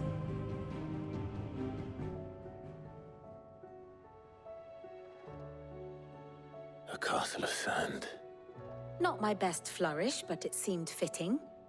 The reports I've received are considerably more blunt in their appraisal. Without the protection of their nations, it will fall to the people to defend themselves against those who would take what is theirs. Which is only ever going to end one way. Defending a farmhouse against a band of chocobo thieves is one thing, but pitchforks and palisades will do little to stall an army's advance.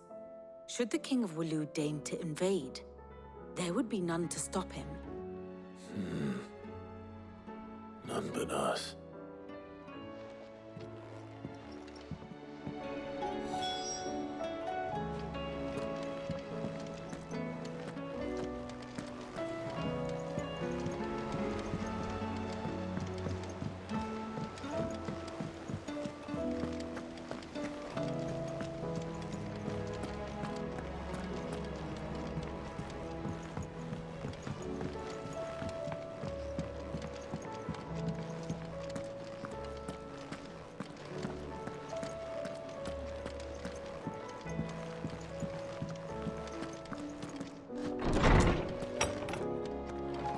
There's a storm coming, Sid.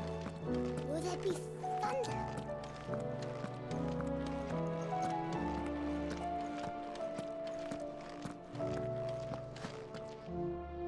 Let me guess. You're here about the skies. Is there anything you don't know, Lawsman? It doesn't take a court astrologer to augur the obvious. As for what has disturbed the heavens, that, I believe, is a question the Fallen might be better placed to answer than I. And on the 6th day did the gods tear the sun from the firmament, visiting darkness upon their prideful sons and daughters. But I dare say you remember your childhood lessons on the sins of Zemeckis only too well. You think they're connected? That Ultima was one of the gods responsible? Well, he has certainly exhibited powers that we mortals would associate with the divine. There is nothing divine about him. But he wouldn't be the first god of whom that could be said, now would he? Yet for all the fairy tales that tell of the sins, there is almost nothing in the way of actual historical accounts. Had I the Journal of Moss the Chronicler, I may have been able to tell you more, but alas, I fear all remaining copies have been lost to time. You will forgive me, I hope? Certainly not. Because there is nothing to forgive. Even without this journal, you've provided us ample wisdom. And we will always be grateful for it. Perhaps Otto will be more inclined to share his thoughts when he hears what the others had to say. Sid, did you know that chocobos are far more resilient to the effects of ether than most other beasts? Some say that's one of the reasons they were tamed for use as mounts and sumpters, so that an ether flood wouldn't mean instant death for their riders or drivers. Me, I reckon they built it up over generations. Too many foolish traders driving their birds into floods, and only the toughest surviving.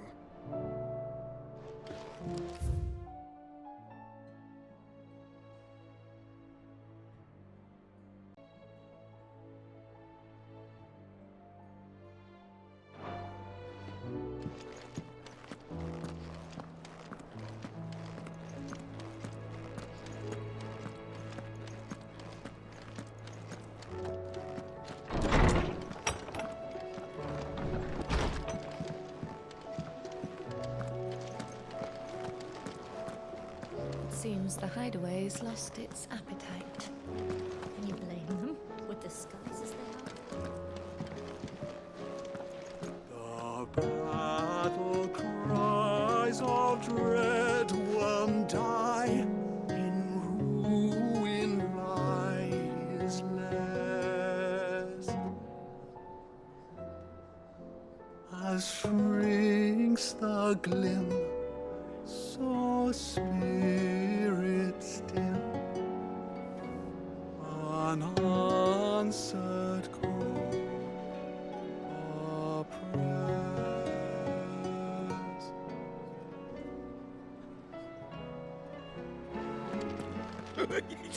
Ivan's newest dish is a masterpiece.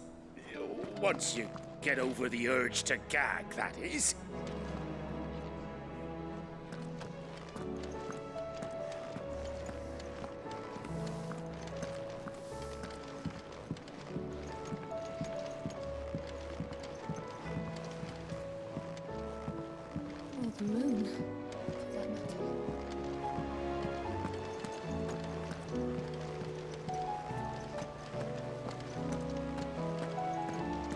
Did you see that? Tell me you saw that.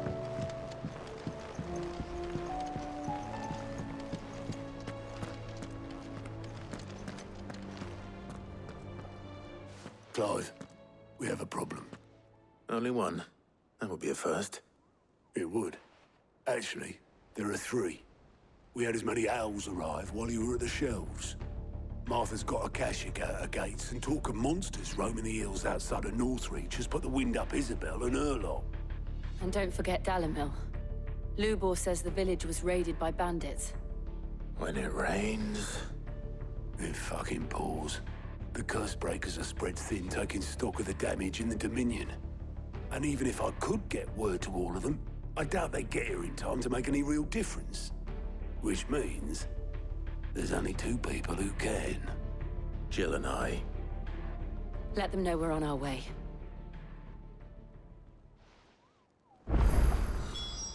The messages from Martha, Isabel and Lubor weren't long.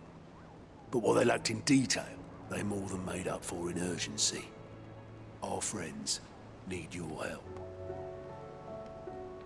I'm ready when you are, Clive.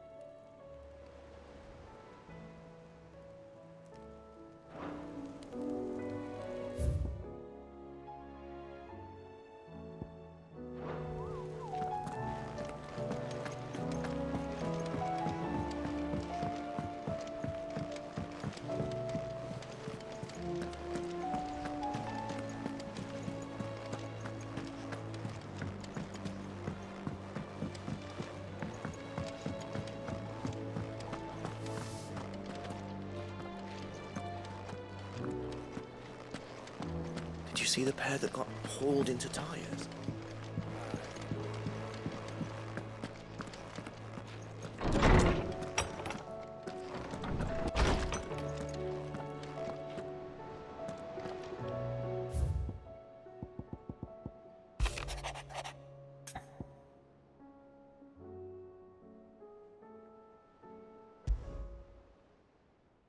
Trouble with the ledgers. Shouldn't he be asking Otto for help?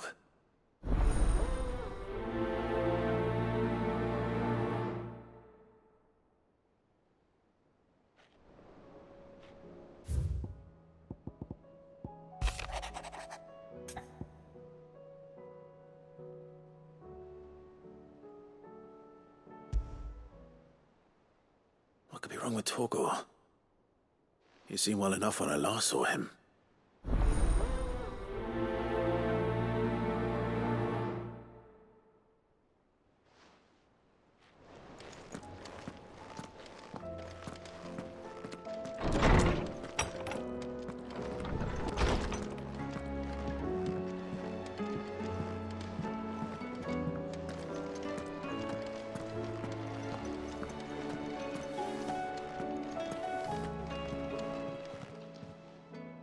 I got your note. You think something's wrong with Torgor? So you can read. Congratulations. But I didn't say I were wrong with him. I said something weren't right. He's not been eating me treats. He used to love cracking the bones from Molly's boiled brown, but now he won't so much as look at 'em. Didn't like him. Which is why I'm of a mind that his mind's on something else. You've not been working him too hard, have you? No harder than usual. Is that it, boy? Do you need a rest? What was it you said he was? A frost wolf? That's what the lawsman seems to think. Then maybe this all has something to do with whatever it is that's woken inside him. I suppose things have been different since Rosalith. Perhaps Hippocrates knows something. Instead of everything, you mean? Perhaps.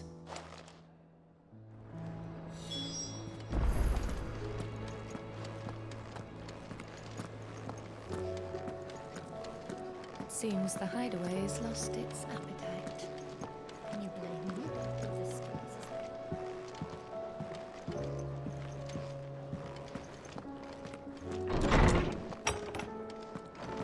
There's a storm coming, Sid. Will there be thunder?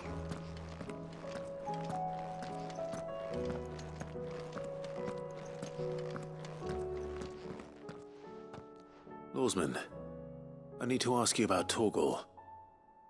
Something's not right with him. He isn't ill, is he? I don't think so.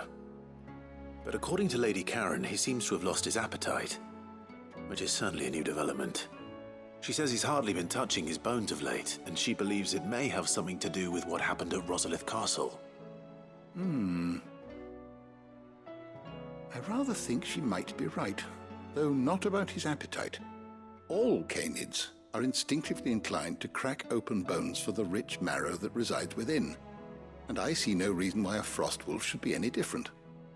Accordingly, I suspect it is not a lack of appetite that afflicts Torgal, but a surfeit of it. If we assume that his newfound magics require additional nourishment to sustain, it may well be that the bones Lady Karen is accustomed to providing are no longer sufficient. Frost wolves, after all, habitually prey upon far larger animals, whose bones may yield altogether different nutrients. As to where one might find a suitable substitute, some antelopes that graze the meadows of eastern Rosaria have been known to grow to a size more than double that of their lesser cousins.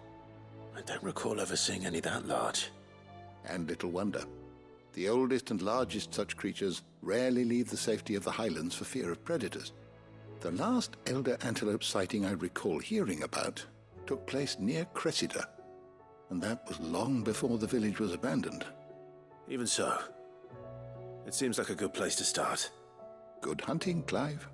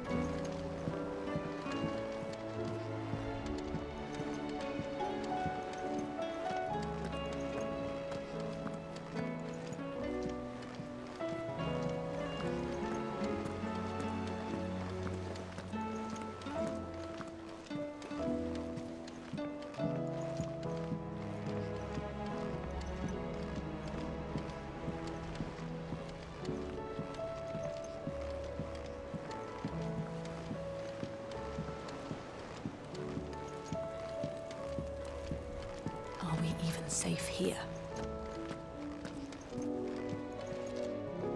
Clive, did you get my letter?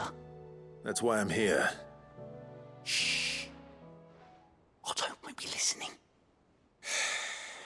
Is this better? A little. Listen, I've some bad news. It turns out the hideaway may be slightly behind in its payment to certain lenders, and it may be my fault, but I swear to the goddess, I thought I had the numbers square. Sadly, that square turned out to be more of a circle. 0, you might say. I can straighten it out, I swear, but it's gonna take some time, and I'm gonna need help keeping it from Otto. Bit late for that, I'd say. There you are! What a surprise! So let me get this straight. You forget to pay our lenders what they're due, and instead of coming straight to me, you get Clive to come to you. In the hope he'll dig you out of the hole you've dug for yourself. Clive, the man in charge of the place you've been cheerfully trying to bankrupt.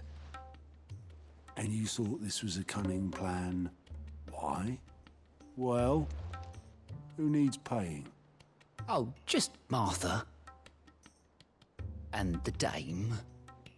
And, well, Lady Karen. But only 500 talents. We owe 3 of our most trusted friends 5 million gil. Each. 5 million each. They lent us the bulk of the money we used to rebuild the hideaway, you see, and, well, I must have made some sort of oversight.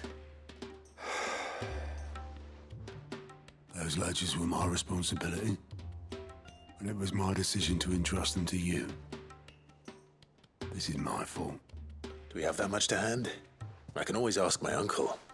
No, we don't. And no, you won't. We've lightened Lord Rosfield's purse enough.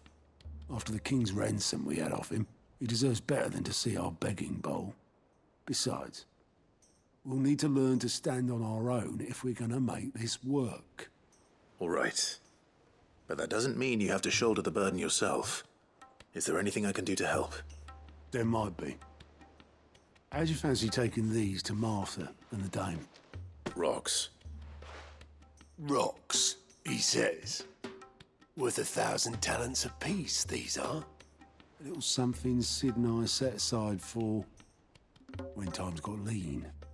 And I reckon 15 million in overdue debt probably qualifies. I just hope our associates' eyes are a bit more discerning than yours. I'm sure there will be. Should be me making the rounds, really. But you know how it is with this place. Orders to bark, arses to wipe, and all that. I know. Which is why I don't mind going in your place. Go.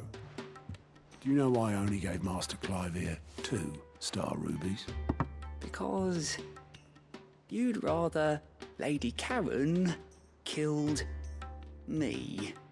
Because I'd rather Lady Karen killed you. Yes. Well,